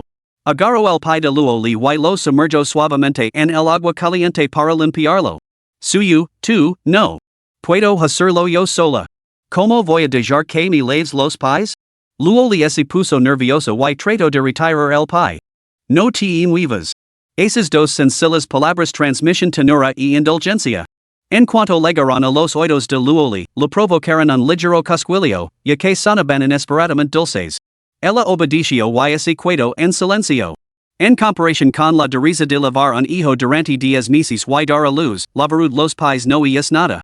Si sigues comportando de forma tan formal conmigo, podrías sentirme herido, ¿sabes?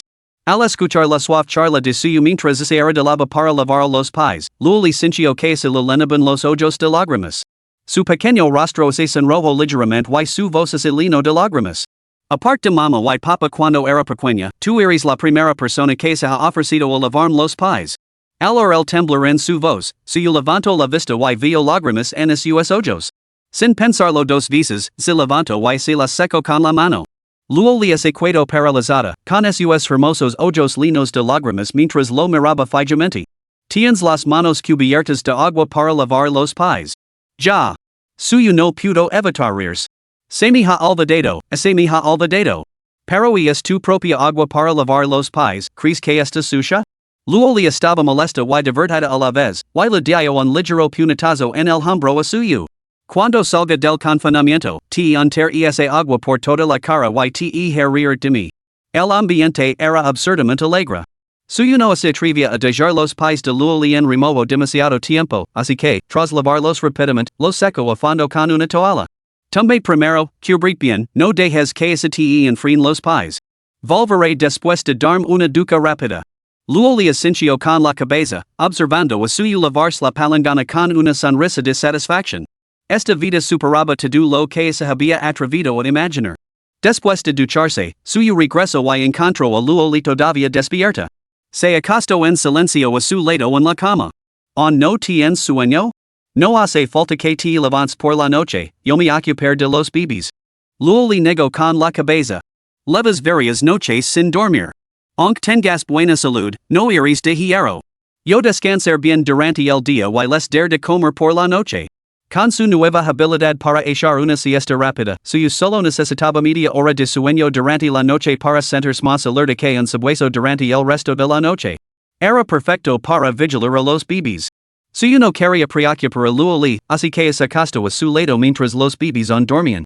Los bebés están dormidos. Tú también deberías descansar un poco. Luoli sonrió. He dormido demasiado durante el día.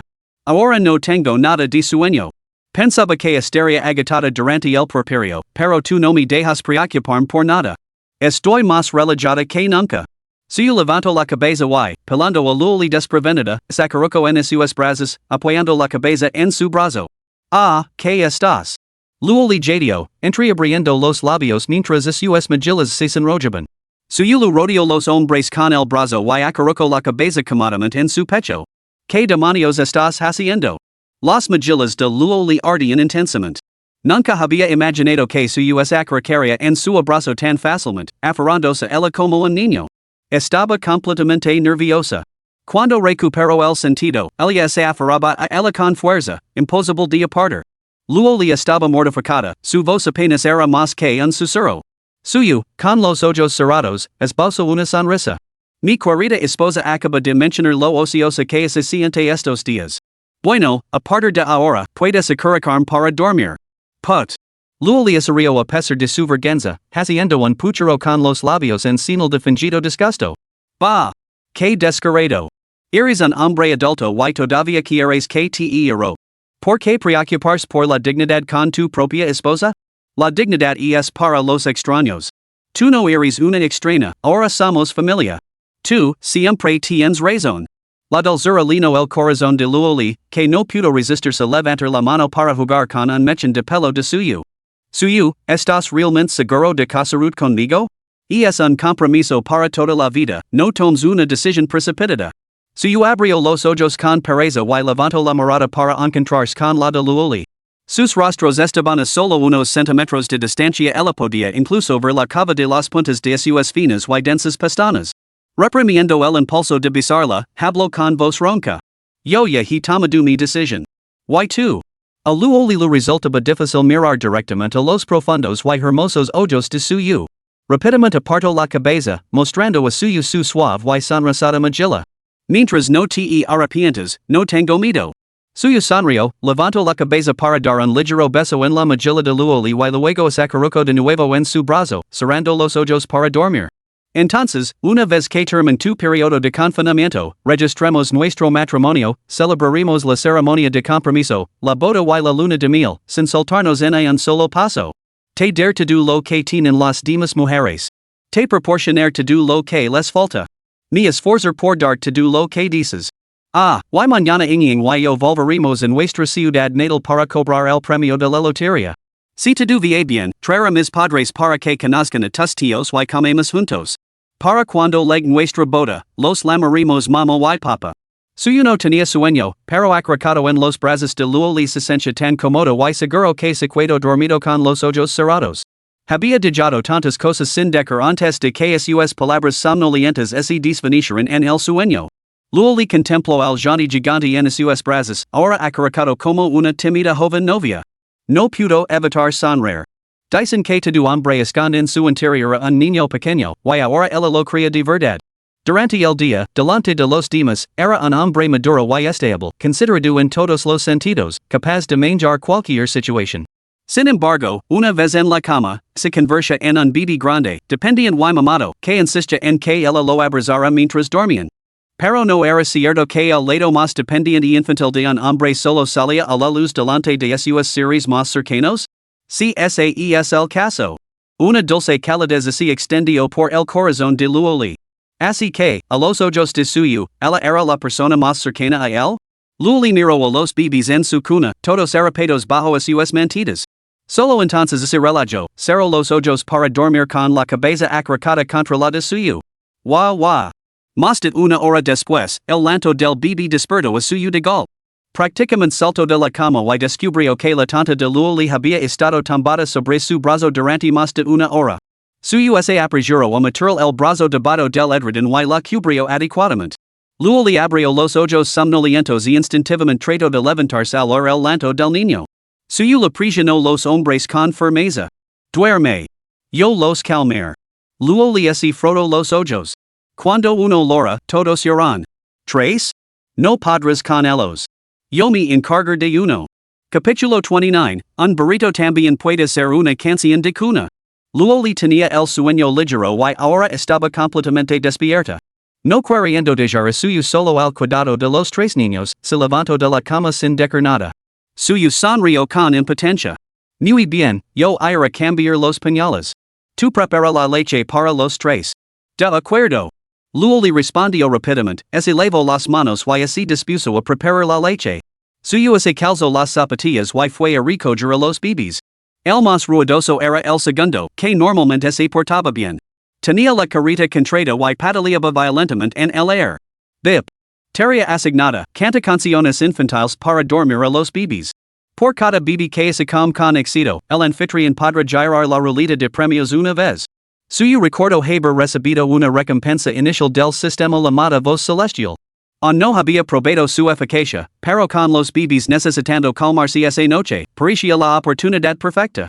Pequeñitos, papa está aquí. Suyo bajo la voz mientras se apresuraba hacia la cuna y cambiaba con destreza los pañales de los tres bebés. El segundo y el tercero no los habían ensuciado mucho, pero el mayor, un buen como el Wymian, había llenado el panel hasta los topes, dejándolo pasado y voluminoso. Con los pañales limpios y secos, los lantos de los bebés se suavizaron. Luego le preparó tres biberones de leche de fórmula y cogió el mayor, que era el que la roba más fuerte, para darle de comer primero. En ese momento, llamaron a la puerta. Hermano, Lili, ¿quieres que entre a ayudar? Era Suing, que normalmente dormía como un tronco. Como no había tenido clases en los últimos 2 días, no había regresado al campus y había decidido quedarse dormir temporalmente. La enfermera de maternidad había terminado su turno esa tarde, por lo que Suing podía ayudar a cuidar a los bebés esa noche. Suyu respondió, bien, perfecto. Los tres están inquietos ahora. Cojuno. Suing abrió rápidamente la puerta y entró, dirigiéndose rápidamente a la cuna. Extendió la mano para coger uno, pero luego la retiró. Miró con ansiedad a Suyu y luego, el cuerpo del bebé es tan delicado, mi temido. Suyu sonrió con impotencia. No era de extrañar. Con su temperamento fogoso, se atrevería a coger a un gato que gruñera, pero cuando se trataba de levantar ella misma a un pequeño y blandito bebé de la cuna, realmente no sabía por dónde empezar. Suyu levantó al segundo niño, guió a Suing para que se sentara en la cama y colocó suavemente el bebé en sus brazos. Mantén la cabecita ligeramente elevada, de lo contrario podría atragantarse con la leche. Así, ese ángulo es perfecto. Suyu levantó suavemente el brazo de su hermano y le colocó el biberón en la mano. En cuanto Suing acercó la tedina a los labios del bebé, el pequeño, con los ojos bien cerrados, pareció sentirla de todos modos. Abrió su boquita y giró la cabeza, y se agarró al biberón con una precisión infalible. Luego, con una expresión de pura satisfacción, comenzó a mamar, derramando leche por las comisuras de la boca. Suing sintió una profunda sensación de satisfacción al alimentar al niño. No podía apartar los ojos de la cara del bebé. Lili, hermano mayor, tu bebé es absolutamente adorable. Tan pequeña, pero llena de vigor. Desde luego, nos anda con tonterías a la hora de comer. El mayor, en brazos de Luoli, no era diferente, tragando con entusiasmo. Si se escuchaba con atención, incluso se podía oír el sonido de sus tragos.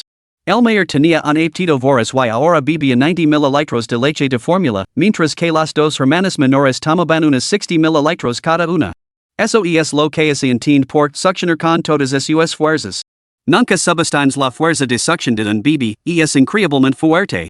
Pero Suing, ¿por qué demonios la llamas cunada? Luego se rió entre dientes y se volvió hacia Suyu. No culpa ingin por eso, yo lo pedí que mi lamara Lili tenemos prácticamente la misma edad y me gusta más así. Me parece más íntimo. Suing sonrió radiante a su hermano mayor. ¿Lo has oído? Fue sugerencia de mi cunada. Además, lo que realmente importa es que en mi corazón considero a Lili ni cunada. ¿Por qué dar tanta importancia a un simple título? Suyu lo lanzó una mirada de desaprobación. Tu cunada te mima demasiado y ahora te estás volviendo arrogant, eh? Si Lili lo dice, puedes llamarla así. Pero delante de nuestros padres, más te vel seguir la mandala cunada. Oh, lo sé, lo sé. No sé cómo Lili aguanta tus quejas. Me duelen los oídos solo de escucharte. Luego permaneció en silencio, limitándose a sonreír. Ver esta broma entre hermanos lo alegró el corazón.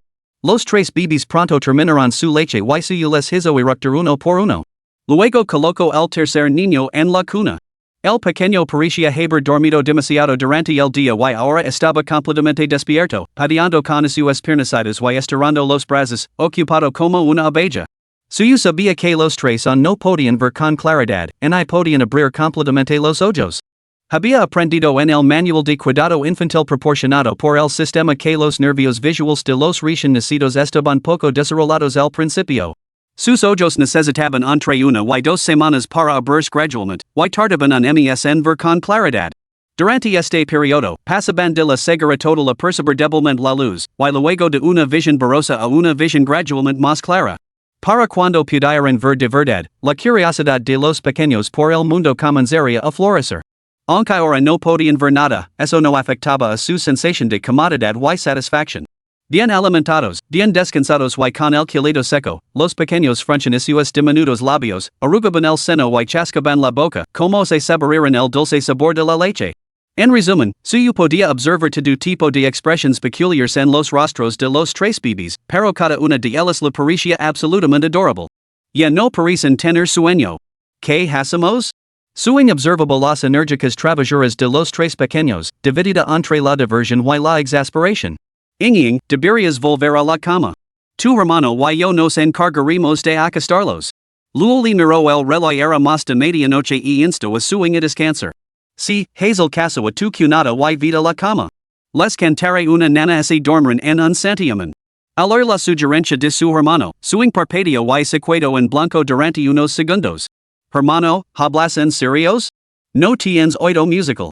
Además, la única canción que sabes es el burrito, y cada vez que la cantas, parece que te esté dando una un burro. No cantes, ni de miedo que asustes al bebé. Pequeña descarada. ¿Cómo te atreves a hablar así a tu hermano mayor? ¿Quién no tiene oído musical? Mi canto es como música celestial. Suyo hincho el pecho, erguido y orgulloso. Hoyo es demostrar a todos que little donkey todavía puede arrolar a un bebé para que así duerma. Sueño hizo una mueca interior y rápidamente advirtió a luego li que así preparara. Lili, ten cuidado. El canto de mi hermano es horrible. Hermano, baja la voz. No asustes al bebé ni a los tíos y tías. Podrían despertarse en un santiamen. Suyo apretó los dientes.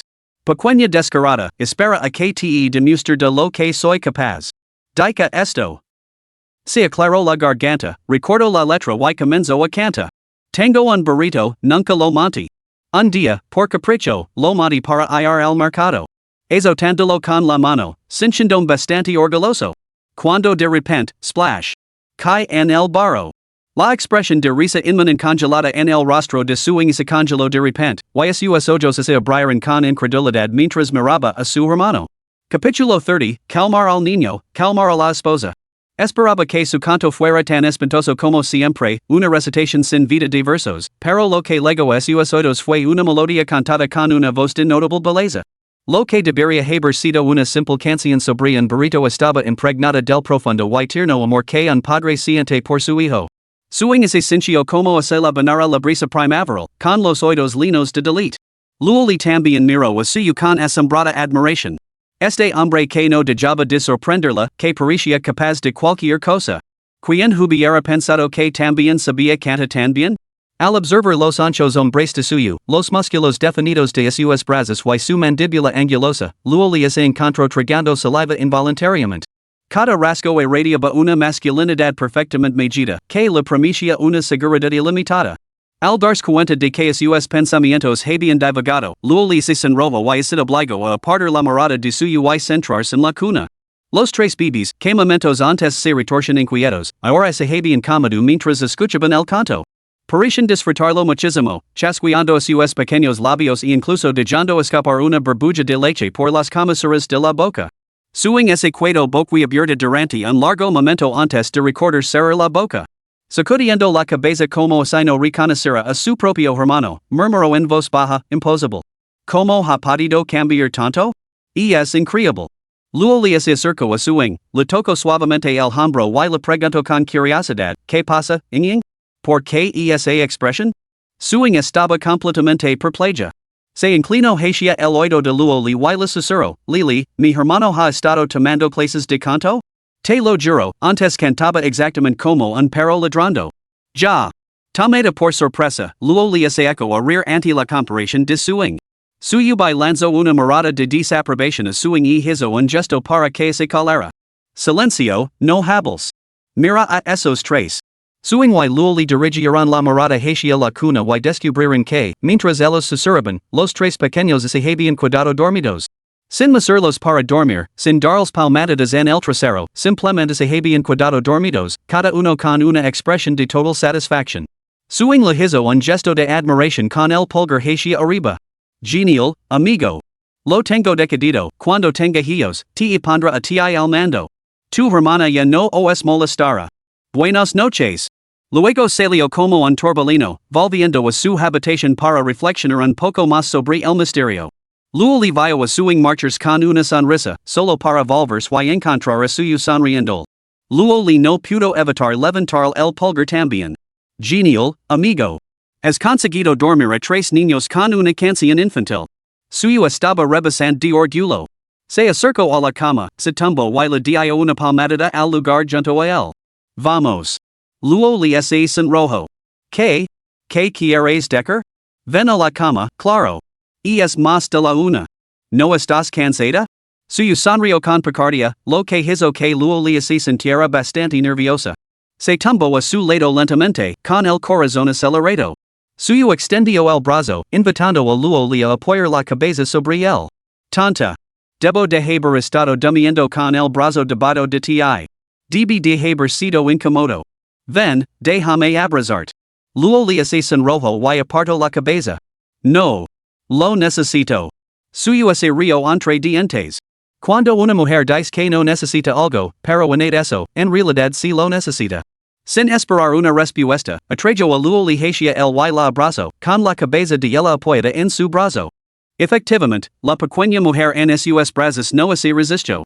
Al contrario, se mostró bastante obediente. Suyo se sentía completamente despierto ahora. La habilidad que le había otorgado el sistema no era ninguna broma, sus efectos eran realmente notables. Tenía tanta energía que podría correr fácilmente una maratón. Su tarea ahora era arrollar a luego para que se durmiera. Ella, sin embargo, no tenía esa mayor de habilidad. El desgaste físico de lavar trillizos no se podía recuperar de la noche a la mañana, y mucho menos después de una noche sin dormir. Te cantaré una canción y podrás quedarte dormida con ella. Suyo le susurró suavemente a luego que te gustaría escuchar? Luego frunció los labios y entrecerró los ojos con un toque de picardia.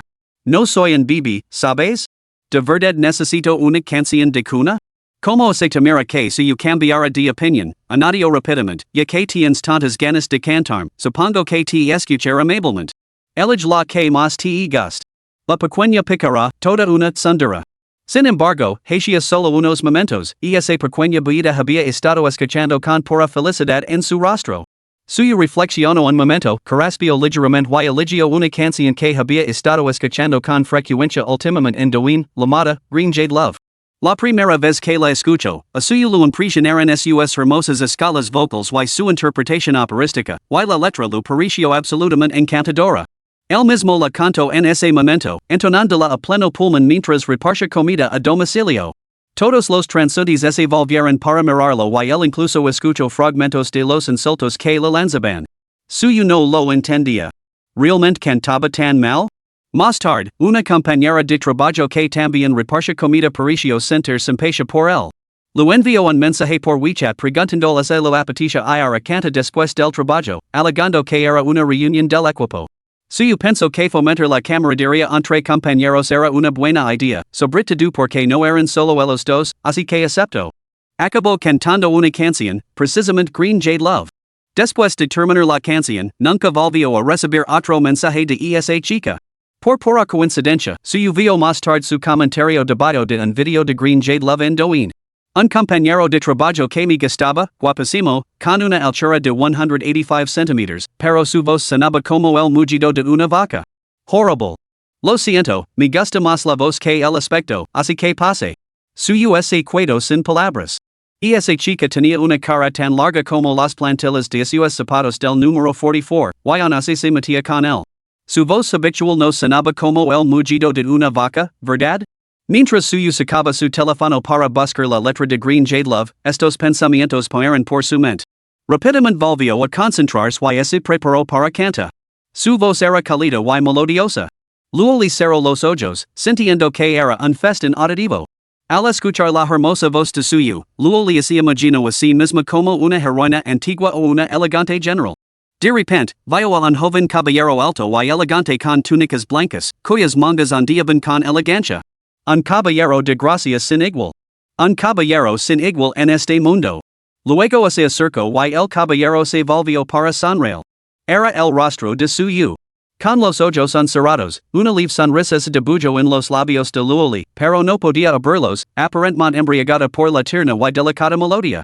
Se acaricó más en los brazos de suyo, reunió el valor para rato la cintura con un brazo y luego se sumió en un sueño somnoliento. Suyo sintió el ritmo constante de su respiración contra su pecho, lo que le confirmó que Luoli estaba profundamente dormida. Retiró lentamente el brazo, se incorporó y se recostó contra el cabecero.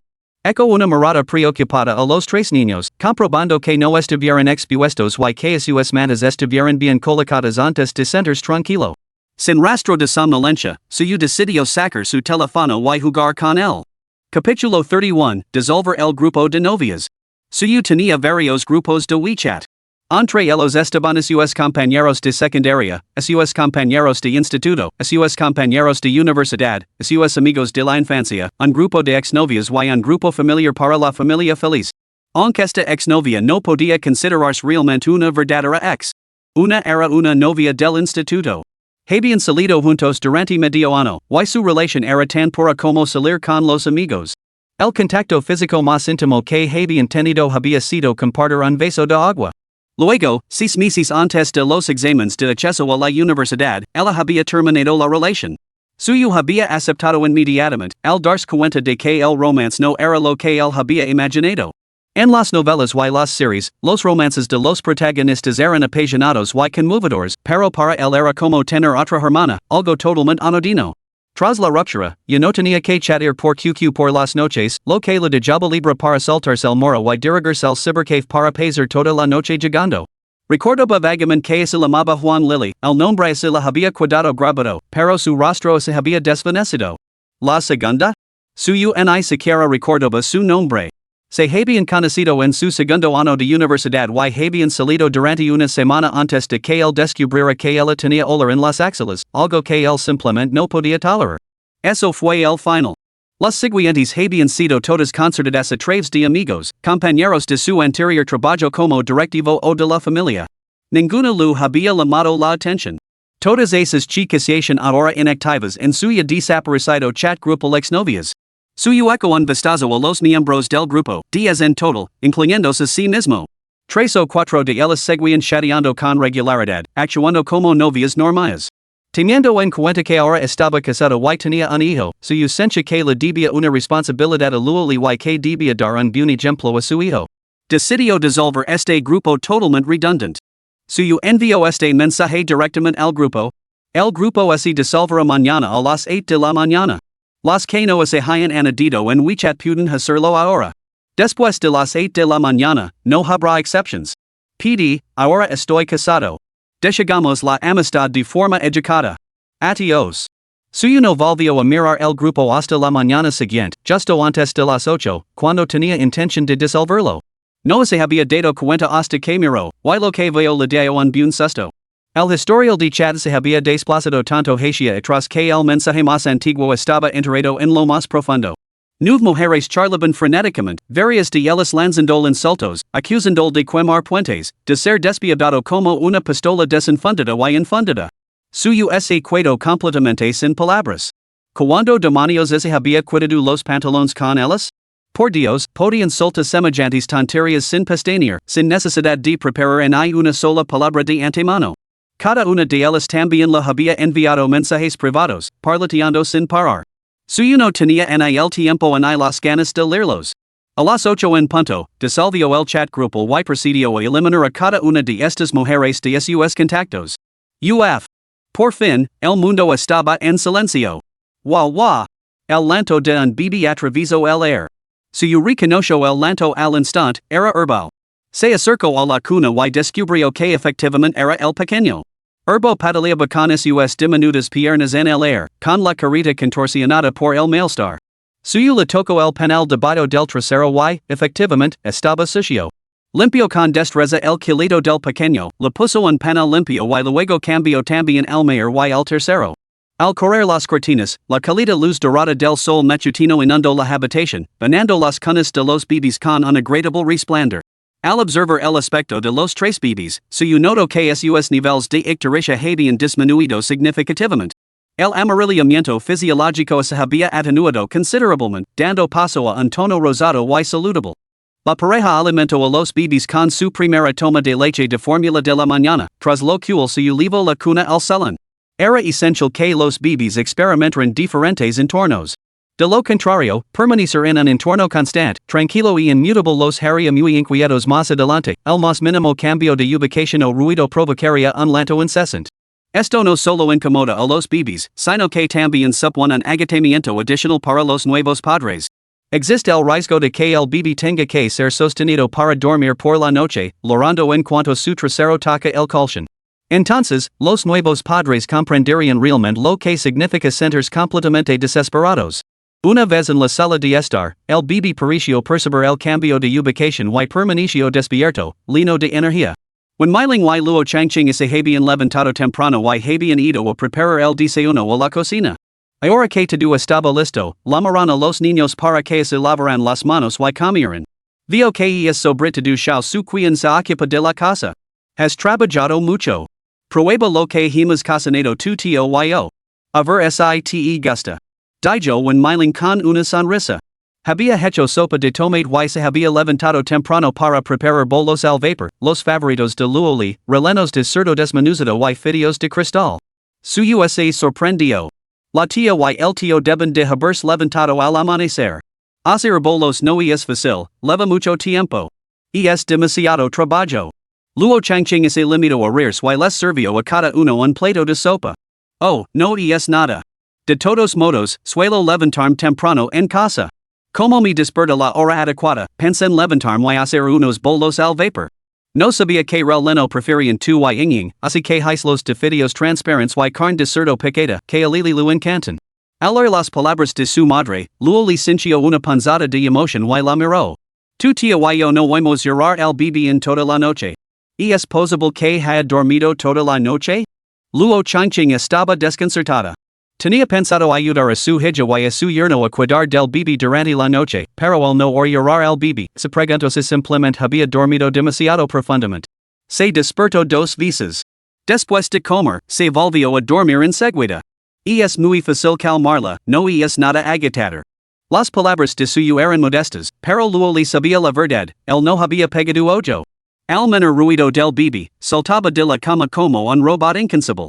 Por cierto, tío y tía, hoy me llevará a Ying a casa.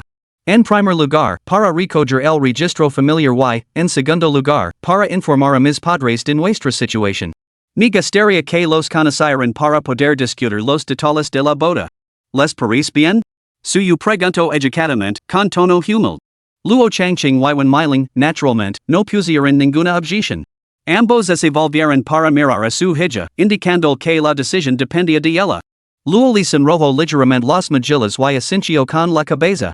Papa, mamá, ¿por qué no os quedáis unos días más? Cuando se traiga a sus padres, conocerlos bien. Al ver la expresión tímida de su hija, la pareja de ancianos lo entendió inmediatamente y aceptó de buen grado. Muy bien. Su ying, cuidaos en el viaje de vuelta a casa. Estad tranquilos, con nosotros tres y la niñera, hay cuatro adultos aquí para cuidar de la niña. Nada más terminar de decirlo, la tía le, la niñera, llamó a la puerta. Suyo fue a abrir la puerta. La tía le lavaba dos palomas vivas en las manos. Xiaosu, de camino aquí sexa alguien vendiendo palomas, así que comprar dos. Huilas gazare para Lili, la sopa de paloma nutre elien y fortales los riñones, favors la cicatrización de las heridas y calma los nervios. Y es perfecta para las madres primerizas. Capítulo 32, no donaré ni un centavo. Gracias, tía le te transferí el dinero de las palomas en breve. Suyo adoptó instintivamente un tono profesional. Para su sorpresa, la tía le sonrió y negó con la cabeza. Dos palomas no son mucho dinero. Considéralo una muestra de mi agradecimiento. La tuya es la familia más comprensiva que he conocido en todos mis años como cuidadora pasparto. Estoy muy agradecida de haberte conocido. Gracias, tía le. Gracias, tía le. Suing y luo le dijeron al unisono. Sus dos preciosos rostros y sus dulces tía le hicieron que le ping se sintiera como si hubiera vuelto a casa para ver a su propia hija, lo que lo alegró el corazón al instante. Tía le, ying y yo volvimos hoy en nuestra ciudad natal. Volveremos esta tarde, pero los pequeños necesitarán tus cuidados extra. Al oír las palabras de suyo, la tía le ping no podía estar más feliz, sintiéndose por fin como una auténtica cuidadora pasparto. No te preocupes, Xiao Su. Para eso estoy aquí. No es ninguna molestia. Cuidare perfectamente de las pequeñas y de Lili. Voy a lavar los usos de ternura y a ponerlos a hervir a fuego lento. Hay que hervirlos a fuego lento. Estarán listos para que Lili los beba sobre las 10. Alvaro la tialiasi, su asistencia bastante tranquila el dejar luoli y el bebe a su cuidado. Su llevo primero a suing al centro de lotería para reclamar su premio. El centro estaba situado en la capital provincial vecina, la ciudad a seguir el navigator por satellite resultó sencillo, y suing llegaron al centro de lotería de la ciudad sin ningún contratiempo. Ante ellos es el Zeba, un imponente edificio de más de 10 plantas. Aunque no era excepcionalmente alto, poseía una grandeza innegable. Caramba, hermano mayor. Gracias a ti, es la primera vez que veo un edificio de lotería en conditions. Exclamó Suing, contemplando la estructura tras salir del coche. Siempre pensé que esto era una estafa, un timo descarado. Nunca imaginé que mi propio hermano ganaría. Suyo ese río entre dientes. Pero no compras ningún bolito. Las probabilidades de ganar son menores que las de que un gato se enamore de un ratón. Cualquiera que no tenga ni pizca de suerte solo está tirando su dinero. Lo que realmente quería decir era que, sin su sistema de trampa, probablemente ni siquiera recuperaría el coste de los billetes de lotería. Hoy, tanto su como suing levaban ropa deportiva, gorras de béisbol y mascarillas negras, perfectas para proteger su privacidad. Pero sus llamativas figuras, su altura y su aura los hacen parecer tanto una pareja que los transuntes los confundían fácilmente con una. Tan pronto como su recogió su premio, los periodistas se abalanzaron sobre él para entrevistarlo. Él sabía cómo funcionaban las cosas, las donations eran inevitables. Efectivamente, un periodista fue directo al grano. ¿Qué cantidad de contribución benéfica está considerando este caballero? Suyo sonrió y respondió con firmeza, lo siento, no voy a donar ni un solo centavo. ¿Qué? ¿Ni un solo centavo? Son 800,000 después de impuestos. ¿No va a mostrar un poco de generosidad?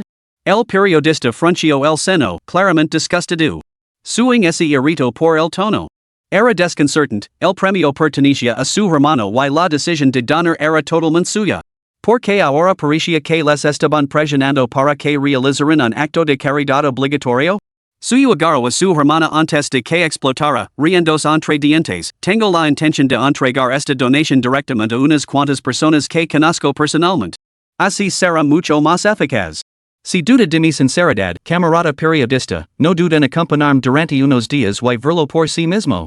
En su pueblo natal había varias personas mayores, sin hijos y sin familia, que sobrevivían únicamente gracias a las ayudas del gobierno. Si enfermaban, quedaban básicamente a merced del destino. Luego está el caso de una niña que destaca en la escuela, pero suya familia tiene dificultades económicas. Su padre toma medicación durante todo el año y no puede ganar mucho dinero, lo que les deja en una situación económica precaria. Suyo así sencha más tranquilo entregando personalmente las donaciones a estas personas. Era mucho mejor que donar dinero sin saber en qué bolsillos acabaría finalmente. Sin prestar atención a las reacciones de los periodistas y los curiosos, suyo se levó a suing. Genial, hermano. Deberías haber visto la cara de ese periodista. En un momento estaba toda sonrisas y al siguiente se puso negra como el carbón cuando se enteró de que no ibas a hacer ninguna donación. Suing se sintió totalmente reivindicado. Así es exactamente como se debe tratar a quienes juzgan a los demás por su posición social. Hermano mayor, de repente has crecido un poquito en mi estima. Suing sonrió con picardia, pellizcando un poco de air para demostrarlo. Guarde tus comentarios descarados. Cuando les cuenta mamá y papá lo de tu cuñada y los niños en casa, estarás ahí para respaldarme, ¿entendido? Suing no se mostró en absoluto preocupado y le hizo un gesto de aprobación con la mano. Ya conoces a nuestros padres, levantanos cenando con que sentaras cabeza. Ahora tienes una esposa encantadora que te ha dado 3 hijos de gol. Y es una bendición con la que la mayoría de la gente solo puede sonar. No te preocupes, no tendré que decir ni una palabra. Papa te adorará. Suyo no estaba seguro, sinceramente, no estoy tan seguro. Papa valora su reputación por encima de todo. Lili yo ni siquiera hemos registrado nuestro matrimonio todavía, y mucho menos hemos conocido a los suegros. ¿Podría romperme las piernas? Sinceramente, no sabes nada de nuestros padres. Solo te romperian las piernas en determinadas circunstancias, como si tuvieras hijos con Lili y luego te fugaras de forma irresponsible. Si se enteraran, sin duda te dejarían lisiado. Pero esto es diferente. Solo tienes que enseñarles videos de los tres pequeños, mostrarles fotos de tu esposa y esperar, te adorarán como a un dios. Su hablaba con absoluta confianza, ya que su madre la había insistido repetidamente por teléfono para que la presentara a su compañera de clase su hermano, un joven estupendo que no debería seguir soltero para siempre. Ahora, no solo era una compañera de clase, sino una compañera de clase increíblemente guapa. Mama estaría radiante de alegría.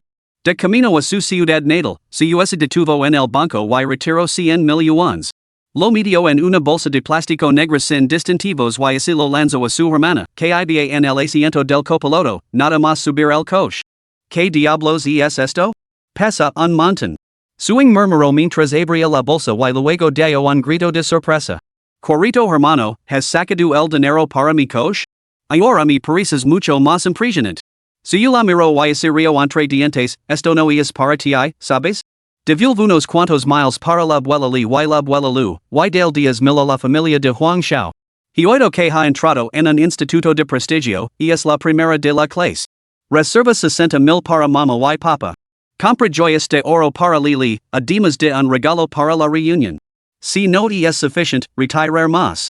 Mamá y papa no tienen mucho, así que no les pedir que contribuyan.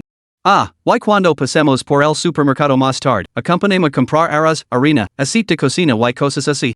Se lo llevaremos a las dos abuelas a sus casas. No tienen hijos y son bastante lamentables. Cuando era pequeña, me cuidaban constantemente. Hay que devolver las bondades. En cuanto al dinero en efectivo, de las pequeñas cantidades cada vez, 2 o 3,000 así tendrán fondos para emergencias. No aceptarán más, y les pesaría en la conciencia. Además, son demasiado mayores para depositar dinero en el banco. Pese cada vez que las visitas y deles un poco. Capítulo 33, no les importa tu pobreza. Suing escuchó en silencio las palabras de su hermano, con admiración evidente en sus ojos. Hermano mayor, realmente me estás haciendo ver con otros ojos. Lo has pensado todo muy bien. Estas tres familias son todas hogares con dificultades en nuestro pueblo. Los gestos simbólicos de ayuda anuales de los líderes del pueblo son como una gota en el océano, y insisten en hacer fotos y publicar artículos. A mí me parece todo muy poco sincero. Suyu sonrió. No les diremos nada. Solo nosotros dos, en silencio. No lamimos la atención. El pueblo está lleno de entremetidos. No cosmos problemas a mamá y papa. Cuando regresaron a casa, mamá y papa estaban ocupados preparando empanadillas de cebollino y gambas. Al oír el familiar ladrido de su perrito amarillo en el patio, la pareja salió corriendo. En la puerta, vieron a su hijo y a su hija bajandos del coche. Lu Lijuan sonrió, por fin. Tu padre y yo acabamos de terminar las empanadillas, la cena está lista. Suyu abrió el maletero y sacó 2 cubos de aceite de cacahuete.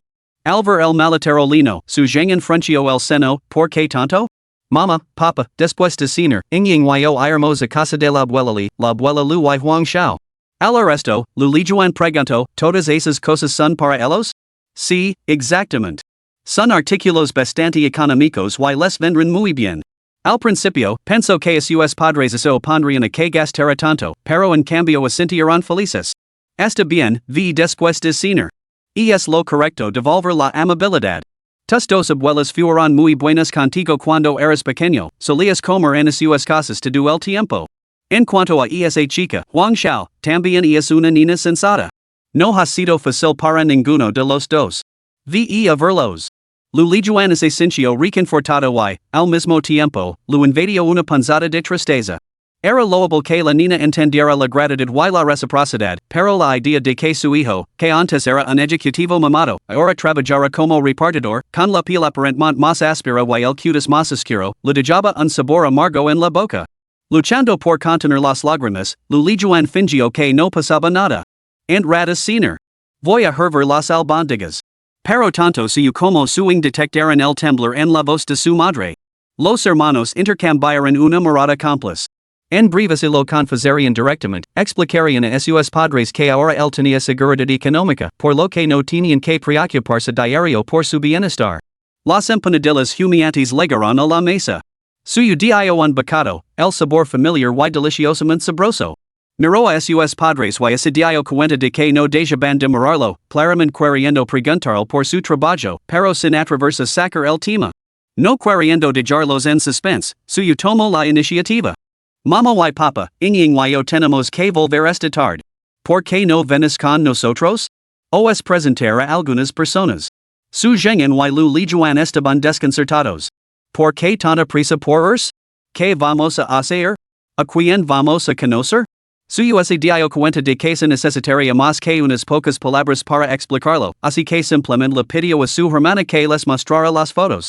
Inging, enseñales las fotos y los videos a mama y papa. Claro, hermano mayor. Suing saco emocionada su teléfono y abrió la galería, buscando primero el video de los tres bebés para enseñárselo a sus padres. Oh, qué pequeños tan adorables. Tres. Trilizos? Qué maravilla. El corazón de lu lijuan ese dirigió al ver a los pequeños y rápidamente cogió el teléfono para examinarlos de cerca. Su joven esposo una sonrisa benévola mientras levantaba la vista y preguntaba, ¿de quién son estos tres pequeños? ¿Son amigos tuyos? Suing se rió, mientras que se frunció los labios, sintiéndose un poco incómoda. Al fin y al cabo, papa tiene hypertension. Papa, ¿te has tomado hoy la medicación para la hypertension? Preguntó Suyu. Sí, la tomo todos los días. No te preocupes. Su joven se inclinó hacia su esposa y miró el video de los tres bebés sin levantar la vista, con una expresión de envidia en el rostro. Al ver la reacción de sus padres, Suyu comenzó a creer las palabras de su hermana pequeña. Papa, mama, delisa hacia la derecha y mirad. Suing estaba impatient por enseñarles a sus padres la foto de Luoli. Via, ¿es tu compañera de clase? ¿O es otra persona? ¿Es preciosa, verdad? Piel clara, ojos grandes. Es muy guapa, realmente hermosa. Lulijuan era una mujer muy guapa y sus hijos eran indudablemente atractivos. Sin embargo, la foto de Luoli le pareció excepcionalmente bonita, con un estilo diferente al de su propia hija, cada una con su propio encanto único. Se llama Luoli y es una compañera de clase de la universidad y la madre de estos tres pequeños. Ha dado a luz hace solo unos días. ¿Qué? Así que ella es la que ha tenido trillizos. Sus padres parecen completamente asombrados y volvieron a examinar la figura de la fotografía. Alta y delgada, y sin embargo había conseguido tener tres de una sola vez. Increíble. Un momento. Lulijuan volvió a la realidad y dirigió su mirada hacia su hija. Todas tus compañeras de clase se están convirtiendo en madres, y tú aún no has encontrado novio. Igual que tu hermano, te saltas un paso, te quedas atrás para siempre. Los compañeros de clase de tu hermano que se casarán pronto? Sus hijos ya tienen edad para hacer riquedos. Suing de yo de rears. Mama y papa, estáis tan desesperados porque mi hermano así case y tenga hijos? Lulijuan asincio sin dudarlo. Por supuesto. Tú tienes 22 años, puedes permitir esperar. Pero tu hermano tiene 29 y cumplirá 30 después de año nuevo. Si no se casa pronto, será demasiado tarde. Su joven, inusualmente expresivo en este asunto, intervino. Cuando tu madre te instó a encontrar pareja antes, me mantuve calado, siempre pensé que debías decidir por ti misma. Pero realmente no tenías ninguna prisa. Con el año nuevo es solo medio año, cumplirás 30. Debes dar prisa. Suyo sonrió sin decir nada, limitándose a sentir repetidamente. Suing parpadeó. Está bien, hermano mayor, deja de ser tan rígido. Yo he sentido las bases. Y es hora de que reveles la respuesta. ¿Qué respuesta? Vosotros dos estáis siendo muy misteriosos. Suéltalo ya. ¿Qué está pasando? La curiosidad de papa y mama alcanzó su punto álgido. Suyo habló con calma. Papa, mama, no estoy bromando. La niña de la videollamada era mía. La chica es Luoli, mi esposa. He vuelto esta vez para presentarles a su nieta y a sus nietos, dos niñas y un niño, y para reunirme con los padres de Luoli para discutir los planes de compromiso y boda. Suyo pronunció el discurso de un tirán. La cosa quedó tan silenciosa que se podía oír un alfiler.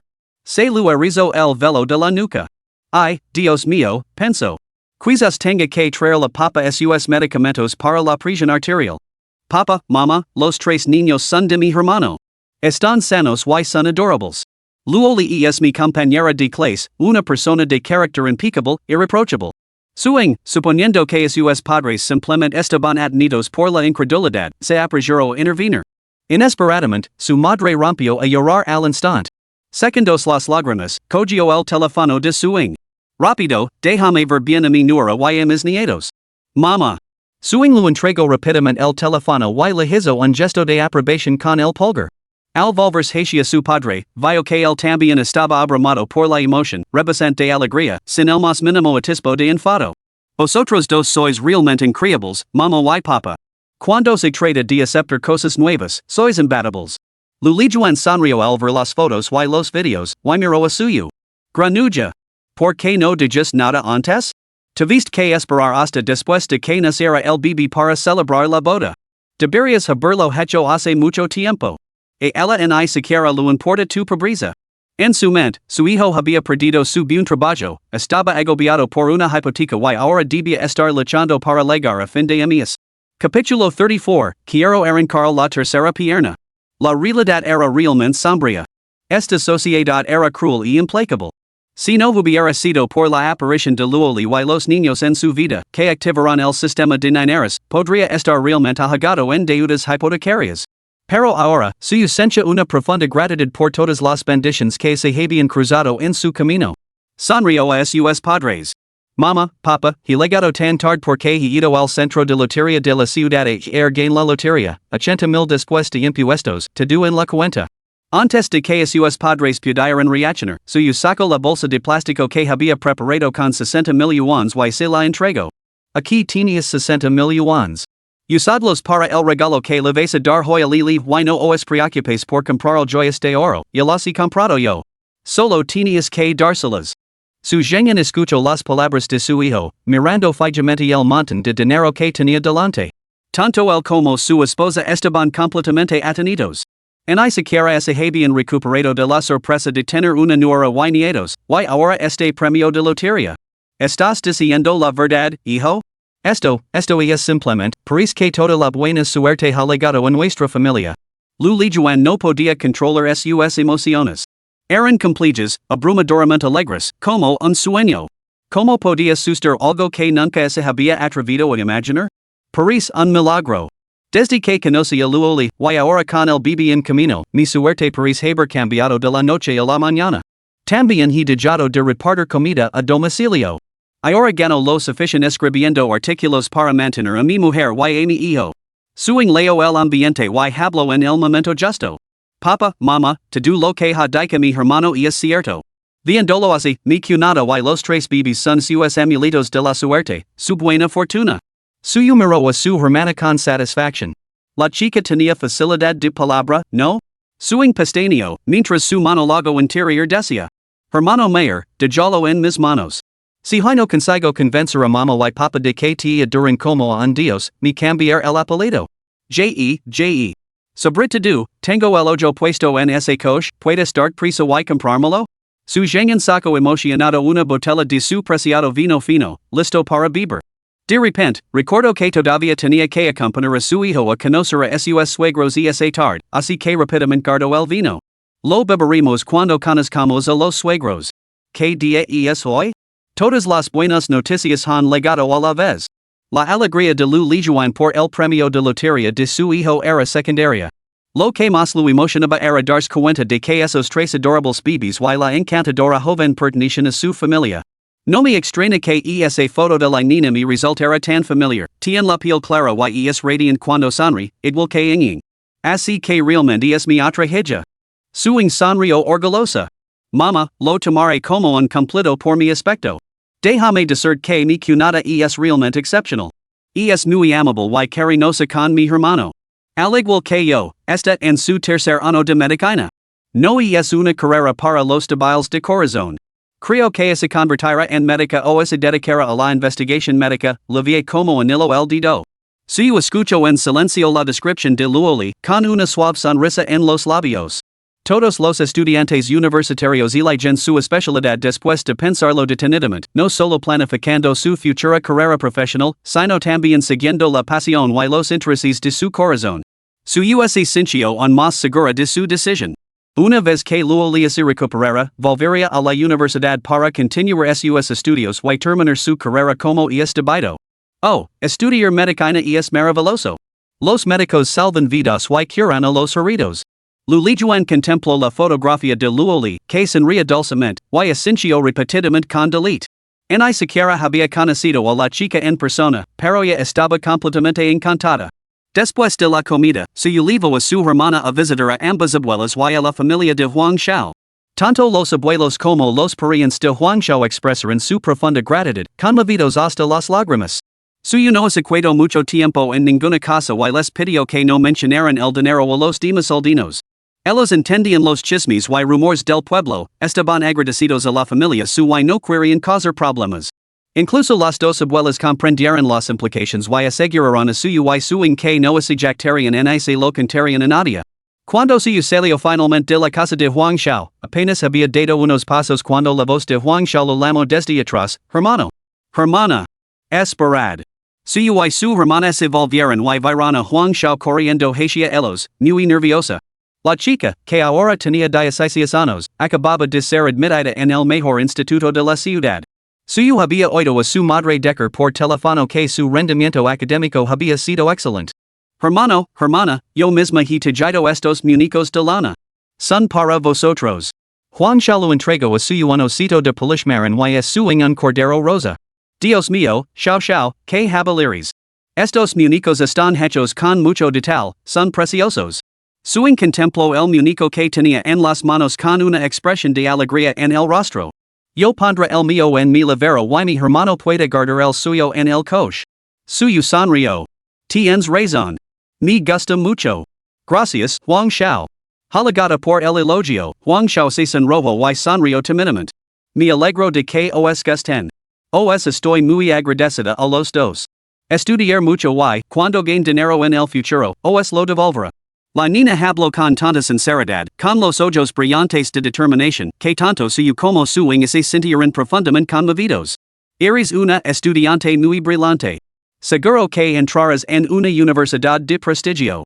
No te preocupes por las tasas de matrícula, solo concentrate en tus estudios. Los ojos de Huang Xiao se enrojecieron al instante mientras apretaba los labios. Sí.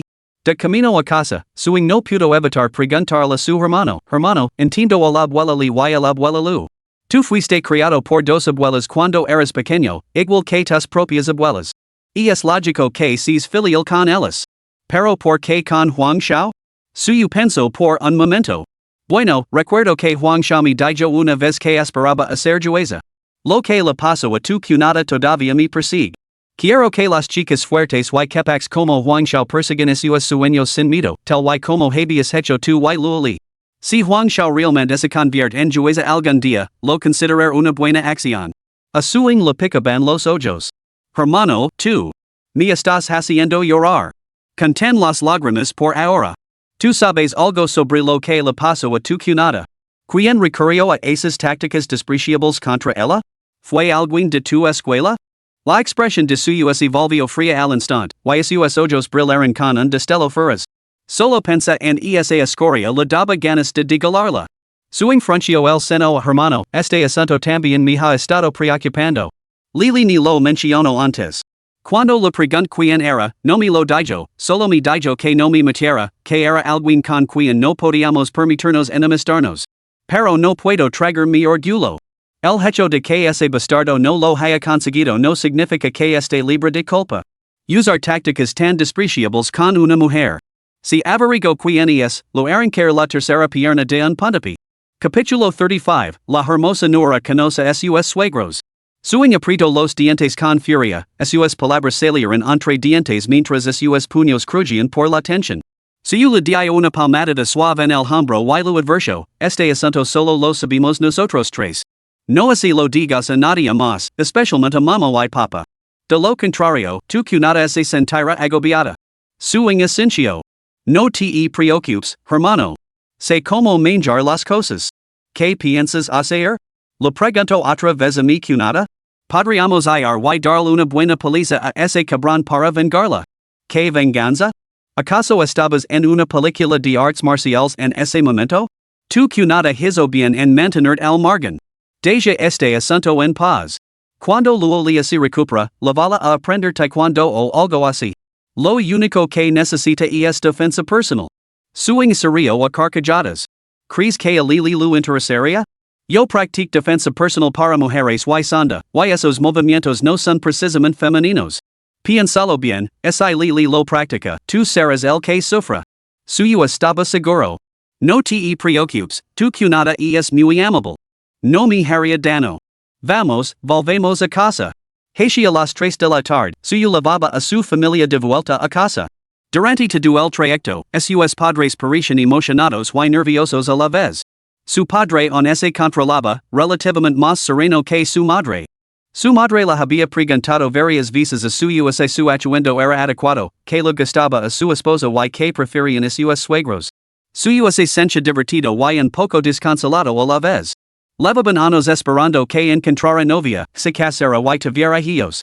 Suyo recordó que sus padres empezaron a presionarlo para que encontrara novia desde sus días universitarios. Ahora tenía 29 años. Suyo no esperaba que conociera luego le llevara a un progreso tan rápido, la eficiencia en su máxima expresión, contralizos legando de una sola vez, un hijo y 2 hijas. No solo a sus padres, sino él mismo había estado completamente encantado estos últimos días. Quizás el destino realmente existe en este mundo. Suyo no lo había creído antes, pero conocerá luego le había hecho cambiar de opinión. Cuando el coche entró en el complejo residencial, suyo apenas había aparcado en el garage cuando su madre abrió la puerta y salió, agarrándolo. Hijo, vamos a conocer a nuestra nuera y a nuestros nietos por primera vez. ¿De verdad vamos a ir con las manos vacías? Suyo se rió entre dientes. ¿No lavamos los sobres rojos tradicionales? Eso no vale.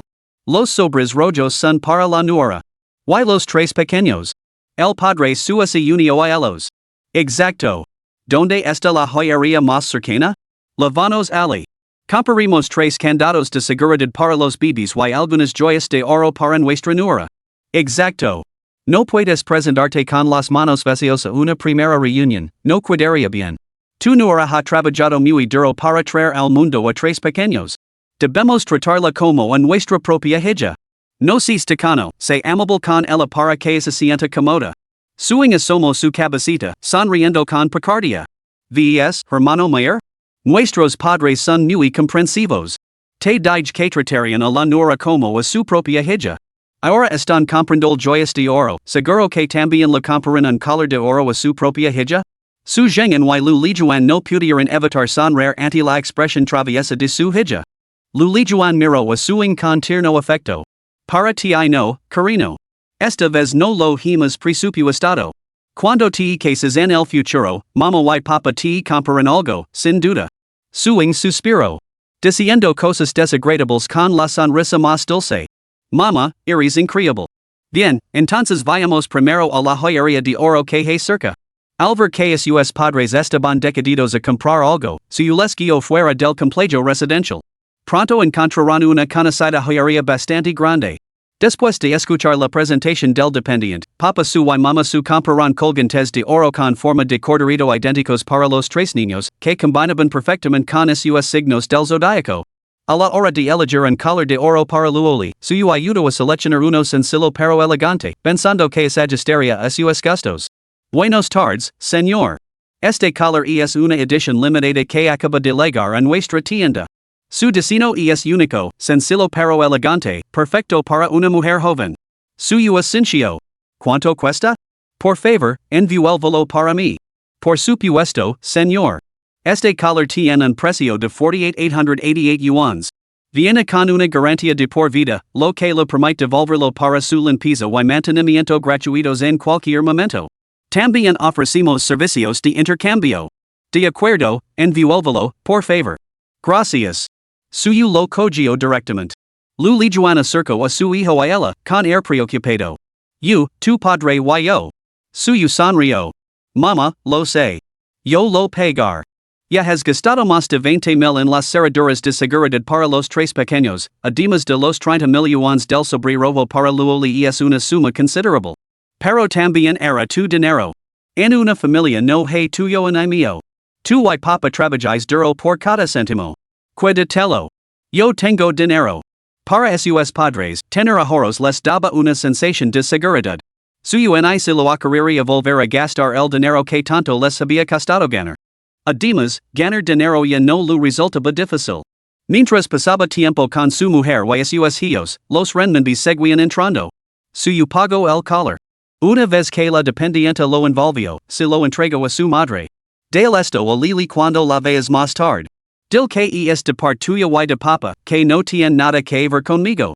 Lulijuan y su marido intercambiaron una mirada cómplice, ambos sonriendo con satisfacción. Lo entendimos. Has majorado mucho desde que eres padre, piensas en todo. Suyo había llamado a Luli con antelación para informar de que la vería a sus padres, para que no lo pillara desprevenida. Ah, ¿ya estás en la finca? Que rápido. Entonces voy a colgar, tengo que prepararme. La voz de Luoli sonaba ligeramente nerviosa. Incluso una nuera encantadora sentiría que se le aceleraba el corazón en su primer encuentro con sus suegros. Antes de que se pudiera decir nada más, Luoli terminó apresuradamente la llamada, probablemente para irse lavar la cara y peinarse. Esa chica es bastante formal. Suyo se rio para sus adentros antes de terminar la llamada. Para darle a Luoli tiempo suficiente para prepararse, suyo se entretuvo deliberadamente en el aparcamiento durante un rato antes de lavar a su familia arriba. Sonó el tambor y la tía Li Ping se apresuró a abrir la puerta. Hola. Saludo alegremente. ¿Son los padres de su? Que viaje tan largo. Presents, por favor. Lulijuan miró a la tía Li Ping, sintiéndose algo incómoda. Hola, ¿es usted la madre de Lili? ¿La madre de su nuera? La tía Li Ping se quedó paralizada por un momento antes de explicar apresuradamente. No, lo ha entendido mal. Soy la enfermera de cuidados paspardo contratada por su hijo y su nuera. Me llamo Li Ping. Estos son los padres de Lili. Detrás de ella, los padres de Luoli también se apresuraron a saludarlos. Hola, soy la madre de Luoli y él es su padre. Deben de estar agotados del viaje. Entran y descansan. When MILLÓN, que era bastante extrovertida, tomó la iniciativa de saludarlos con una sonrisa. Hola. No estamos nada cansados. Después de enterarnos del bebé, su hijo y yo no pudimos cuidarnos quietos. Nos apresuramos a venir a verlos, conocer al pequeño y echar una mano con los cuidados. Capítulo 36, El orgullo de suyo. Luoli, el oír las voces, se apresuró a salir a la puerta para saludarlos. Aunque no lavaba maquillaje, su belleza natural la hacía parecer elegante y serena mientras estaba allí de pie. Luoli sonrió dulcemente, con un toque de timidez. Hola, tío y tía. Soy Luoli encantada de conocerlos. Suyo observó a su adorable y despistada nuera, cuyo primer encuentro con sus suegros se asemejaba a una entrevista de trabajo, y no pudo evitar sonreír. Su comportamiento tanto resultaba bastante entrañable. Lulijuan y su gengen fijaron su mirada en Luoli, con los ojos llenos de un deleite indescriptible. La apariencia de esta nuera coincidía perfectamente con sus expectativas, y las superaba con creces. Gentil y elegante, era claramente una joven excelente. Lili, estás preciosa. Acabas de dar a luz, no te quedes en la puerta, donde hay corrientes de aire. Descansar en el interior es mucho mejor para tu salud. Entra, por favor. Lulijuan nunca escatimaba en elogios hacia sus hijos. Con los ojos llenos de afecto, entró en la casa, tomó la mano de Luoli y charló con ella amablemente. Suyo y suing intercambiaron una mirada cómplice y sonrieron. Aunque mamá parecía un poco nerviosa en el coche, una vez que los conoció y empezó a charlar con ellos, no había nadie más sociable que ella. Con ella presente, el ambiente nunca se volvía tenso y Luoli tampoco se sentía cohibida. Al entrar en la sala de estar, Lulijuan y su gengen se fijaron inmediatamente en las tres canas dispuestas cerca de la ventana. La luz del sol se filtraba a través de las cortinas, proyectando patrones moteados sobre la piel de los bebés, lo que ayudaba a aliviar su ictericia. Dos de los bebés dormían profundamente, tambados con sus cabecitas giradas hacia un lado. Esta compleja postura no hacía más que aumentar su adorable encanto. Sus caritas regorditas, llenas de grasa infantil, eran irresistiblemente tentadoras de pellizcar. El mayor estaba despierto. Aunque el pequeño aún no veía con claridad, aguzó las orejas y escuchó atentamente los sonidos de la habitación. En un momento fruncía el seno y el siguiente ponía morritos, cambiando constantemente a todo tipo de expresiones peculiares. Dios mío, qué adorables. Lulijuan y su gengen se quedaron de pie con cautela junto a la cuna, observando a los tres pequeños con ojos llenos de ternura. Los miraban fijamente, como se contemplar en los tesoros más preciados del mundo. Para ellos, estos bebés eran realmente sus tesoros más preciados. Las lágrimas de emoción desbordan brotarán de los ojos de Lilijuan. Acarició suavemente las manitas de los tres bebés, con la mirada fija en ellos como si estuviera pegada. Anhelaba abrazarlos, pero temía perturbar su sueño. Nunca me atreví a sonar que esto sucedería, de verdad. Lilijuan se secó las lágrimas, con la voz temblorosa por la emoción. Su gengen también luchó por contener las lágrimas mientras acariciaba suavemente el hombro de su esposa. No lors. Deja que los bebés duerman ahora. Tendremos una charla familiar. Oh, sí, sí. Déjame abrazarlos cuando sea la hora de comer. Quiero abrazarlos. Suyo observó la expresión de su madre y sintió una punzada de tristeza. Asintió con la cabeza. Sí, mamá. Te dejaré cogerlo más tarde. ¿Podrás cogerlo todo el tiempo que quieras, de acuerdo? ¿Cómo podría ser suficiente? Podría cogerlo para siempre y seguiría sintiendo que no es suficiente. Lilijuan se secó las lágrimas, se recompuso y volvió a sentarse junto al sofá. Tomó la mano de Luoli. Lili, realmente, has pasado por mucho. Luoli sintió una cálida sensación en su interior. Durante todo el día se había estado preguntando cómo serían sus suegros, ¿habría conflictos difíciles con su suegra?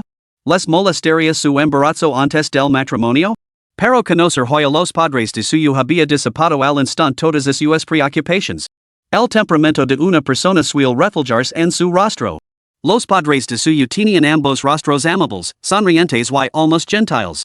Junto con sus reacciones desde el momento en que se conocieron hasta que entraron en la casa, Luoli sintió que no podían ser personas difíciles. Después de todo, habían creado a un hijo responsable y emocionalmente estable como suyo y a una hija bondadosa como su hija. Luoli estaba convencida de que no podían ser más que personas maravillosas. Tía, no estoy nada cansada. Por favor, no digas eso. Lilijuan le dio una palmada cariñosa en la mano a Luoli y sonrió. ¿Todavía me llamas tía? ¿No es hora de que empieces a llamarnos mamá y papá? Luoli se sonrojo, invadida por la vergüenza. Tanta, ahora somos familia. Tú y Inging sois mis queridas hijas. Toma, esto es un pequeño detalle de agradecimiento de parte tu tío y mía. Por favor, acéptalo, querida. Lilijuan sacó un collar de oro y un sobre con 30 millones. El collar estaba en una caja exquisita, mientras que el dinero estaba metido en un sobre rojo de papel craft. Cuando lo puso en las manos de Luoli, le pareció pesado. Luoli se quedó sin aliento y agitó las manos frenéticamente. Esto es demasiado valioso. No puedo aceptarlo. En efecto, suegros han dado demasiado. La niña simplemente no puede aceptarlo. Los padres de Luoli también parecen algo sorprendidos. En sus círculos, los regalos para las reuniones rara vez superaban los 10 millones, pero la cantidad que habían aportado a sus suegros era claramente mucho mayor. ¿Cómo que no puedes aceptarlo? Es solo una muestra de nuestra buena voluntad. Si la niña no lo acepta, su padre y yo no nos sentiremos tranquilos. Ahora somos todos familia, no hay necesidad de distinguir entre lo tuyo y lo mío. Tómalo, nina. Y aquí están los candados de seguridad para los bebés, uno para cada uno. Ya están aquí. Los pequeños son demasiado pequeños para lavarlos, pero cuando crezcan y empiezan a preocuparse por ir elegantes, podéis ponérselos. Luoli miró los regalos que tenía en las manos, profundamente conmovida. Gracias, tío y tía. ¿Todavía nos llamas tío y tía? Lilijuan sonrió radiante a Luoli. Luoli se sonrojo, se mordió el labio y miró timidamente a suyo. Suyo le hizo un gesto de asentimiento tranquilizador. Solo entonces Luoli reunió el valor necesario. Gracias, padre. Gracias, madre. Qué buena chica. Su gengen y Lilijuan sonrieron encantados, con los rostros iluminados como flores. En comparación con los padres de suyo, when Miling y Luo Changqing sintieron una punzada de culpa. Habían aceptado la tarjeta bancaria con 40 millones que suyo les había dado. When Miling esbozó una sonrisa incómoda. Nuestros suegros son muy considerados.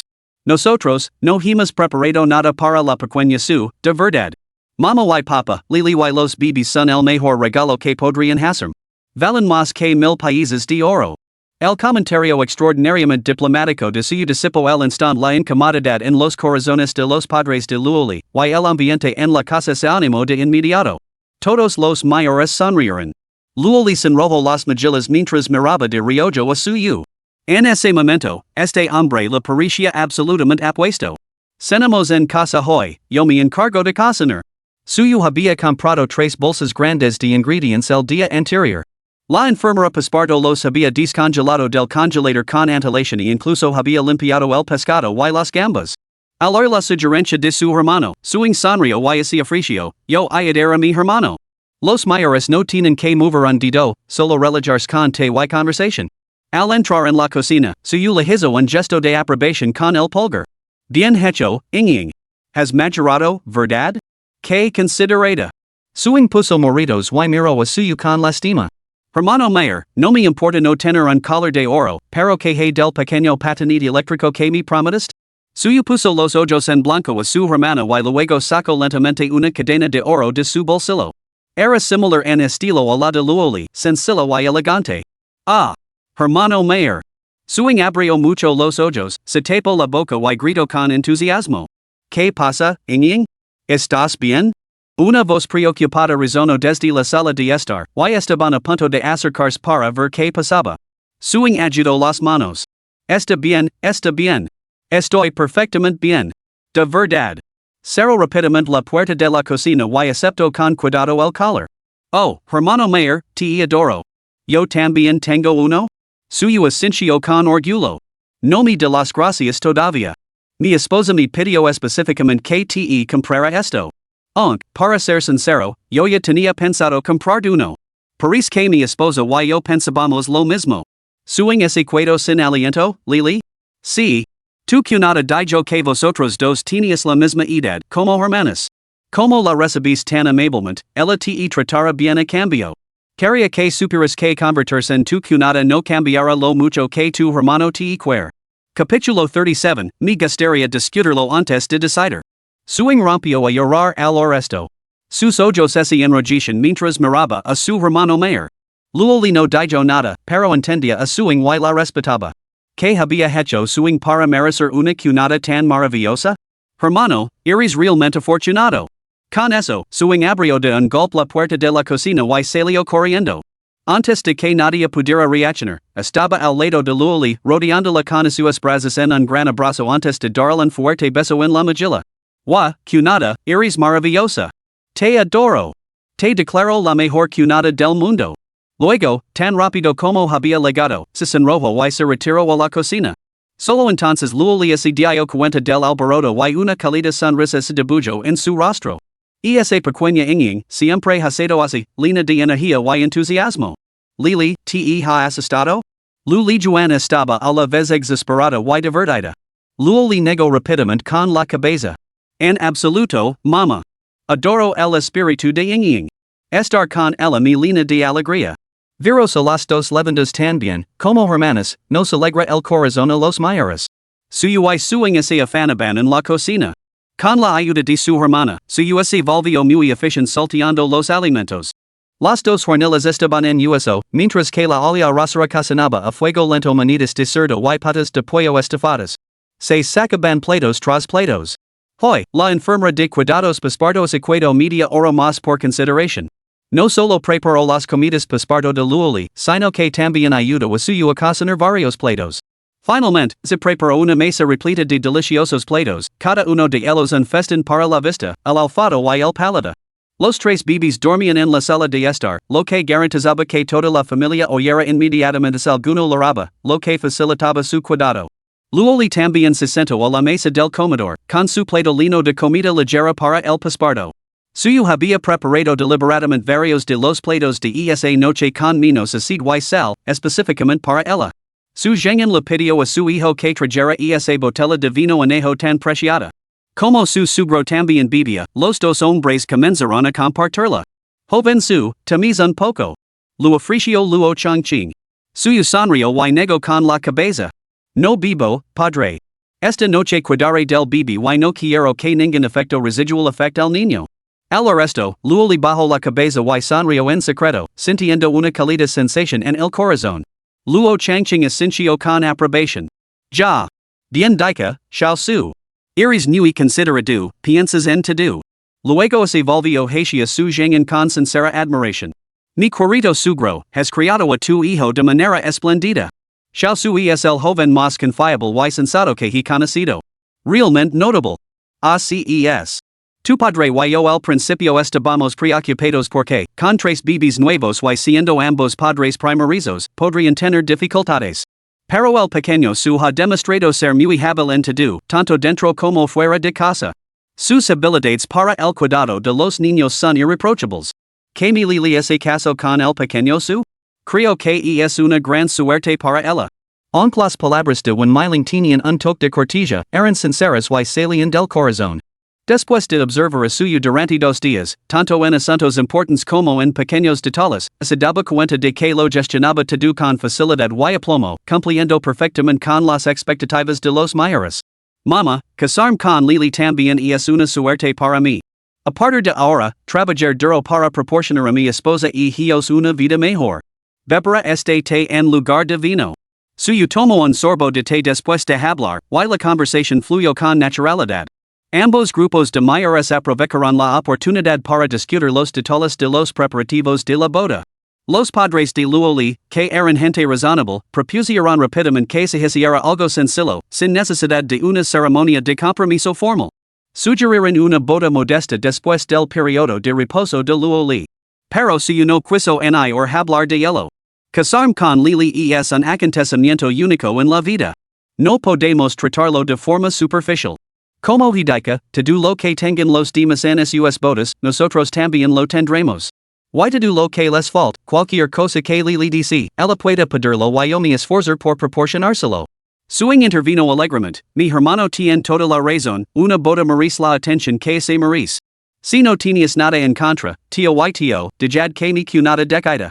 En cuanto a se fige la fecha y el lugar, os lo comunicará inmediatamente, ¿de acuerdo? When MILLÓN frunció los ojos con alegría. Realmente no esperaba que, incluso después de que su hija hubiera dado a luz, sus suegros siguieran dando tanta importancia a su boda, decididos a considerar a su hija todos los honores y el respeto. Muy bien, suing. Y es tu boda, así que vosotros dos debéis decidir como proctor. Tu padre y yo apoyaremos plenamente cualquier decisión que tomes. Entonces ser tu dama de honor. Luoli sonrió cálidamente a suing. Perfecto. Tenerte como dama de honor me haría la persona más feliz del mundo. Durante la comida, ambas familias discutieron muchos asuntos, incluidos los planes futuros. Su Zhengan y su esposa estaban dispuestos a cuidarse y ayudar a cuidar de sus nietos. Después de todo, 3 pequeños exigían el triple de esfuerzo si y Luoli no podían hacerlo solos. Su hijo necesitaba ganarse la vida para mantener a la familia y no podía quedarse en casa cuidando de los niños todos los días. Su nuera todavía era estudiante universitaria sus estudios no habían terminado. Después de unos meses de descanso, tendría que volver a la universidad. Terminar sus estudios era primordial, y ellos lo apoyaban plenamente. Los padres de Luoli tampoco tenían objeciones. Se sentían profundamente culpables por no haber estado presentes durante el embarazo de su hija, y ahora era el momento de compensarla. Además, adoraban sinceramente a los 3 pequeños. Ambos padres estaban dispuestos a cuidarse y ayudar a cuidar de los niños, lo que permitía a la joven pareja centrarse en sus responsabilidades sin preocupaciones. Suyo no aceptó de inmediato, limitándose a decir que lo decidirían después del periodo de reposo de Luoli. Entendía que, ante 4 ancianos, Luoli no podía expresar sus reservas aunque no estuviera de acuerdo, se sentiría obligada a aceptar por cortesía. Por lo tanto, suyo deliberadamente lo ahorró a su esposa esta incómoda situación. Cuando estuvieron solos en su dormitorio esa noche, primero le preguntó qué pensaba, con la intención de discutirlo juntos antes de tomar una decisión. Luoli miró a suyo, conmovida, y no dijo nada, aunque su corazón se llenó de ternura durante un largo rato. Después de cenar, cambió el panel del bebé, le dio el biberón y le contó una nana que acababa de aprender antes de conseguir que el pequeño se durmiera. Los bebés en su primer mes eran como cerditos, dormían casi todo el día. Cuando estaban despiertos, o bien necesitaban que les cambiaran, les dirán de comer o simplemente tenían hambre. Como de costumbre, suyo preparó un baño de pais para Luoli antes de dar su propia ducha. Al volver a la habitación, Luoli se sentó junto a la cama y se puso a leer a la luz de la lámpara. Al ver entrar a suyo, cerró el libro y lo dijo en la mesita de noche. ¿On no tienes sueño? Suyo asistento en el bord de la cama y observo a Luoli mientras lo apartaba suavemente un mechón de pelo detrás de la oreja. Luoli negó con la cabeza y tomó la mano de suyo. No tengo sueño. Solo quería preguntarte, ¿por qué no aceptaste cuando mamá y papá ofrecieron a cuidarse y ayudar con el bebé durante la cena de esta noche? Suyo sonrió. Estaba a punto de hablar contigo sobre eso. Quería saber qué pensabas antes de decidir. Además, siempre hay diferencias en los hábitos de vida entre generations. Ni preocupa que vivir juntos pueda causar frictions. Capítulo 38, si te gusta, compralo. Luoli sonrió triunfant. Sabía que pensarías eso. ¿Ves? Adivine tus pensamientos a la perfección, ¿no? Suyo encontró su expresión absolutamente encantadora y no pudo resistirse a acercarse para pellizcar suavemente la mejilla a Luoli. Suave y tierna, la cálida sensación era como la delicada jade blanco. Mirate, tan satisfecha contigo misma. Bueno, entonces hablemos de esto como es debido. ¿Te cuento primero lo que pienso? Luoli asintió. Sí, adelante. Justo iba a preguntártelo. Suyo miró a Luoli con una sonrisa pícara. Sigo pensando que ninguno de nuestros padres debería ayudarnos a cuidar al niño. Que dos generations viven juntas puede parecer armonioso al principio, pero me temo que con el tiempo surgirán frictions. No solo tensería los lazos familiares, sino que no quería que volvieras a casa sintiendo infeliz. Luoli asintió con la cabeza. Sí, comparto tu opinión. Cuidar de los niños es más agotador que muchos trabajos. Nuestros padres están entrando en años no deberíamos sobrecargarlos. Suyo inclinó rápidamente su gran cabeza hacia su abrazo. Cuando se trata de hablar, las palabras de mi esposa son simplemente más agradables de escuchar. Luoli no pudo evitar reírse. Ya estás siendo cariñoso otra vez, hipócrita. Te he prometido que esta faceta mía solo la verías tú y nuestro pequeño. Cariño, cuando te hayas recuperado del todo, podrás volver a la escuela con tranquilidad. Yo me encargo del bebé. Luoli negó con la cabeza. ¿Cómo vas a arreglártelas tú solo? Son tres. Creo que la tía le parece bastante fiable. Mañana preguntará a sus colegas si hay alguna está disponible como niñera. Podemos contratar a otra, no pasará nada. Luoli suspiró. Entonces te quedarás completamente atrapado en casa, perdiendo toda tu libertad. No estoy de acuerdo con eso. Puedo solicitar una excedencia de 2 años en la universidad y quedarme en casa para cuidar de los bebés. Volveré a estudiar cuando sean mayores. ¿Qué tanta eres? Puedo trabajar desde casa, puedo ganar dinero mientras cuido de los niños. Deberías terminar la universidad mientras eres joven. Si quieres hacer un posgrado, adelante. Te apoyaré en tu momento. A Luoli se lo llenaron los ojos de lágrimas. Miró fijamente a suyo durante varios segundos, con los ojos enrojecidos, y de repente se arrojó a sus brazos, rodeando la cintura con los suyos. Había perdido la esperanza en la vida, pero conocerte lo cambió todo. Gracias por respetarme y apoyarme. Suyo, eres realmente maravilloso. La voz suave y dulce que se acercaba contra el casi dirigió el corazón de suyo. Aprovechando el momento, le preguntó con una sonrisa, entonces, ¿seguirás llamando por mi nombre? Yo ya te llamo esposita. Luoli levantó la cabeza, con sus grandes ojos humidos rebasantes de timidez. Entonces, a partir de ahora te llamaré marido. ¿Cómo me has llamado? No lo he oído bien. Luoli se mordió el labio y miró a suyo con sus hermosos ojos. Lo estás haciendo a propósito. Eres muy travieso. Sé buena. Repítelo para mí. La voz de suyo era baja, ronca y profunda, y poseía una magia peculiar que se adentraba en los oídos de Luoli, haciéndola cosquillas hasta que todo su cuerpo se estremeció como si fuera una descarga eléctrica. Aunque su mente se sentía completamente mortificada, su boca parecía tener voluntad propia. Luoli dijo con claridad, marido. El marido está aquí. Suyo se sintió completamente encantado, convencido de que esa sola palabra sonaba como música celestial. Atrajo a Luoli hacia el y no pudo resistirse a besar la frente. Las mejillas de Luoli ardían intensamente. Incluso a través de la fina tela de su camisón, suyo podía sentir el calor que irradiaba de su pecho. Luchó por reprimir la creciente olida de deseo que sentía, contento con simplemente abrazar a Luoli mientras dormían plácidamente, obligándose a no pensar en otras cosas. Suyo solo podía esperar en su corazón que el periodo de confinamiento de su esposa terminara pronto. ¿Por qué el tiempo pasaba tan lentamente? Sin embargo, sin que se hubiese diera cuenta, los días pasaban uno tras otro. En poco tiempo, habían pasado 42 días desde que Luo le había dado a luz. Ese día, su se preparó para lavar a su esposa y a su hija al hospital para una revisión. Suing ayudó a lavar al bebé y los acompañó al hospital. Luo le se puso ropa más informal. El tiempo había cambiado a finales de verano y principios de otoño lavaba una camisa de manga larga sobre pantalones negros y zapatillas blancas. Parecía llena de vitalidad, sin mostrar ningún signo de haber dado a luz a 3 hijos. Suing no pudo evitar envidiar el aspecto de Luo Li. Hermano, Lili, vosotros dos tenías que ayudarme a encontrar pronto un marido adecuado. Yo también quiero casarme y tener hijos. Tenerlos pronto es realmente genial, ¿sabes? Mirad a Lili, está tan guapa como cuando estaba en la universidad. Nunca diríais que ella es madre. Suyo se río entre dientes. Tienes razón. Cuando eres joven, tu cuerpo se recupera rápidamente. Tu cunada tuvo trillizos, no volverá a dar a luz en toda su vida. Luo le tomó el pelo a propósito, entonces no quieres que tenga más? Suyo asintió sin dudarlo, por supuesto que no. Eres mi esposa, no una máquina de hacer bebés. No quería que volvieras a pesar por eso. Me basta con criar bien en nuestros 3 pequeños. Mientras hablaba, se cambió los zapatos y miró a su hermana y a Luo Li. Su hermana menor lavaba hoy en maquillaje ligero y su cabello castaño recogido en una coleta alta que se balanceaba con vitalidad. El cabello de Luo Li cae suelto sobre sus hombros y su rostro estaba desnudo. Inging, hazel a tu cunada un peinado precioso y maquillada bien. Vamos a lucir lo mejor posible para la revisión en el hospital. Los ojos de su se iluminaron. De acuerdo, hermano Mayer. De jolo en mis manos, soy una experta en maquillaje. Luo Li se sintió un poco abrumada por la atención. ¿Está bien que me maquille? ¿Por qué no iba a estarlo?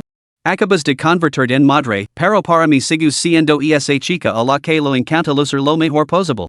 La maternidad es solo otro papel que has asumido tu verdadero yo sigo aquí. Al escuchar las palabras de su hermano, Suing, siendo ella misma una chica, se sintió profundamente conmovida, por no hablar de Luo Li. Luo Li y Suing intercambiaron una sonrisa cómplice. Inging, tu hermano es realmente maravilloso. Suing, ocupada trenzando el pelo de Luo Li, soltó un pequeño resoplido de orgullo. No lo elegís demasiado, no lo soporta. Si alguna vez te trata mal, le romper las piernas sus manos trabajaban con rapidez y pronto lo hicieron un bonito moño a Luo Li. La trenza de espigas se enroló alrededor de la parte posterior de su cabeza y se seguido con un gran lazo, lo que le dio al instante un aspecto dulce, como el de una princesa. Lili, puedes usar mis cosméticos por ahora. ¿Te importa? Luo Li negó con la cabeza y sonrió. Por supuesto que no. Gij, entonces te maquilar. Desde que te viste al bebé, he cambiado todos mis cosméticos por marcas de primera calidad. Úsalos cuando quieras. Suyo se acercó. Carino, dime que marca de cosméticos prefieres y te comprar un juego completo. Luo Li sonrió. La marca de Inging está perfectamente bien. Suing intervino inmediatamente, hermano, no hace falta que digas más. Lo entiendo. Lo comprar a Lili un juego idéntico y así lo enviar. Que esté guapísima todos los días. Bien dica. ¿Sabes cómo jugar? Dado lo bien que te has portado últimamente, cuando tu cunada y el bebé terminan la revisión de hoy, nos pasaremos por el concesionario. Te prometí que te compraría un coche, y hoy es el día en que cumplo mi promesa. Ah. Suing salto de alegría. Suyo anadio, vi con tu cunada. Compra el coche, vi de compras, compra ropa. Yo me quedar en casa con el bebé. Si te gusta, compralo. Un coche por persona. Capítulo 39, los jóvenes saben cómo criar a los niños, ¿no? Suing estaba a punto de llorar. Este no es mi hermano, es un salvador enviado por el cielo para rescatarme. Aunque la chica estaba abrumada por la emoción, sus manos, que sostenían las brochas de maquillaje, estaban tan firmes como el bisturi de un cirujano, sin ningún temblor a la vista. Tu cunada solo tiene 22 años. Después de tener al bebé, ha estado encerrada en casa durante más de 40 días. Debe de estar volviéndose loca. Vosotros dos deberíais salir hoy, ir de compras, divertiros, comer lo que os apetezca. No hay necesidad de contenerse. Tu cunada no está dando el pecho. Suing abrió mucho los ojos. Pero no se supone que la leche materna es muy nutritiva? Luo Li sonrió. La leche de formula que tu hermano compró para el bebé cuesta entre 700 y 800 yuans la lata. No es peor que la leche materna. Oh, Lili, búscame una pareja. Alguien como mi hermano. Si me tratara como mi hermano te trata a ti, estaría encantada de tener hijos con él. Luego le estaba secretamente de acuerdo con suing. Conocer a suyo la había hecho darse cuenta de que tener hijos podía ser realmente algo maravilloso. Tu hermano y yo te adorimos, pero tú también debes esforzarte. Al fin y al cabo, alguien como tu hermano no es fácil de encontrar. Suyo estaba encantado con los elogios y esbozó una amplia sonrisa. Lili, estás bromando otra vez. Te he maculado, mira que bonita estás. Suing guardo sus cosméticos en el bolso. Luego se levantó para mirarse en el espejo, pero se encontró con la mirada de suyo. Sus ojos brillantes y sus dientes perlados enmarcaban un rostro delicado y esculpido, radiante de vitalidad juvenil, con una sonrisa tan dulce que dejó a suyo completamente hipnotizado. Era una belleza natural incluso sin maquillaje, y mucho más ahora, adornada con un look dulce y discreto. Al ver la reacción lasciva de suyo, las mejillas de Luo le sonrojaron ligeramente, y el tono rosado añadió varios grados de luminosidad a suya encantador rostro. Creo que ya no necesitar mirarme en el espejo. Luo le sonrió, con unos hoyuelos dulces y encantadores. Suing asintió. Es cierto. Mi hermano es tu espejo. Miralo babeando como un tonto. Al llegar al hospital, el grupo se convirtió instantáneamente en el centro de atención. Suyo había tenido mucho cuidado en proteger a los bebés, cada cochecito estaba equipado con cubiertas protectoras con paneles de mula a ambos lados para permitir el flujo de aire y evitar que la saliva o el polvo se depositaran sobre los bebés. Los observadores estudiaron el trío de jóvenes, el hombre era guapo, las mujeres eran hermosas, ninguna de las chicas parecía en remotamente una madre. No podían comprender la relación entre estos adultos y los tres bebés. Después de examinar a Luoli, el médico procedió a revisar a cada uno de los tres bebés por turno. Les midieron la altura, el peso y otros signos vitales. Tienen trilizos. Según los registros del hospital, los tres bebés tenían bajo peso al nacer. Sin embargo, en un mes, han recuperado el peso de forma notable.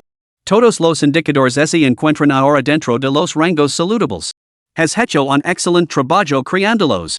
Luoli se sintió considerablemente tranquila, y su corazón se llenó de profunda gratitud. Solo ella sabía que el rápido y robusto crecimiento de los bebés se debía enteramente a los incansables esfuerzos de suyo día y noche. Doctor, ¿podría decirme cómo ha ido la revisión de mi esposa? ¿Cómo va su recuperación? El médico miró a suyo con aprobación. Como mujer médica, había sido testigo de demasiados casos de madres desatendidas tras el parto. La atenta respuesta de suyo le causó una impresión favorable. Tenga la seguridad de que la madre goza de excelente salud. Su recuperación avanza bien en todos los aspectos.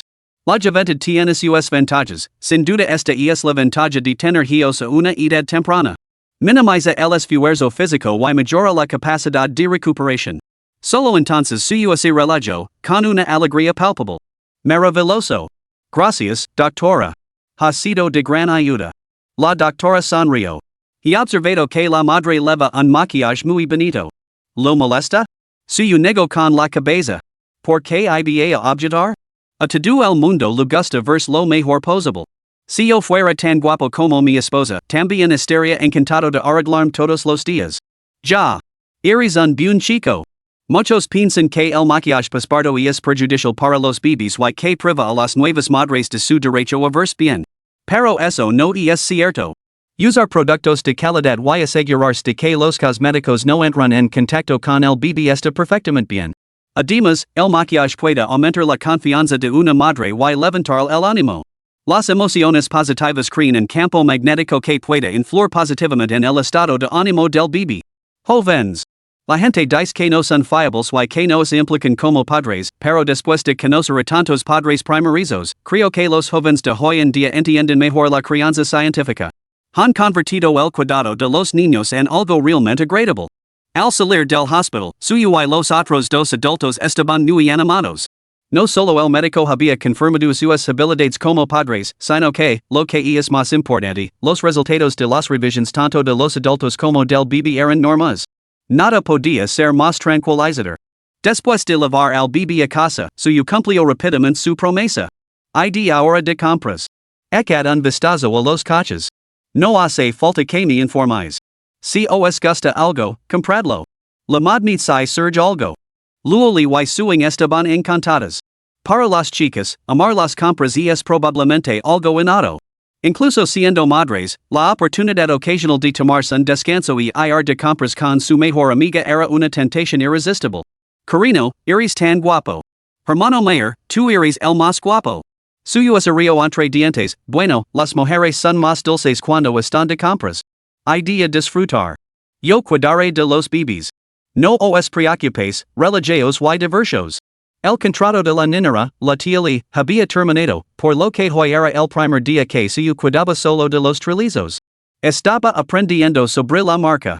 Suyo contempló a los tres bebés en su cuna y su rostro se suavizó en una sonrisa amable. La mayor diferencia que notaba entre los bebés de 40 días y los nacidos solo unos días antes era esta. La transformación era realmente notable. Los bebés crecen tan rápido, casi imperceptiblemente. Los tres estaban ahora despiertos durante periodos cada vez más largos cada día, y empezaban a surgir patrones. Sus rasgos faciales se habían desarrollado por completo, sus mejillas regorditas y suaves insinuaban el aspecto futuro de cada niño.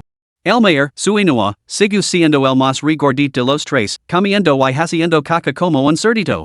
Sus grandes y hermosos ojos a menudo se fruncen en una mirada de desaprobación, lo que le da el air de un pequeño funcionario. La segunda, su Xuangjin, se caracteriza por su puchero rojo cereza. Su cara es ligeramente más pequeña que la de su hermano, pero comparte sus grandes ojos. Con su piel clara y delicada, se asemilla a una muñeca finamente elaborada. La tercera, su Zero, tenía el puente de la nariz ligeramente más alto que sus hermanos, aunque la punta era delicada. Aunque era la más pequeña, era la que menos cuidados requería, con un lento suave y dulce, nada estridente. A medida que sus sistemas visuales maduraban, los tres bebés podían ahora seguir objetos con colores más vivos. Cuando se les mostró juguetes de diferentes colores para entretenerlos, los tres volvieron la mirada al unísono, mostrando cambios notables en su expresión, una señal de que ahora podían transmitir sus sentimientos. De repente, sonrían a su padre y se esforzaban por levantar sus pequeños brazos. Cuando se colocó un juguete en sus manitas, los tres lo agarraron instintivamente. Suyo se sintió muy satisfecho, vosotros tres, pequeños granullos, estáis aprendiendo cada vez más trucos. Bip. Tarea asignada. El anfitrión debe cortar las uñas a los bebés para recibir tres giros en la rueda de la fortuna. Capítulo 40. El líder del clan de los gatos liga a casa. ¿Cortarles las uñas? Suyo se detuvo sorprendido. O no les había cortado las uñas a los bebés. Al inspeccionar sus uñas, descubrió que todas eran bastante largas, y que fácilmente podrían arañar la cara si lo arrancaban. Suyo se reprendió a sí mismo por su descuido. Bip. Anfitrión, el kit de cuidado infantil otorgado por el sistema incluye cortanas, palitos para limpiar los oídos, pomada para el cuidado de la piel y más. Estos artículos son más seguros y fiables que los disponibles en el mercado. Suyo abrió su mochila y encontró tres juegos de artículos para bebés en azul, rosa y amarillo. Sacó tres cortanas, asegurándose de que cada bebé tuviera su propio juego. Tomando suavemente la diminuta mano del bebé y pellizcando el dedo, suyo se tensó instintivamente. El dedo meñique era demasiado delgado y delicado, tuvo que concentrarse intensamente para evitar cortar la carne del bebé. Miró fijamente la una, con los labios apretados, cortando con extrema precaución cada vez. Solo después de confirmar meticulosamente que no cortaría la carne, procedió. Después de cortar las uñas de las manos y los pies de los tres bebés, suyo levantó la cabeza para estirarse el cuello. El esfuerzo lo había resultado más agotador que cualquier trabajo físico, y sus vértebras crujían de forma audible. Su tensión había sido palpable, las manos de los bebés eran muy delicadas. Mantener una postura fija mientras concentraba toda su atención había agotado a sus reservas físicas y mentales al mismo tiempo. La práctica hace al maestro. La próxima vez que les corte las uñas, estar mucho más relajado.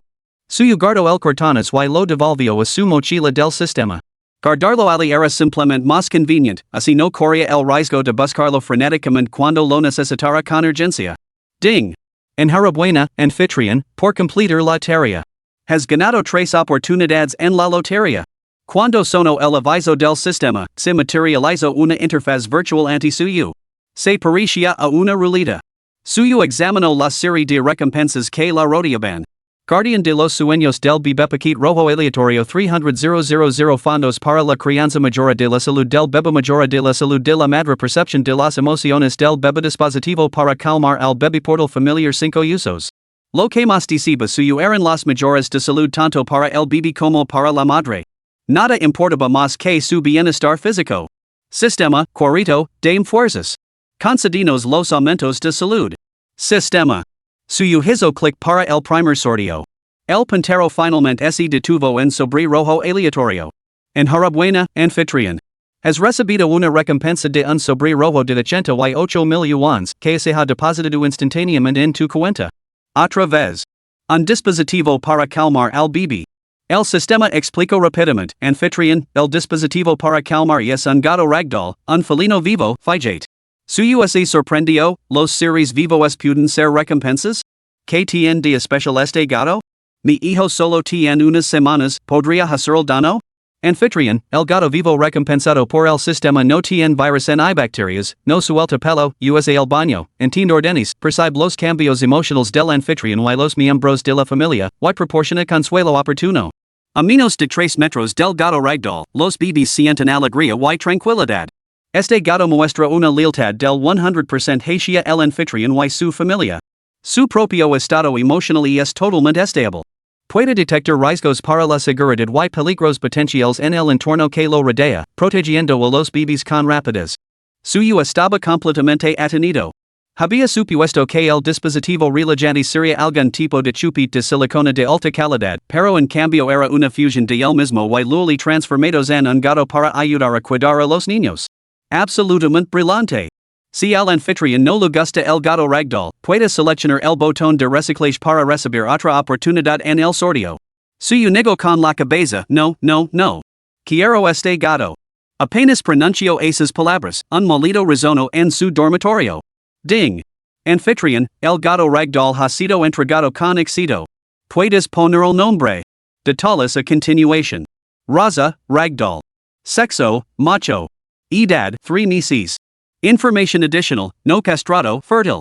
Lineage ragdoll de primera categoría SSSS. El rey del reino felino. Suyo observó como un pequeño gatito salía del dormitorio, molando mientras se acercaba a él. Caramba, qué criatura tan exquisitamente delicada. Suyo se agachó. Cuando el gato se acercó, extendió la mano y lo cogió, lo suficientemente ligero como para sostenerlo con una sola mano. Todo su cuerpo era esponjoso y impecable, y desprendía un ligero aroma a leche. Su aspecto era el más hermoso que suyo había visto jamás en un gato. Ojos azules como piscinas de agua de manantial esmeralda, marcas en el pelaje perfectamente simétricas, pestañas rosadas, una nariz rosada y una cola larga y elegante, toda la criatura parecía una pequeña figurita esponjosa. El pequeño no mostraba timidez y presionaba su diminuta cara directamente contra la mejilla de suyo. Suyo sintió una olita de ternura que lo invadió, seguida de una incontrolable ola de alegría. Debía de ser el poder curativo especial del gato. Levo al gatito al sofá junto a la cuna, asegurándose de que permaneciera a su alcance. Te llamaremos Alfa. Alfa, puedes jugar aquí. Sueda del bebé por mí. Si el bebé se porta bien, te comprar pescado. Miau. Alfa respondió obedientemente con un molido antes de acurrucarse en el sofá. A suyo le pareció totalmente mágico y intentó lamar de nuevo, Alfa? Miau. 666. Bip. Anfitrión, te queda una oportunidad para la lotería. Úsala rápidamente. Suyo respiró hondo y volvió a pulsar el botón de la lotería. El puntero finalmente se detuvo en el tónico para mejorar la constitución de la mamá. No está mal, no está mal. Este es el indicado. Suyo estaba encantado. Aunque no había obtenido el tónico para la constitución del bebé, las oportunidades surgirían eventualmente. Mejorar primero la constitución de su esposa tampoco era una mala idea. Felicitations, anfitrión, por adquirir una botella de tónico para mejorar la constitución de la mamá. Se ha colocado en la mochila de tu sistema. Instructions de uso, este producto es transparente y inodoro, seguro y no tóxico. Se puede consumir directamente o mezclado con agua, leche, gachas, etc. Después de su consumo, fortalece el cuerpo, prolonga la vida y expulsa las enfermedades. Una botella constituye una ración individual para una persona. Debe consumirse de una sola vez y no puede dividirse. De acuerdo, entendido. Suyo contemplo la potion recién añadida a su mochila, con el corazón rebosante de alegría. Aunque luego se recuperó bien a pesar de su juventud, dar a luz a tres hijos sin duda había causado un daño irreversible a su cuerpo. Ahora, con esta potion, su existencia considerablemente más tranquilo. Si más adelante pudiera adquirir potions eficaces también para otros, entonces todos los miembros de su familia podrían beneficiarse. Tan pronto como suyo cerró la aplicación del sistema, sonó su teléfono. Era su llamando. En cuanto respondió, su voz ansiosa se escuchó: hermano, Lili y yo estamos en el concesionario BYD. ¿Me compras un scooter eléctrico? Me han dado un presupuesto de 98,000 por el modelo que me gusta, un poco caro, ¿no? Suyo es río entre dientes, para nada. Adelante, compralo. Le dar una tarjeta a tu cuñada, solo tienes que pasarla por el lector. Si le gusta algún otro modelo, compralo también. El dinero no es un problema. Capítulo 41, se han cedido las riendas financieras. En el concesionario 4S. Suing había puesto el altavoz de su teléfono para que luego le pudiera oír lo que decía su hermano. Las palabras de suyo dejaron a ambas chicas atonidas. El vendedor que les atendía estaba igualmente asombrado, y su emoción era palpable. Este cliente claramente tenía mucho dinero, y como lo había sugerido a la otra señora que comprara uno también, podría ser dos tratos a la vez y embolsarse el doble de comisión. Entendido, hermano. Eso es todo por ahora, me voy. Suing calgo emocionado y luego se volvió hacia Luoli. Lili, ¿cuánto tienes en tu cuenta? Mi hermano parece tener dinero para gastar. Luoli sacó la tarjeta de su bolso. No tengo ni idea. Tu hermano me la dio hace tiempo. La he tenido aquí sin tocar. Luego sacó su móvil. Llamare al servicio de atención al cliente para comprobarlo. Luoli recordó que suyo había mencionado que la tarjeta estaba registrada con su identificación y que su cumpleaños era el PIN. Después de llamar para preguntar por el saldo. Había nada menos que 720,000 yuans. Luoli se quedó atonida. Había dado por hecho que suyo solo lo había dado 10,000 yuans como dinero para gastos personales y compras. No se imaginaba que la había entregado toda su fortuna. Inging, hey 720,000 yuans ahí dentro. Joder, mi hermano tiene pelotas. Entregar las riendas del dinero voluntariamente? No está mal, no está mal.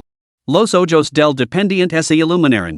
Inmediatamente comenzó a recomendar bicicletas a Luoli, incluso sugiriendo a suing un modelo que costaba más de 200,000 yuans.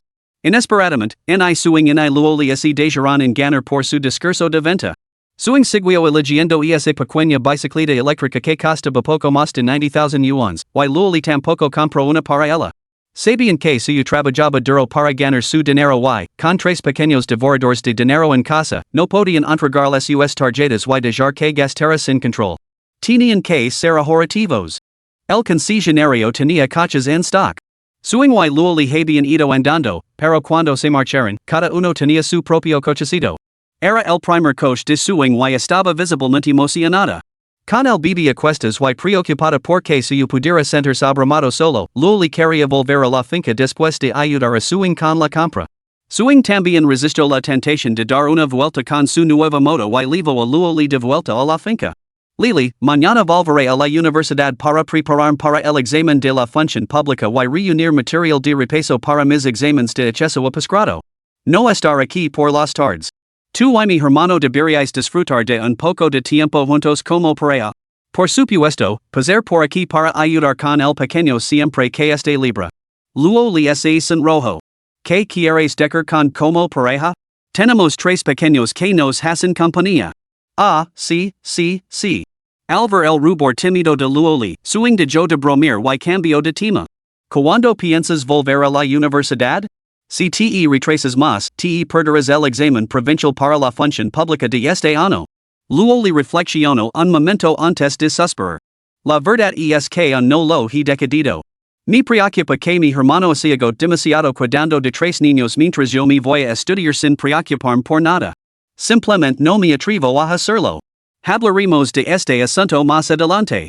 Decidiremos nuestros planes después de obtener el certificado de matrimonio y celebrar la boda. Suing se enganchó del brazo de Luoli y no pudo evitar comentar. Tú y mi hermano sois demasiado considerados el uno con el otro. El no quiere frenar en tus estudios y tu carrera, mientras que tú no quieres que los bebés lo hagan y le quiten su libertad. Al fin y al cabo, los dos sois personas de un corazón que es alman de verdad. Amor? ¿Quieres decir que mi hermano y yo estamos profundamente enamorados? El corazón de Luo Li se aceleró al oír las palabras de Suing, y una extraña sensación la invadió. Sin dudarlo, Suing asintió. Por supuesto. Y es precisamente porque te preocupas por él por lo que te resulta tan difícil. Si no quisieras a mi hermano, ¿por qué te preocuparías por su agotamiento? Elegirías volver a la universidad sin pensarlo dos veces. Lily, tu vacilación no solo se debe al apego al bebé, sino más bien a la preocupación por mi hermano. No puedes soportar la idea de que él cargue con esto solo. Debes admitir que tu corazón se ha conmovido y que sientes su dolor. Luo Li se sonrojó como una niña pilada en falta, con las orejas escarlatas. Pequeña pecara. Ni siquiera has tenido una relación, y aquí estás, haciendo la consejera amorosa. Bah. Te has sonrojado, ¿verdad? ¿Te he tocado la fibra sensible, no? Puede que no haya comido cerdo, pero he visto correr a los cerdos, ¿vale? ¿Crees que todas esas novelas románticas y series de amor que he devorado han sido en vano? Luo Li, con el rostro en carmesí, sacó a Suing del ascensor. Esto se está volviendo ridículo. Ya estamos en casa, así que déjalo, ¿vale? Vale, mi caler. Suing hizo un gesto de cerrar la boca con la cremallera. En cuanto entraron por la puerta, una bolita peluda salió a recibirlos en la entrada. Miau. Aunque era pequeño y tenía una voz suave, Alpha era un maestro del cariño. Empezó a frotarse contra sus piernas, totalmente entrenable. Dios mío. ¿De dónde has sacado este gato? Es precioso y totalmente adorable. Suing se agachó y cogió con cuidado a Alpha, con los ojos llenos de alegría. Luo Li acarició suavemente la cabecita de Alpha y sonrió a suyo. Es una ragdoll, ¿verdad? Es preciosa. ¿Dónde la has encontrado? La recogí en el barrio. Me dio mucha pena ver a una criatura tan pequeña destinada a vagar por las calles. La traje a casa. Cariño, ¿te gustan los gatos? Luo Li asintió. Me encantan los gatitos y los perritos. Entonces quedémonos con él. Suyo dio un suspiro de alivio. Le preocupaba un poco que Luo Li se opusiera a tener un gato en ese momento, pero ella aceptó sin dudarlo. Maravilloso. Yo le he puesto nombre, Alpha. Suing se rió entre dientes. Es un nombre muy ingenioso. Alpha, bienvenido a nuestra casa. Miau. Alpha se frotó cariñosamente contra la mejilla de Suing, lo que la llevó a volver a alisquar con entusiasmo su cabecita peluda. Cayó la noche. Después de cambiar los pañales a los tres bebés y darles el biberon, eran casi las 10. Luo Li no pudo evitar bostezar mientras se metía bajo las sábanas. Tenía pensado darme un baño, pero hoy estoy completamente agotada. Más de 10,000 pasos. Lo único que quiero ahora es dormir. Acurrucada bajo el edredón, Luo Li sentía los párpados pesados como el plomo. Alpha yacía plácidamente en su cama junto a la cuna de los bebés, profundamente dormido. Con este pequeño por aquí, yo calculo que los bebés lorarían mucho menos durante la noche. Cariño, espera un momento. Déjame preparar un baño de paz para aliviar tu fatiga y luego toma una taza de leche caliente antes de acostarute. Luo Li asomó su cabecita por debajo de las sábanas, con un tono de voz tenido de petulancia. ¿Podemos soltarnos el baño de paz hoy? Tengo mucho sueño. Solo leche, por favor. Suyo se rió entre dientes. Muy bien, tus deseos son órdenes. Voy a buscar la leche ahora mismo. Esperam. Rápidamente calentó una taza de leche, sacó discretamente el frasco de suero potenciador físico de su mochila, lo mezcló con la leche y lo llevó al dormitorio. Luo Li bebió la leche y se acostó en la cama para dormir. Estaba realmente agotada. Antes, cuando solía ir de compras con sus compañeros de clase, camina 10,000 o 20,000 pasos no la cansaba. Había asumido que su cuerpo se había recuperado por completo después de dar a luz. Pero hoy, después de caminar poco más de 10,000 pasos, se sentía completamente agotada. Después de todo, tras haber dado a luz a 3 hijos, la vitalidad de su cuerpo no era en idillos la que había tenido antes. Suyo arropó a Luo Li con la manta y le besó suavemente la frente. Ahora duerme. Cuando te despiertes mañana, estarás llena de energía. Capítulo 42, le dio una buena patada a suyo. A la mañana siguiente, suyo se levantó temprano para preparar el desayuno. Sin la ayuda de la enfermera de posparto, ahora tenía que ocuparse de todo él mismo. Suyo tenía la intención de contratar a una niñera para que lo ayudara con los niños, pero después de dejar mensajes durante varios días y recibir numerosas llamadas, todas las candidatas potenciales rechazaron el trabajo al saber que eran trillizos. Hoy, suyo había decidido triplicar el salario mensual de cualquier niñera potencial. Aunque dolia, tras reflexionar, le parecía justo, cuidar de trillizos exigia el triple de esfuerzo, por lo que triplicar el salario era lo correcto. No es que suyo fuera tacana, simplemente le preocupaba el carácter de la niñera. A medida que los tres bebés crecen, sus travesuras dejaban de ser motivo de risa, ya que podían volver locos a los adultos. Si la niñera tenía mal genio, bueno, Internet estaba plagado de historias sobre cuidadoras sin escrúpulos. Efectivamente, después de que suyo rebasara el salario en la oferta de trabajo, las llamadas comenzaron a llegar en masa, todas ansiosas por concertar entrevistas. ¿Qué estás haciendo? Suyo acababa de terminar de preparar el desayuno cuando Luo le entró. Su cabecita se asomó con curiosidad al plato y sus ojos se iluminaron. Via, fideos con tomate y huevo. Me encantan. Cogio un bol de fideos, lista para lavárselo, y lo olisquio. ¿Por qué cuando tú cocinas los fideos saben mucho mejor? Solo con el olor se me hace la boca agua. Suyo sonrió con air de suficiencia. Porque tengo un libro de recetas secreto. Puedo preparar cualquier cosa que te apetezca, domino las 8 tradiciones culinarias principales de China. No era solo fanfarronería. Aunque las habilidades culinarias que le había otorgado el sistema eran básicas, resultaban más que suficientes. A menudo se encontraba babeando ante los manjares que creaba. Miau. Atraído por el aroma de los fideos, Alfa saltó del sofá y rodeó a Suyu, pidiendo sobras como un gato bien educado. Suyu sirvió una porción en su pequeño cuenco. Alfa levantó su pequeño trasero y comenzó a devorarlo. Es muy joven, no debería comer comida salada. Dale comida para gatos en su lugar. Luo le expresó su preocupación. No pasa nada. Alfa es un pequeño locador entre los gatos. Puede con cualquier cosa. Deja de bromir. Si Alfa se pone enfermo por esto, tendrá que dar una buena paliza. Buenos días a todos. ¿A quién vas a dar una paliza? Lili, te apetece pelear? Cuenta conmigo. De la otra habitación salió Suing, frotándose los ojos para quitarse el sueño. Saludo a todos mientras bostezaba ampliamente, claramente todavía medio dormida. Suyula lanzó una mirada de desaprobación. Te compare un coche. ¿No crees que al menos deberías invitar a comer a tu hermano y a tu cuñada? Además, ¿cuándo vas a volver al campus? Suing refunfuno mientras se lavaba la cara, por supuesto que les invitará a comer.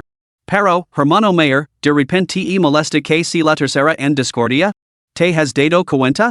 Suyu sonrió, mostrando los dientes, pero luego le dio un golpe en la cabeza y le lanzó una mirada fulminante. Ptger le dije Lili que hoy volvería al campus para preparar para el examen de la función pública. No podré visitaros durante unos días.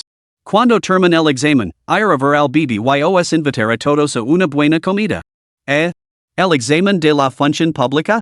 Suyu se interesó. Sí, claro. Ya casi terminó mi tercer año y la convocatoria se publicó hace mucho.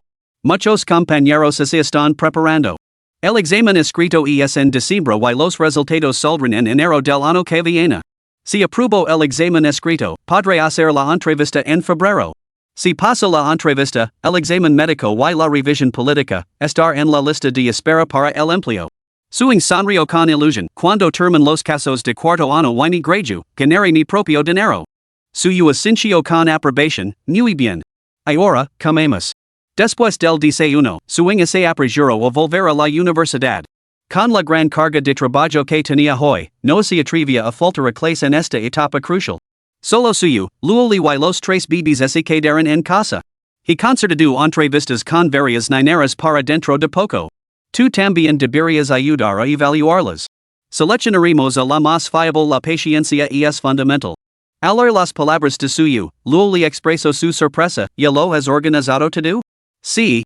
Como decidimos que ninguno de nuestros padres se mudará con nosotros para cuidar de los niños, busc niñeras desde el principio. Así se sentirán más cómodos. Una cosa más. Suyu tomó la mano de Luoli y se sentó en el sofá. Esa prueba de acceso a la función pública que mencionó Ying, ¿quieres presentarte? Luoli negó con la cabeza. No. Suyu lu revolvió suavemente el pelo. Cuando una mujer dice que no quiere, significa que sí quiere. Vea inscribert. Yo te apoyo. Presentarte a esta prueba te proporcionará una valiosa experiencia. No ir. No tengo prisa por volver a la universidad. Luego le miró a Alpha, que dormía en el suelo, y sus pestanas se movirán ligeramente. Esa sutil microexpresión lo reveló a suyo que estaba diciendo lo contrario de lo que pensaba. Tus vacaciones terminarán tarde o temprano. Quedarte fuera indefinidamente no es una solución. No esperes a que la universidad te llame para que regreses. Prepárate para este examen con inging. Suyo lo pensó, ¿qué tal esto? Intenta volver a la escuela durante una semana. Si puedo cuidar bien del bebé, podrás volver a clase con tranquilidad. Luego le observó la expresión sincera de suyo. Él había sacado el tema varias veces antes, así que ella supiso cuidadosamente sus options. De acuerdo. Solo me preocupa que te cansas demasiado. Luego le frunció el seno, preocupada, y su carita se entristeció. Suyo se inclinó hacia el rozando la oreja con los labios, le susurró suavemente, no estoy cansado. Tú puedes ayudarme a relajarme, como cuando nos conocemos. Solo Dios sabía cómo había aguantado esos últimos 40 o 50 días. Compartió la cama con su hermosa esposa, pero tenía que mantener la mente pura. La cuestión era que su capacidad para echar una siesta rápida no era solo para aparentar. Tras un breve sueño, se despertaba rebosante de energía, lleno de un vigor ilimitado. Incluso había considerado correr desnudo por el barrio en plena noche solo para refrescarse. Luego le era muy sensible.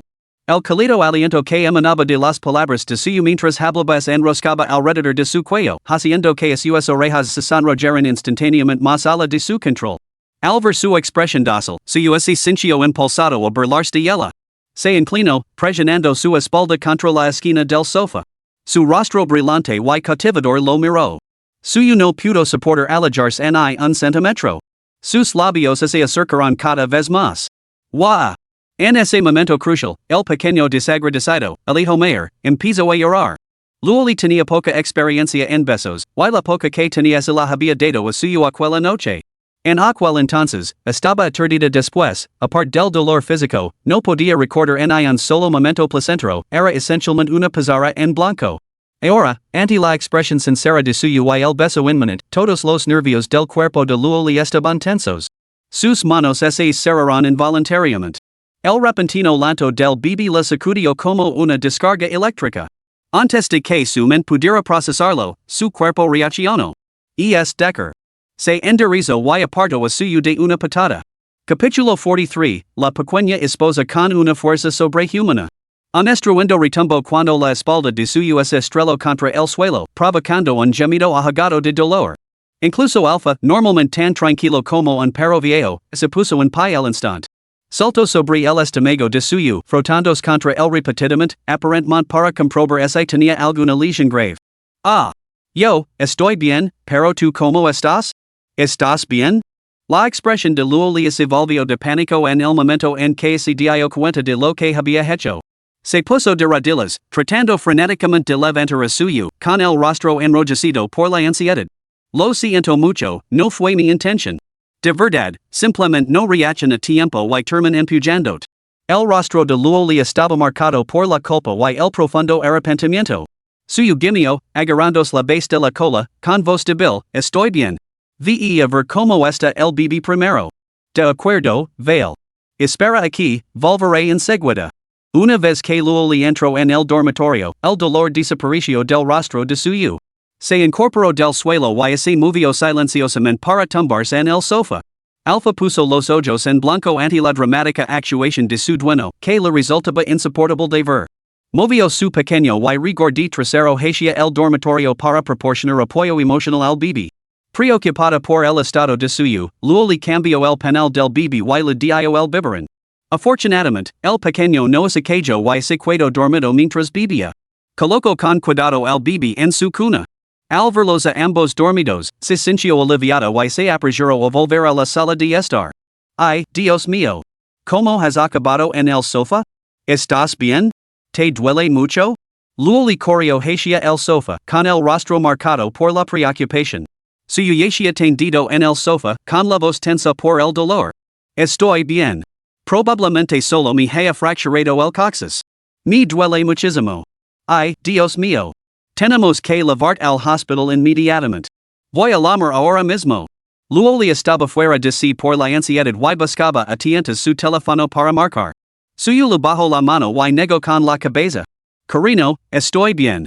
No hace falta ir al hospital. El bebé sigue en casa, no podemos irnos. A luego se le llenaron los ojos de lágrimas al instante. Pero ¿qué podemos hacer? Todo es culpa mía. No sé cómo pude ser tan fuerte. No debería haber. Te di una patada antes de poder reaccionar. Es culpa mía. Ay, ¿qué vamos a hacer? ¿Te duele mucho? Si yo tampoco había previsto esto. Probablemente se debía al suero de mejora física que la había dado a Luoli la noche anterior. La había observado deliberadamente esa mañana y había notado que su piel había mejorado significativamente. Incluso la piel de sus brazos estaba impecable, irradiando un brillo rosado y blanco como el jade desde dentro. Pero él realmente no sabía que la poción también podía aumentar la fuerza. Esa patada descuidada lo había enviado volando. Ahora suyo tenía ganas de llorar, pero no había ningún lugar donde hacerlo. Si volvía a molestar a su esposa de esta manera, no le daría un puñetazo con su poderoso puño y lo lanzaría directamente por el balcón? Su esposa la roba como un sos bajo la lluvia, claramente aterrorizada. Suyo abandonó toda pretensión, se levantó del sofá y la abrazó para calmarla. No debería haberla asustado sin motivo. Ahora la había hecho llorar. Y era su trabajo consolarla. Cariño, no llores. Estoy perfectamente bien, ¿ves? No puedo mover esta parte, pero estoy bien. Luego levantó la cabeza del abrazo de suyo y lo miró fijamente durante un momento. Pero te habías roto el coxis, ¿no? ¿Cómo has podido? Cariño, acabo de probarlo. Parece que no está roto después de todo. Lo juzgué mal antes. Je. Luego le entrecerró los ojos y suyo percibió una hora peligrosa. El hora de alguien a punto de recibir una paliza. Cariño, espera. Habla. Luego tenía la nariz roja de llorar y las mejillas manchadas de lágrimas sin secar. Ahora fruncía el seno enfadada, con aspecto de estar a punto de explotar. Suyo levantó las manos. Informando a mi esposa, merezco una paliza por hacer llorar. Pero su alteza es bastante fuerte. ¿Podríamos evitar la cara? ¿El trasero estaría bien? Con eso, suyo sacó descaradamente el trasero. Luego no pudo evitar. Solo estaba fingiendo nunca lo habría pegado a suyo. ¿Cierto? ¿Por qué de repente me he vuelto tan fuerte? Luego se miró las manos, sintiendo que algo no estaba bien, pero sin poder precisar qué era. De repente, se dio cuenta de que las líneas de sus palmas parecían diferentes. Todas esas pequeñas líneas finas y desordenadas habían desaparecido. Se levantó apresuradamente y se acercó al espejo para examinar su rostro, su cuello. Mi piel parece mejor que antes, y mi cabello es más oscuro y brillante. Luego le habló mientras se tocaba la cintura. Esto tampoco me duelía, aunque todavía estaba un poco dolorido. Su rostro estaba lleno de alegría. Realmente me siento diferente, me siento renovada y revitalizada, más cómoda que nunca. Y es como si mi cuerpo se hubiera vuelto ligero como el aire. Suyo le entregó a Luoli una manzana red Fuji grande y crujiente. Cariño, a ver si puedes partirla por la mitad con una sola mano. Crack. Sin el menor esfuerzo, la manzana se partió limpiamente en dos con un sonido crujiente. Los labios de suyo se crisparon. Cariño, ahora prueba con una sandía. Crack. Luoli levantó la palma de la mano y, con lo que pareció un ligero gol, una gran sandía se partió limpiamente en dos. Caramba, está perfectamente madura, con esa pulpa arenosa. Voy a buscar una cuchara, la compartiremos. Luego se dirigió alegremente a la cocina en busca de cucharas. Suyo se sentó en el sofá, completamente abatido. Luego regresó y intentó levantar el sofá. La chaise longue junto a suyo era de madera maciza, dos obreros habían tenido que esforzarse mucho para lavarla, jadeando pesadamente. Ahora, luego, solo. La levantó. Sonriendo alegremente, sin esfuerzo aparente. Suyo, ¿es soportable esta vida? Luego miró a suyo con curiosidad. ¿Cuánto pesas? Suyo, apenas un susurro, 185 centímetros, 145 jean. ¿Qué estás haciendo, cariño? ¿Y qué diablos estás tramando? El cuerpo de suyo se levantó del suelo cuando su esposa de repente lo cogió en brazos como una princesa.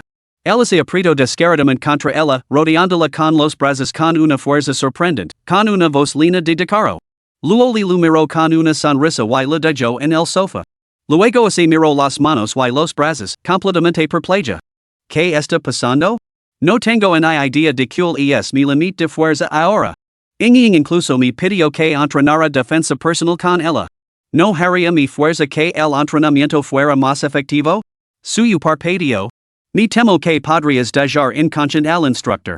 Luego reflexiono por un momento y luego miro a suyo con alarma. ¿Podría haber contraído algún tipo de virus? ¿Estoy mutando? Suyo le dio un golpecito en la frente. ¿En qué demonios estás pensando? Creo que tienes una constitución especial. Tener al bebé ha abierto los meridianos de tu cuerpo. Ahora te sientes bastante cómoda, ¿verdad? Luego le asintió. Pues entonces, relájate. Si hubieras contraído un virus mutante, te sentirías tan bien? ¿Why no te has dado cuenta de que tu figura parece haber mejorado bastante? Luego le bajó la mirada y luego se tocó el trasero respingón, con las mejillas ligeramente sonrojadas. Suyo miró las curvas bastante pronunciadas de su esposa, que se tensaban contra la tela como se estuvieran a punto de reventar. Tías que, con ese tamaño, sería una pena no dar el pecho. Luego le entrecerró los ojos y apretó los puños. 2. Di lo que has dicho. Mi querida esposa, no te enfades. Puedes pensar en mí como tu bebé grande. Luego le cubrió la cara y chillo, eres tan travieso. Justo cuando los dos estaban bromando, sonó el teléfono de suyo. Capítulo 44, Vendiendo Lencería. La candidata a niñera había llegado a las puertas de la finca, pero los guardias de seguridad no la dejaron pasar sin la autorización de suyo como propietario. Después de explicar la situación al guardia, suyo colgó el teléfono, solo para encontrarse con 5 personas esperando. El triple del salario habitual resultó irresistible, una agencia envió 3 candidatas directamente, mientras que las otras 2 simplemente habían visto el anuncio. Mientras el anuncio de contratación de suyo permaneciera en línea, probablemente seguiría legando un flujo constante de solicitudes para las entrevistas. Caramba, que chico tan guapo y que chica tan encantadora. ¿Y es esta la madre del bebé? El único candidato masculino entre los 5 habló primero, presumiblemente tratando de causar una buena impresión con expresiones y gestos exagerados, con una voz cargada de encanto afectado.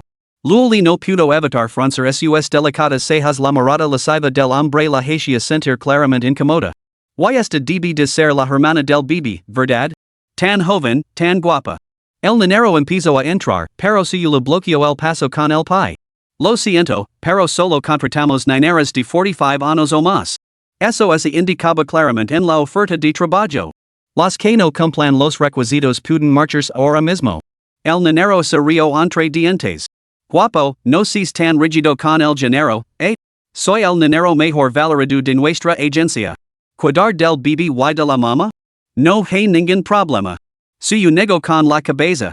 Lo siento, solo contratamos niñeras. Adiós.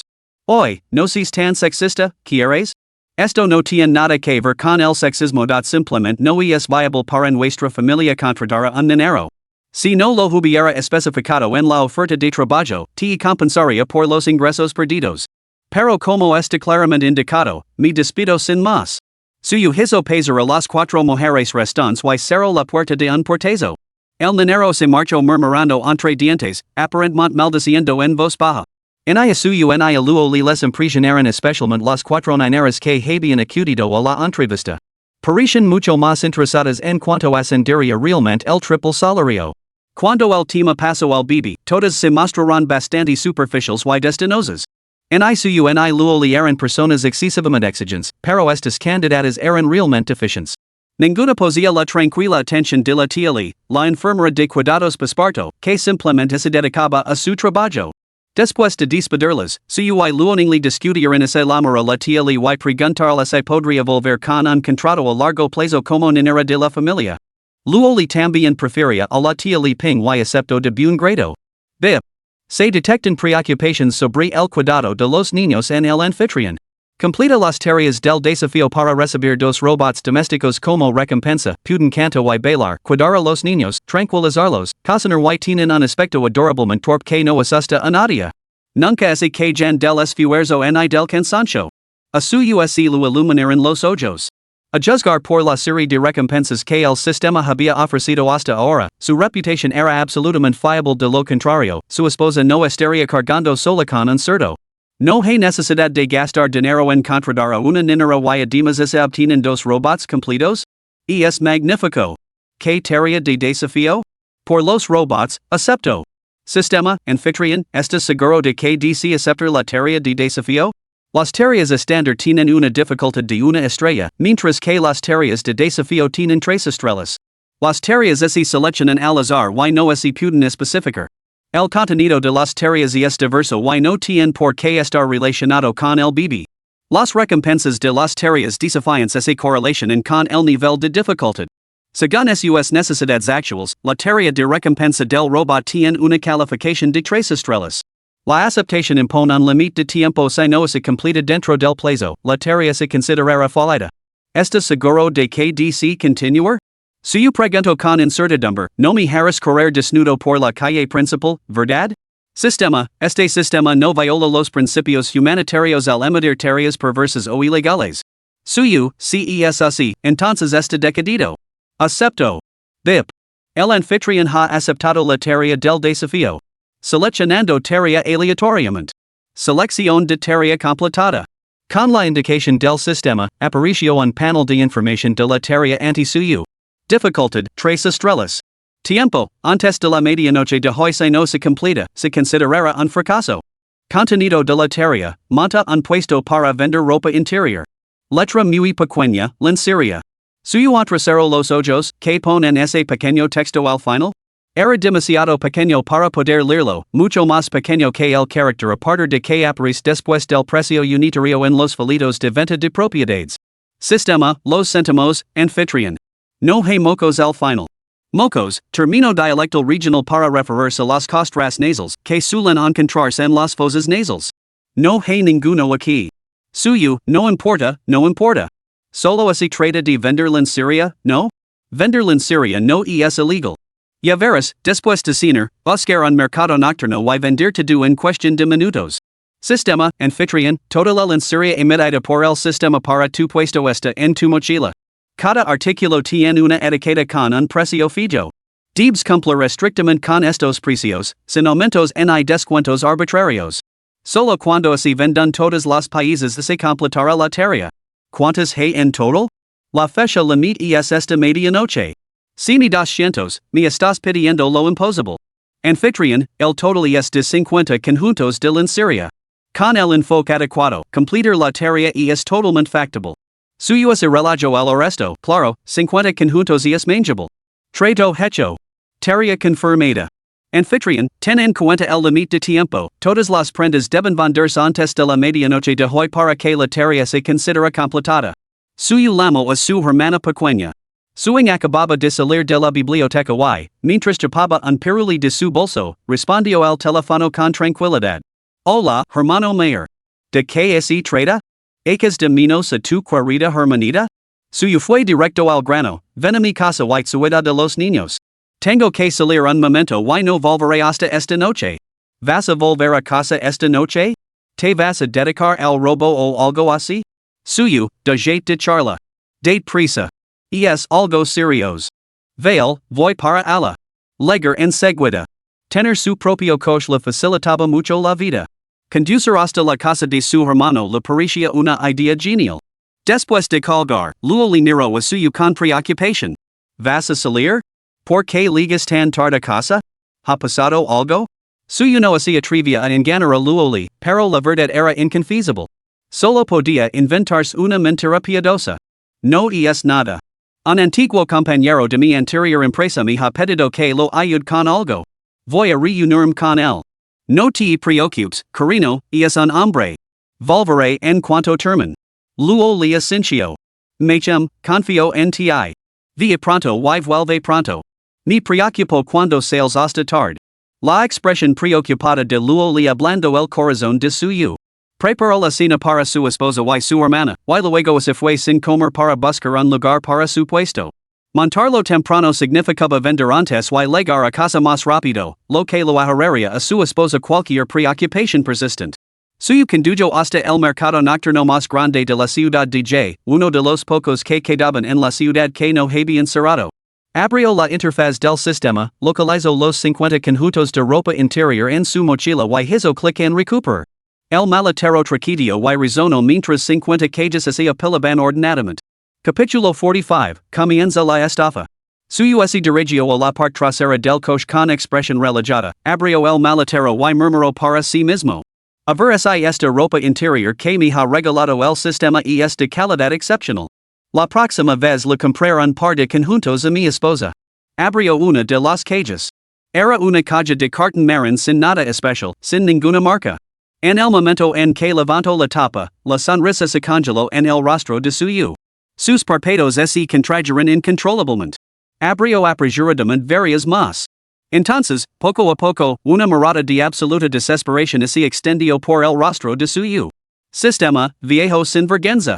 Solo dijiste que eran conjuntos de lencería, no mencionaste que eran lencería erótica. Suyo se sentia morir. A juzgar por los pocos conjuntos que había visto hasta ahora, los destinos eran increíblemente atrevidos. Con aberturas en la entrepierna. Descarables. Pero, maldita sea. Y espera, ni siquiera los adjetivos más escabrosos podían describir lo que estaba viendo. Hay que decir que, en comparación, la lencería erótica diseñada actualmente por los humanos era bastante amateur. Después de ver varios conjuntos, había dos que ni siquiera sabía cómo ponerse, los consumidores tendrían que averiguarlo por sí mismos. Maldita sea, ni siquiera sabes cómo usar lo que vendes? ¿Cómo diablos es supone que voy a vender esto, maldito idiota? Sistema, anfitrión, se te avisó al seleccionar la tarea. Y una mierda. No lo six. Sistema, recreando la escena. Suyo vio el texto del tamaño de una hormiga entre corchetes. Amplió varias veces la pantalla antes de poder distinguir las palabras. Lencería, maldita sea. Maldito bastardo. ¿No podías haber hecho esos 4 caracteres en más pequeños? Necesito una lupa para verlos. Sistema, en la tierra de Chilu, famosa por su etiqueta, esas cosas no existen. Anfitrión, nuestras fuentes del sistema tienen función de escalado. Suyo, carrot. Bueno, lo hecho. Ya que estoy aquí, mejor lo intento. Sistema, modifica el aspecto de todas estas cajas de emballage.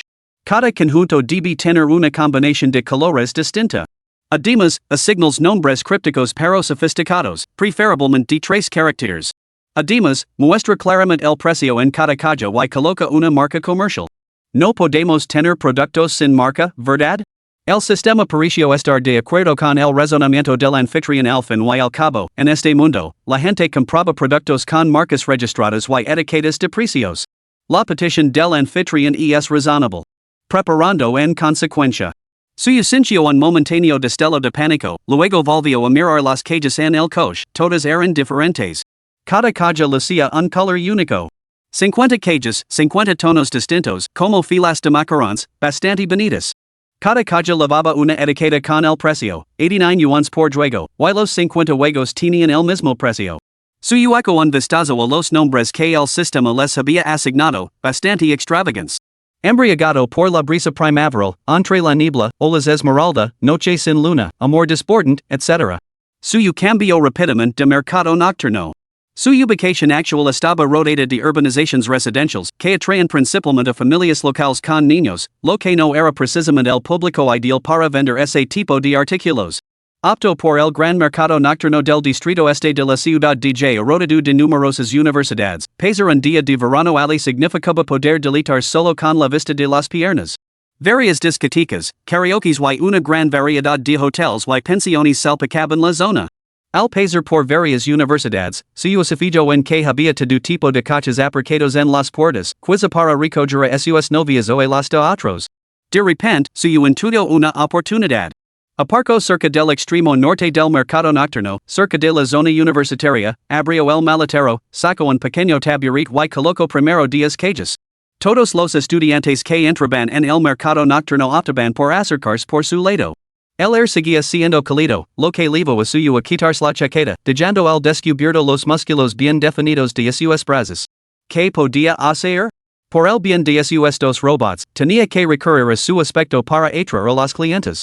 Suyo seguía confiando en su aspecto. Tenía una apariencia atractiva y robusta, cejas marcadas, rasgos faciales afalados y bien definidos. Sus ojos profundos, en particular, transmiten una mirada casi tierna, incluso cuando miraba a un perro. Combinado con su altura de más de 180 centímetros y un físico que parecía delgado con ropa pero musculoso cuando estaba desnudo, destacaba notablemente en el mercado nocturno. Efectivamente, dos chicas que iban del brazo charlando casualmente mirarán en su dirección, luego redujeron el paso y le lanzaron frecuentes miradas de reojo. Antes de que su pudiera siquiera pregonar sus productos, los dos se lo acercaron. ¿Qué vendes, amigo? Una chica con una coleta se agachó, cogió una caja y miró a suyo con una expresión de asombro y un toque de timidez. Caramba, era guapísimo, atractivo desde todos los ángulos. Levantó la tapa. Suyo no lo había visto y miró con curiosidad. Era una prenda blanca, hecha con muy poca tela.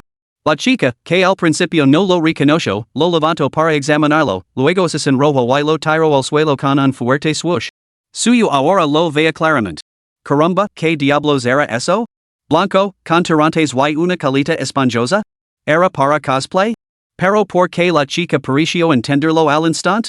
Por el amor de Dios, él no tenía una idea. Señor, ¿cómo puede vender ropa así? La chica miró fijamente a suyo, con el rostro sonrojado, como si él le hubiera hecho algo. Si él no hubiera sido tan guapo que no pudieran soportar marchas, probablemente habrían tirado la prenda y huido en cuanto la reconocieran. Suyo se rió entre dientes y comenzó a inventarse una historia. Yo vendo ropa perfectamente normal, ¿sabes? Las chicas, especialmente a vuestra edad, en la flor de la juventud, el propósito de lavar cualquier prenda debería ser complaceros a vosotras mismas. Mostrar con audacia vuestras figuras juveniles es algo bastante espléndido en sí mismo. No podía soportar escuchar sus propias palabras, pero de alguna manera su engaño parecía funcionar. Las dos chicas que tenía delante parecían algo convencidas. La verdad es que todas las etiquetas de la ropa son impuestas por otros. Lo que tú percibes que eso es lo que se convierte. Tomad estas prendas que vendo hoy, aunque muchos las encuentran desconcertantes o vergonzosas, yo las veo como prendas para abrazar el amor y la autoexpresión. Tienen significado. Las chicas parpadearon y abrieron mucho los ojos. ¿Por qué les parecía tan emocionante? Dios mío, él realmente sabía cómo respetar a las mujeres. Así que, chicas, todo en este mundo depende de vuestra actitud. Atrevios a mostrar vuestra belleza, atrevios a experimentar y sed vosotras mismas con valencia. Suyo parecía totalmente sincero. Las dos chicas intercambiaron miradas. La que había cogido la ropa antes asintió. Chief, solo por lo que has dicho hoy, me llevará un conjunto. Sabes reconocer lo bueno cuando lo veas, cariño. Elige que más te gusta. Todos los conjuntos cuestan 89 yuans. Las chicas cogieron una caja cada una y las apretaron contra el pecho como ladronas. Miraron por una rendija de la tapa, rebuscaron con una mano y luego se enrollaron y volvieron a cerrar la tapa. Es precioso. Yo, me llevará este. Me gusta el berdios. Este también es precioso. Capítulo 46, Negocio en Og. Las dos chicas son ascensión un poco tímidas, especialmente delante del apuesto propietario, suyo. De lo contrario, se habrían tomado su tiempo para elegir. Señor, ¿y nada que cada caja parece contener un destino diferente? Suyo asincio. Así es. Pueden elegir libremente. No encontrarán duplicados en ningún otro lugar del mercado. ¿No les parece un poco como abrir una caja sorpresa? Bueno, entonces. Me llevará dos juegos. Tejer la transferencia. Yo también, Jeff. ¿Puedo añadir en WeChat? Suyo nego educadamente con la cabeza y sonrió, solo tienen que escanear el código QR, señorita. Las dos chicas pagaron y se llevaron otra caja cada una. ¿No van a echar un vistazo? Tengo docenas de estilos aquí. No hace falta elegir. Coge uno al azar. Lo abriremos como una caja sorpresa en casa. Adiós, Jeff. Las chicas, un poco preocupadas por eso las ven los chicos de su colegio, se elegirán corriendo como ladronas, cada una con dos cajas en las manos. Aunque miraron varias veces hacia atrás, por encima del hombro, a suyo. El puesto contiguo de suyo pertenecía a una mujer de mediana edad que vendía pequeñas joyas. Tenía poco trabajo y había estado estirando el cuello para ver a las chicas comprar lencería. Al ver la lencería que habían elegido las chicas, los ojos de la mujer prácticamente se pusieron verdes. Ahora, la forma en que miraba a suyo tenía el brillo hambriento y depredador de un lobo que echa a su presa. Suyo sintió una incomodidad física ante su mirada descarada y alejó su taburet y su trasero. Inesperadamente, la mujer se acercó, sonriendo mientras hablaba. Guapo, nunca te había visto antes. ¿Y es tu primera vez aquí? Suyo asintió. Ah, sí, y es la primera vez. Con tu aspecto, ¿por qué demonios es a te ocurriría vender este tipo de cosas? La mujer apoyó su barbilla regordeta en la mano y lugino el ojo a suyo. ¿Este tipo de cosas? Y es solo un conjunto de lencería perfectamente normal. No vio nada malo en vender esta ropa. La mujer se sonrojó con un rubor que recordaba al enamoramiento de una joven, volviéndose tímida. Entonces, ¿me ayudas a elegir un par de conjuntos que me queden bien? Me los proveer. Suyo miró a la señora, que debía de pesar al menos 80 kilos, estaba sentada en un pequeño taburete que desaparecía bajo su peso y sus párpados se crisparon involuntariamente. Señora, cada mujer posee su propia belleza única. Solo usted sabe realmente qué estilo le queda mejor. Por lo tanto, le sugiero que los elija usted misma. La mujer le lanzó una mirada coqueta a suyo. ¿A quién llamas hermana? La main tian. Tienes toda la razón, elegir yo misma. Dica esto, comenzó a abrir caja tras caja de lencería, sacando las prendas una por una. Bueno, eso lo dijo claro. Sin que suyo tuviera que dar explications, los transeúntes ahora sabían exactamente lo que vendía. Algunos miraban a suyo con desaprobación, mientras que otros se acercaban con curiosidad. Especialmente una vez que se había reunido un cliente en el puesto, su presencia parecía casi justificada. Al ver que la multitud crecía, la señora seleccionó rápidamente dos conjuntos que le gustaban, uno de ellos incluso incluía un par de medias. Guapo, ¿qué te parecen estos dos conjuntos en mí? Suyo eco un vistazo. La tela ligera se podía recoger con las manos, el diseño minimalista la hacía temer que no cubriera las zonas cruciales. Luego evaluó la figura de la mujer. ¿Lo quedarían bien? ¿Why no lo quedaban nada bien? Tu gusto es realmente impecable. Ambos conjuntos te quedan perfectamente. Pontelos y te garantizo que cualquier hombre se volverá loco por ti. Por dentro, caballero invisible, mis disculpas. Te espera una noche difícil. La señora, halagada, sacó las medias para examinarlas. La tela de estas prendas es preciosa, ¿verdad? ¿Crees que podría ponérmelas? Mis piernas son bastante sustanciosas. ¿Se trata simplemente de tener cavas? Este es el tipo de complexión que podría enfrentarse 5 oponentes en la carretera. Tranquila, señora, no hay ningún problema. Estos diseños son muy fáciles de usar. Fijes en estas medias, por ejemplo, se pueden rasgar. Si se siente incómoda al lavar las puestas, solo tienen que rasgarlas un poco. Deje que sus cavas respiren y de al caballero el placer de rasgarlas con las manos. La señora pagó con una sonrisa encantada. Suyo admiró su audacia, completamente imperturbable ante las miradas de los curiosos, mientras seleccionaba y compraba con confianza. Hoy solo hemos traído una selección limitada, solo 50 conjuntos en total. Cada diseño es totalmente único, no encontrará otro igual en ninguna otra tienda. Una vez que pase esta oportunidad, no volverá. Nuestras telas son de primera calidad. No duden en inspeccionarlas y comprarlas con confianza. Los estilos producidos en masa que se encuentran en internet cuestan mucho más que estos. Lo aseguro que los nuestros son una ganga. Si duda, lo perderá. Si le gusta, cómpralo ahora. Si no lo hace, otra chica podría ponérselo para que su marido lo vea. Los eslogans publicitarios de suyo dirán en el clavo y cada vez más clientes comenzarán a curiosear. Realmente son todos diferentes, ¿verdad? El embalaje también es muy elegante, con colores degradados, precioso. Me llevará dos conjuntos. Oiga, jefa, ¿cómo se pone esto? ¿Se desliza por aquí? Jefa, ¿cuál te gusta más? A medida que la multitud crecía, las manos empezaban a ponerse pesadas. Aprovechando el caos, agarraban a suyo por la cintura y luego por el brazo. ¿Qué pasa, chicas? Vendo ropa, no a mí misma, ¿vale? Ay, me estás haciendo daño. ¿Dónde crees que estás tocando? Sueda tus modelos. Tía, pareces de la edad de mi madre. ¿Por qué estás manoseando a gente como ellos? Eso no está bien. Ay, querida, me has manchado el hombro con tu pintalabios. La China se descontroló brevemente, pero, afortunadamente, suyo vendió más de 30 conjuntos en menos de una hora. Después de sacar las últimas doce cajas del coche, más clientes se agolparon inmediatamente su alrededor. Su así sintió tranquilo. Apenas pasaban de las 8 de la tarde, y calculó que alcanzaría su objetivo de 50 pedidos antes de las 9. Mientras tanto, al otro lado del mercado nocturno, Li Chao Chao y una amiga estaban echando un vistazo. Mañana no hay clases. Estoy buscando artículos para mascotas. Lili mencionó que tiene un gato, le compré una cama para gatos. Li Chao Chao recorría los puestos mientras caminaba. Como amiga íntima de Luoli, estaba naturalmente preocupada. Ya había comprado 3 conjuntos de ropa de bebé por internet y tenía pensado visitar a Luoli al día siguiente.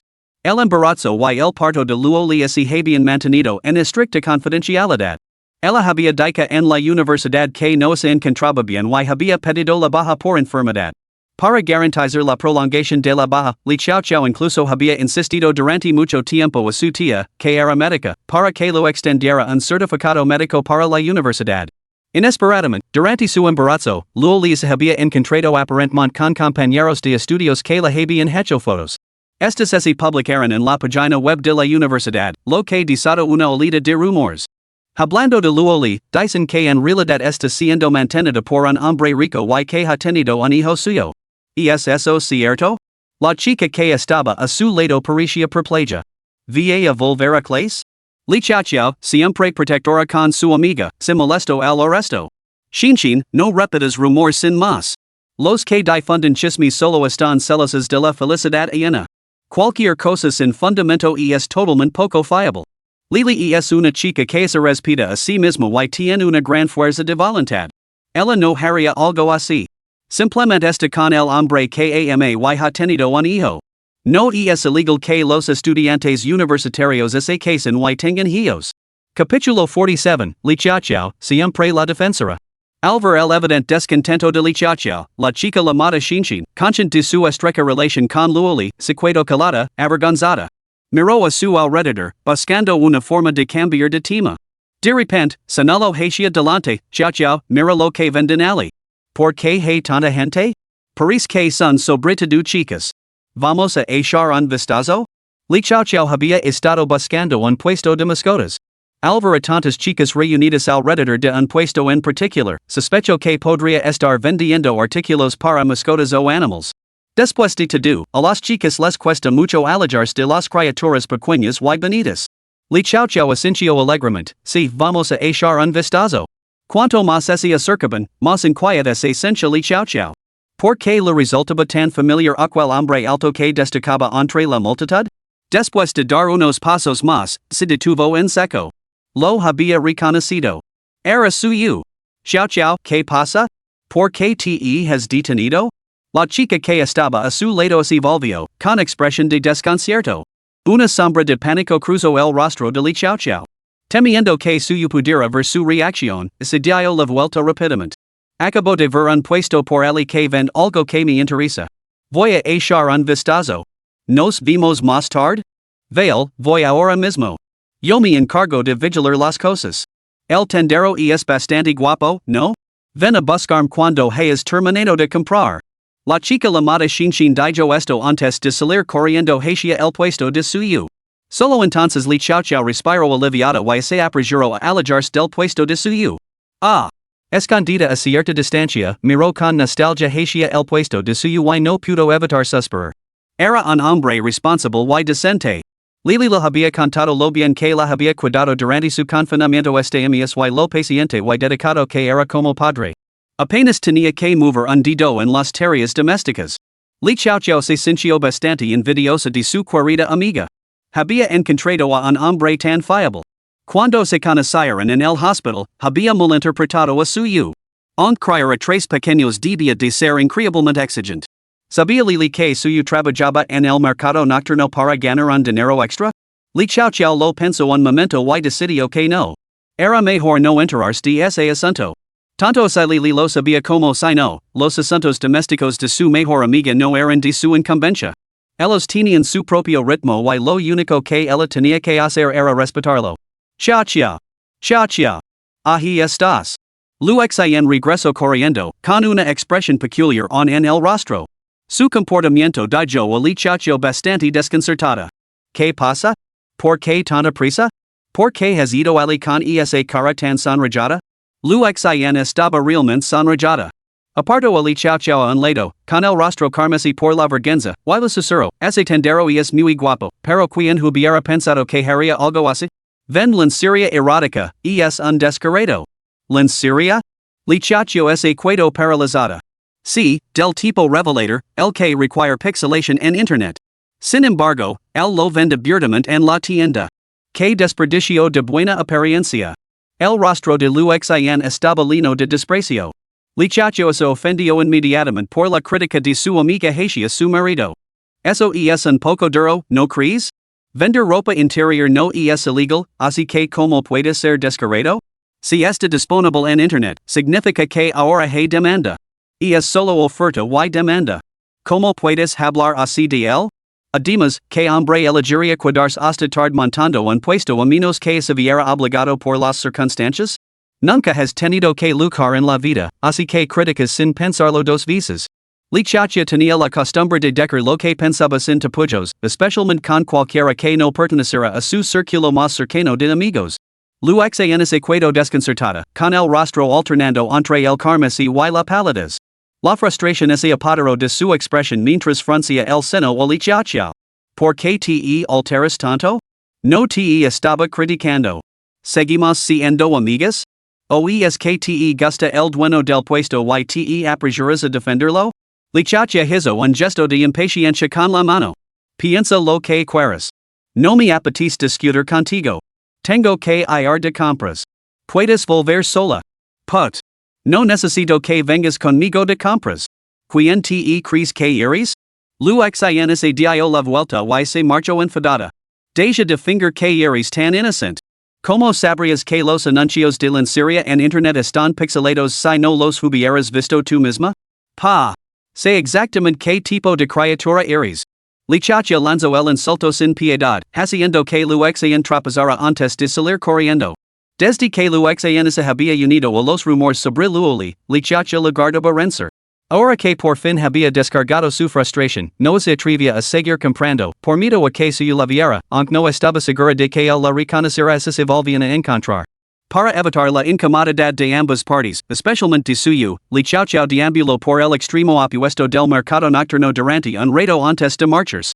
Tal y como había previsto suyo, a las 9:10 p.m. había vendido hasta la última prenda de lencería. La afluencia de público fue sorprendentemente alta. Algunos clientes tardíos que se habían quedado sin comprar le preguntaron con expresión decepcionada si volvería el día siguiente para seguir vendiendo. Suyo sintió la tentación de montar un puesto permanente en el mercado nocturno. Esa noche, 50 conjuntos de lencería a 89 yuans cada uno. Le report eran unos considerables 4,450 yuans, que depositó en sus cuentas de WeChat y Alipay. Lo más importante es que el sistema proporcionaba los productos, por lo que no había gastado ni un céntimo en existencias. En poco más de una hora, había ganado una suma bastante considerable. El único inconveniente fue que algunas clientes lo manoseaban, lo que lo dejó bastante molesto. Todas estas mujeres estaban en la flor de la vida. Sus expresiones cuando veían la lencería eran aún más lascivas que las de él, y la forma en que lo miraban era como lobas hambrientas, absolutamente aterradoras. Suyo juró que nunca volvería a menos que el sistema lo asignara otra tarea tan pervertida. Bip. Enhorabuena, anfitrión, por completar con éxito la tarea en el tiempo estipulado. Se han enviado dos robots para el cuidado de niños a la mochila de tu sistema. Puedes activarlos y utilizarlos en cualquier momento. Suyo sintió una olida de alivio al recibir la nítida notificación del sistema. Los esfuerzos de esa noche habían dado sus frutos. El dinero estaba en su cuenta y tenía sus robots. Esto significaba que no necesitaba una niñera, lo que le permitía ahorrar en salarios y evitar el riesgo de contratar a una deshonesta. Desde cualquier punto de vista, era un trato excelente. De muy buen humor, suyo pasó por una tienda de mascotas de camino a casa. Pensando en Alfa pasando todo el día en la cama o en el sofá, decidió entrar y comprar un juego completo de accesorios, gastando varios cientos de libras. El coche pronto se llenó de cuencos para gatos, una cama para gatos, una villa para gatos, juguetes para gatos y mucho más. Después de todo, este pequeño ayudanlo estaba echando una mano con las tareas de cuidado infantil. Suyo tenía la intención de mamarlo a fondo. Una vez que alfa creciera, haría arreglos para que se apareara con otros gatos, cobrando 10,000 yuans por sesión. Una empresa lucrativa y un assistant para el cuidado de los niños, que pequeña criatura tan esplendida. Sistema, sin palabras. Todos los humanos son tan calculadores? Capítulo 48, El dolor de corazón de Luoli. Después de comprar los suministros para Alpha, su visitó su asador habitual para comprar broquetas y vieras con fideos de cristal. Luoli había mencionado una vez su afición por la comida a la parrilla, y su había tomado nota.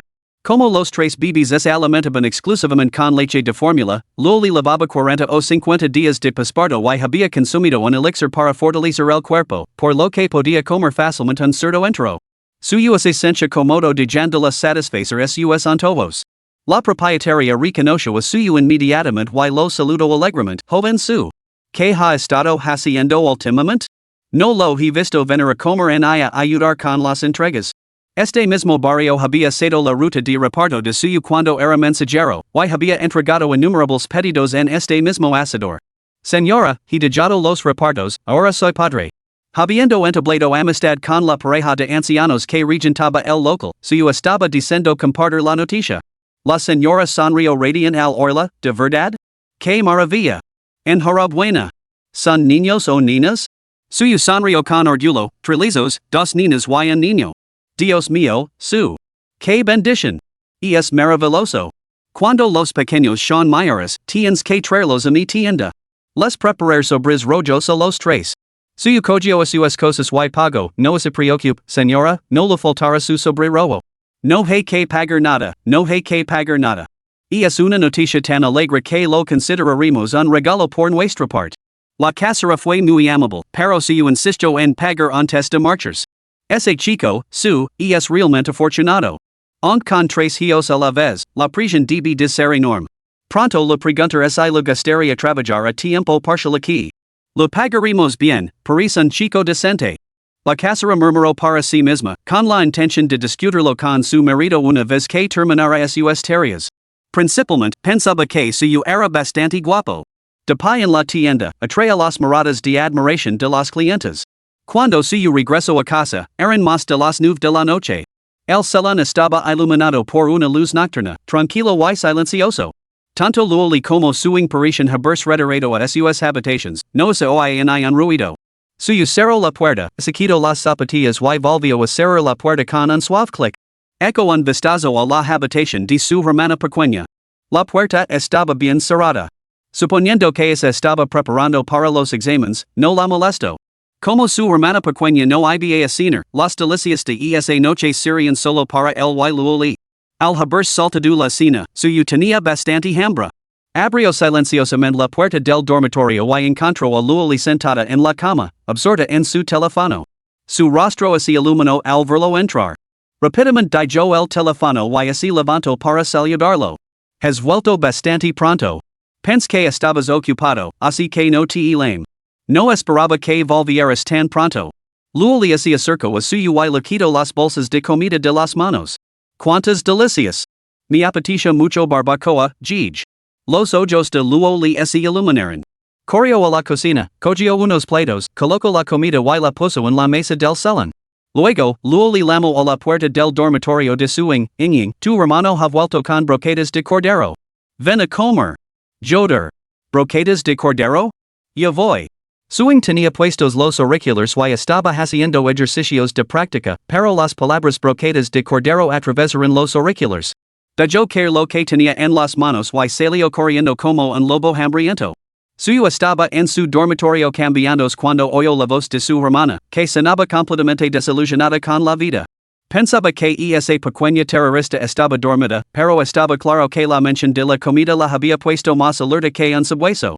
Ying, come primero. Yo iré en cuanto me cambie.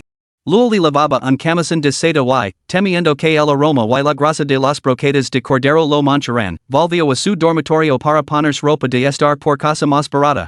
Cuando entró, suyo estaba a punto de cambiarse. Luoli cogió naturalmente la ropa que suyo se había quitado, levantó la vista y, sin darse cuenta, vio su figura. Se sonrojó y apretó los labios con timidez. Justo cuando estaba a punto de meter la ropa sucia de suyo en la lavadora, Luoli notó una mancha roja. Su expresión ese congelo por un momento. En el hombro de la camisa de suyo había, efectivamente, una marca roja. Una marca de pintalabios. Luli miró la espalda de suyo mientras se cambiaba, luego se dio la vuelta y llevó la ropa al lavadero. Cerró la puerta tras de sí con una mezcla de emociones encontradas, se quedó mirando fijamente la ropa que tenía en las manos. Como impulsada por una fuerza invisible, Luli se llevó la ropa a la nariz. El aroma la hizo fruncir el seno involuntariamente, pero una punzada de dolor comenzó a extenderse por su pecho. Era el perfume de una mujer, un aroma que no había percibido antes, barato y ligeramente picante. Los ojos de Luli se enrojecen al instante y se la llenaban de lágrimas. No sabía cómo afrontar aquello su mente se convirtió al instante en un caos enredado. Sin embargo, otra voz parecía resonar en su mente, cuestionándola. ¿De verdad no confiaba en suyo? Después de todo este tiempo juntos, iba a creer realmente que él tenía otra mujer besándose en una sola prenda y una marca de pintalabios? Sin embargo, Luli nunca había tenido confianza en esta relación. Cuando estaba sola y reflexionaba sobre el día en que conoció a suyo, y todos los momentos desde que lo vio en el hospital, sentía cada vez más que sus acciones eran injustas y inhumanas. Si suyo tenía una mujer a la que realmente quería, ella no tenía derecho a decir nada. El niño, la responsabilidad, eran cargas que ella lo había impuesto. Que él hubiera logrado llegar hasta ese punto ya era muy loable. Luli respiró hondo para calmar sus emociones, se secó las lágrimas ante el espejo y se recompuso antes de abrir la puerta y salir. Pronto se enfrentaría a suyo por este asunto. Si realmente tenía otra mujer a la que quería, Luli elegiría marcharse con el niño, desapareciendo de la vida de suyo para siempre y ahorrando más problemas. Lili, date prisa. Te estamos esperando. Mira, mi hermano ha comprado muchas cosas deliciosas. Suing y suyo estaban sentados a la mesa, esperando a que Luli se uniera a ellos, sin haber tocado los palillos. Luli esbozó una sonrisa forzada y se apresuró a acercarse. Aquí estoy. Suing cogió una broqueta de cordero vetado, le dio un mordisco y pareció completamente satisfecho. Está delicioso. Hermano mayor, ¿cómo sabías que Lili y yo no habíamos comido lo suficiente? Suyo miró a Luli con sorpresa. ¿Por qué no estabas lina? Luli se rió. No escuchas las tonterías de Ying. Estamos linas, solo que comemos bastante temprano y ahora tenemos un poco de hambre. Suing, sin embargo, siguió comiendo y riéndose. Hermano, ¿cómo no estás en casa? Lili te extraña tanto que ni siquiera puede disfrutar de la comida. ¿Qué demonios hacías fuera tan tarde? Al resto, Luli no pudo evitar mirar a suyo. Suyo no le dio mucha importancia, simplemente puso los ojos en blanco a su hermana con una sonrisa. Ocupate de tus asuntos y no de los de tu hermano. Come tu cena. Ni voy a repasar después de cenar. No voy a ser la tercera en discordia. Mira lo harta que estás de nosotros. Absortos en su habitual bromas, suyo y suing no se dieron cuenta de que la sonrisa de Luli se había vuelto algo forzada,